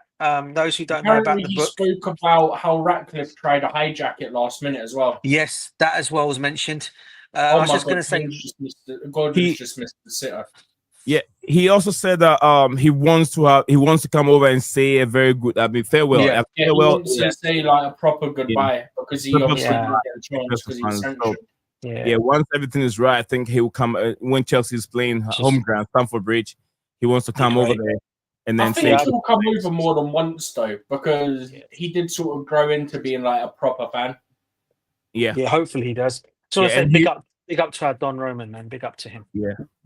Yeah, and then also he said he's not interested in any football related activities. Yeah, he doesn't want to have a like professional role or anything. Yeah, and But anything. do you know what that is, Lee? Yeah. That's a man that knows his limits. He knows that having a role in a professional sort of manner at any club isn't for him because that's not his expertise. And that's why he hired the people he hired when he was the Chelsea owner. Yeah. But yeah, I think me and the rest of us are tired. I have to get a book. I have to get it. I don't know if it's going to be the Amazon or what. If it's Amazon, I'll get a book and put it up. Read it. Just keep it as a, how would I say, souvenir or whatever. Something from a legend, Roman Abramovich. I know he did not write it. But yeah, be up to you. Ghost said like people are saying we can get him for free. I'm not so sure what exactly he's talking about here. Mike Maignan. Oh, Mike. Okay. Yeah, Mike, people are saying we can get him for free in January. Getting at that point, anyone would jump at that opportunity as well. Absolutely 100% hit the nail on the head right there. Yeah, because his contract runs out, and I do believe he's allowed to. It's in the summer, and he's allowed to do. I think they call it Bosman or something. Essentially, you can pre-agree 6 months in advance.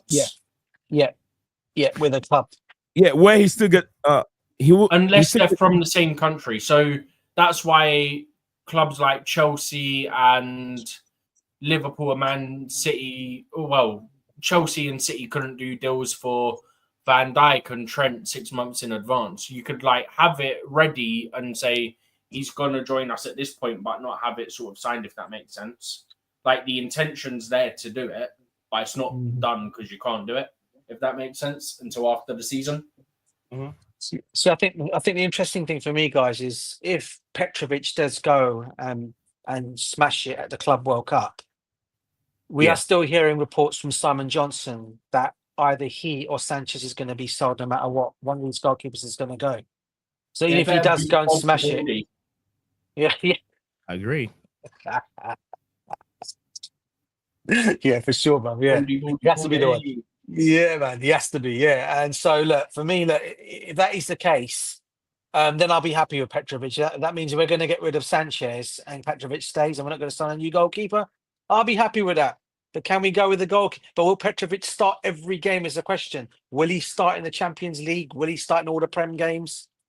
Again, we got that same issue again. I guess Jorgensen, is there any for the cup games? I guess in that way.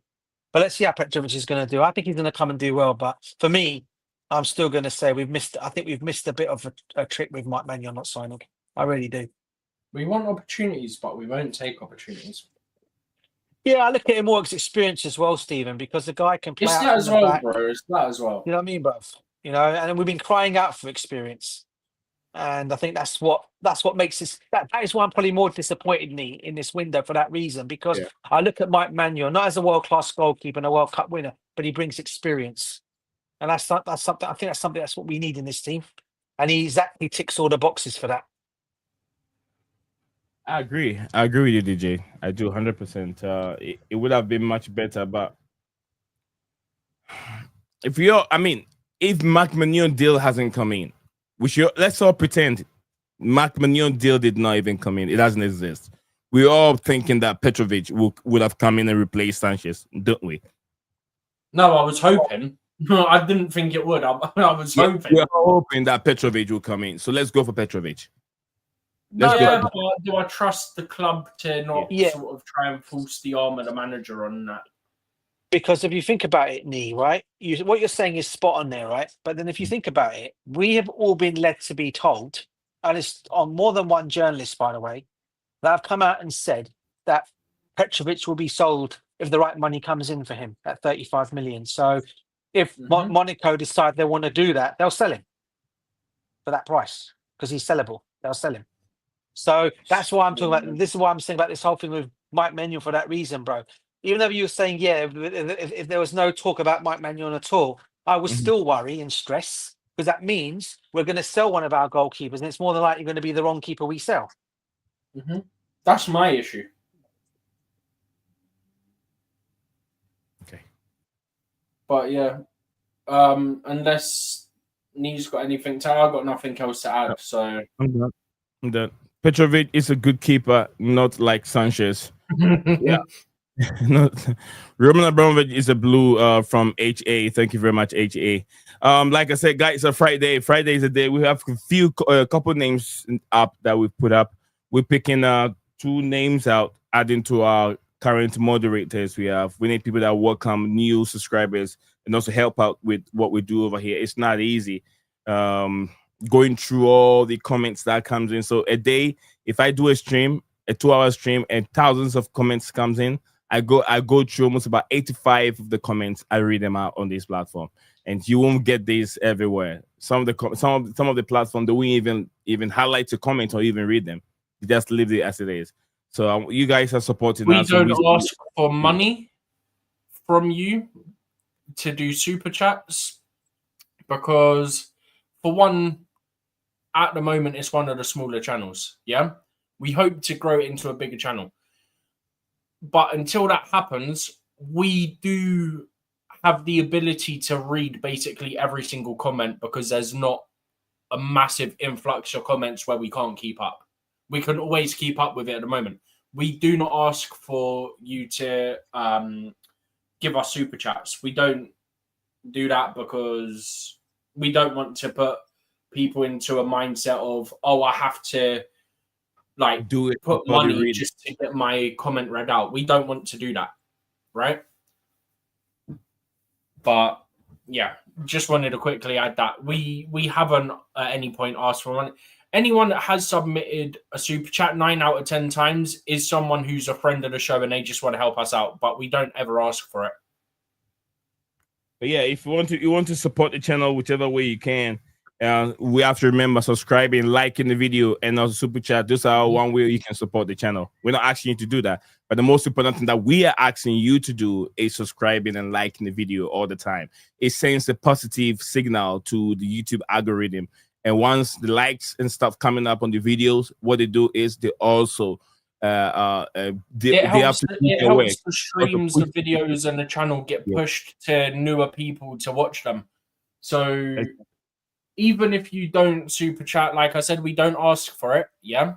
Even if you don't do that and you just share it, you like it, you subscribe and do all that great stuff, and you comment, all that little interaction of subscribing and commenting and stuff helps to push it to the YouTube algorithm. Oh, people like watching this channel's content and what they're like giving to everybody. Yeah. So then it helps us bring more subscribers in, and then that obviously keeps the momentum of the algorithm to keep pushing. Also, we are over 100 people in here again now. 70 on Twitter, 36 on YouTube.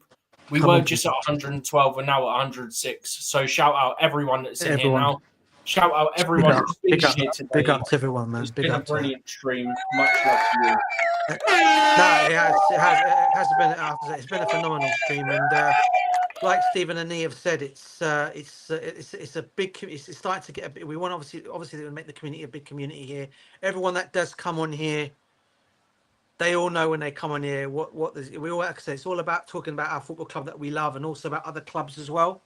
So it's not just Blackpool, Chelsea, and you guys get. It's all other clubs that you get as well. Arsenal, Liverpool, sometimes even teams like Forest. Yeah. Man U. Yeah. Oh yeah, we do DJ. We have this guy here. Todd Labour, he's a Forest guy. I know. He's always about Forest. He's a Forest guy always Everton in the show. as well. I know. Yeah, I know Everton, as yeah. well. Diamond Everton. We have a Scala from Manchester United. We have Ryan from Liverpool. I got every team that we have someone for, and then somehow forgot Everton. I don't know how. Yeah, yeah, Diamond. Remember Diamond? Do we have Newcastle ones? No, I remember Diamond, but I somehow in my head I somehow got Newcastle fans in here, right? Yeah, and then we have, I think, was the team that we played during the Europa League. It lives somewhere in Europe. I think either Ireland or somewhere. Shamrock Rovers. Shamrock Rovers. Yeah. Wow. Yeah, we got Shamrock Rovers fans on our show. Yeah. That's good, mate. That's good. I forgot his name now, but yeah, he came on for a couple of the streams, and he was a ball boy for him or something. Yeah, and he even came on and even tried to tell us about what to expect from Shamrock Rovers, because he used to be a ball boy. He's a ball boy for that team, and he was on the show. And I love this energy. I love the energy and everything that he shared with us on the platform. So, and also, one last thing I want to quickly add to this as well. Yeah, give them a gist of what to expect. Don't tell them don't go into details, but give them a gist of what to expect. Okay, go on, mate. Go on, Steve. Yeah, no, all I was gonna say is we've already told you we give you news where we get it. Whoa. Yeah. What happened? I think a bird just flew into my window. That was loud. But we don't just give you the men's side of things either, with the teams we mentioned: Everton, Liverpool, Man U, Arsenal, all those clubs, all the big clubs, plus, well, I guess you could argue Everton are a big club. They got history, do you know what I mean? But we also, where possible, when there is certain news, we do also touch on the women's side of the game as well. So we don't just stick to the men's side. We do a project, a little bit of a project. A little bit of the project on the project, Steven.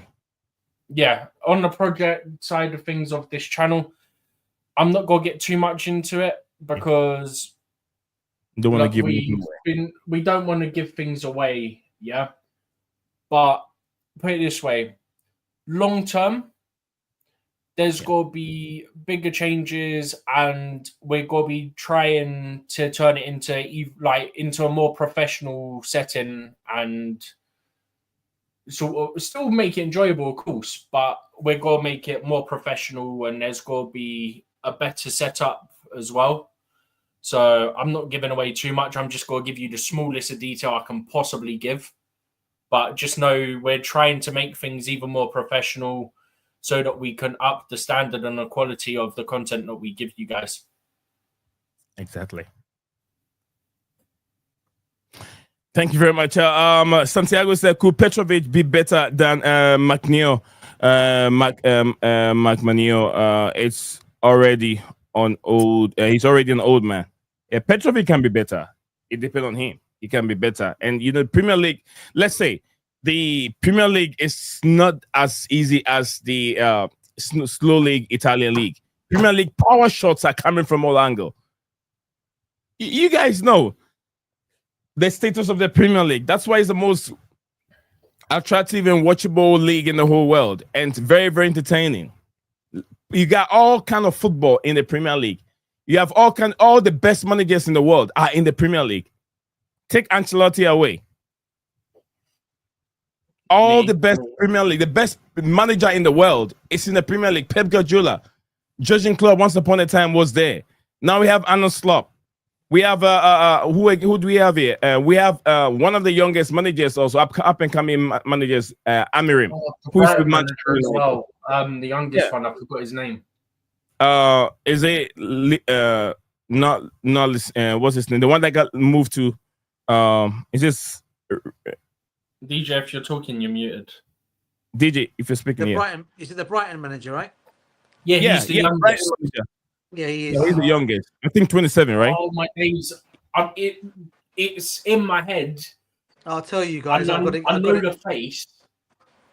I've got it. Hold on, But I've got whilst, it right here. whilst we're Hold on. searching for that, That's Senegal Martin. just That's equalised Martin. against England with a His Jackson name is assist. Fabian Hezler. Oh, that's Fabian fine. Hezler. Yeah, Hezler. Okay, Yeah. so Russell Martins was something, right? He got fired. Now he's in there. I think is this Aberdeen or Scotland? One of them. Who's that? Russell Martin. He's somewhere in Russell Scotland, I Martin's think. Rangers now. Rangers. Yeah. Russell Oh, Martin's that's Rangers. Yeah. Yeah. Yeah, and he just quickly on a side note, Yeah. Senegal just equalised the Nicholas Jackson assist. Wow. Is it already one or who? Who equalized Nicholas Jackson assist? Jackson assist, Ismail Assar tapping. Ismail Assar tapping.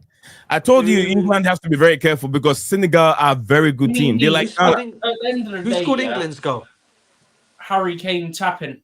Harry Kane. We had a shot. It went between Mendy's legs, but his backhand sort of got it, and then it bounced towards Kane, and he tapped it in.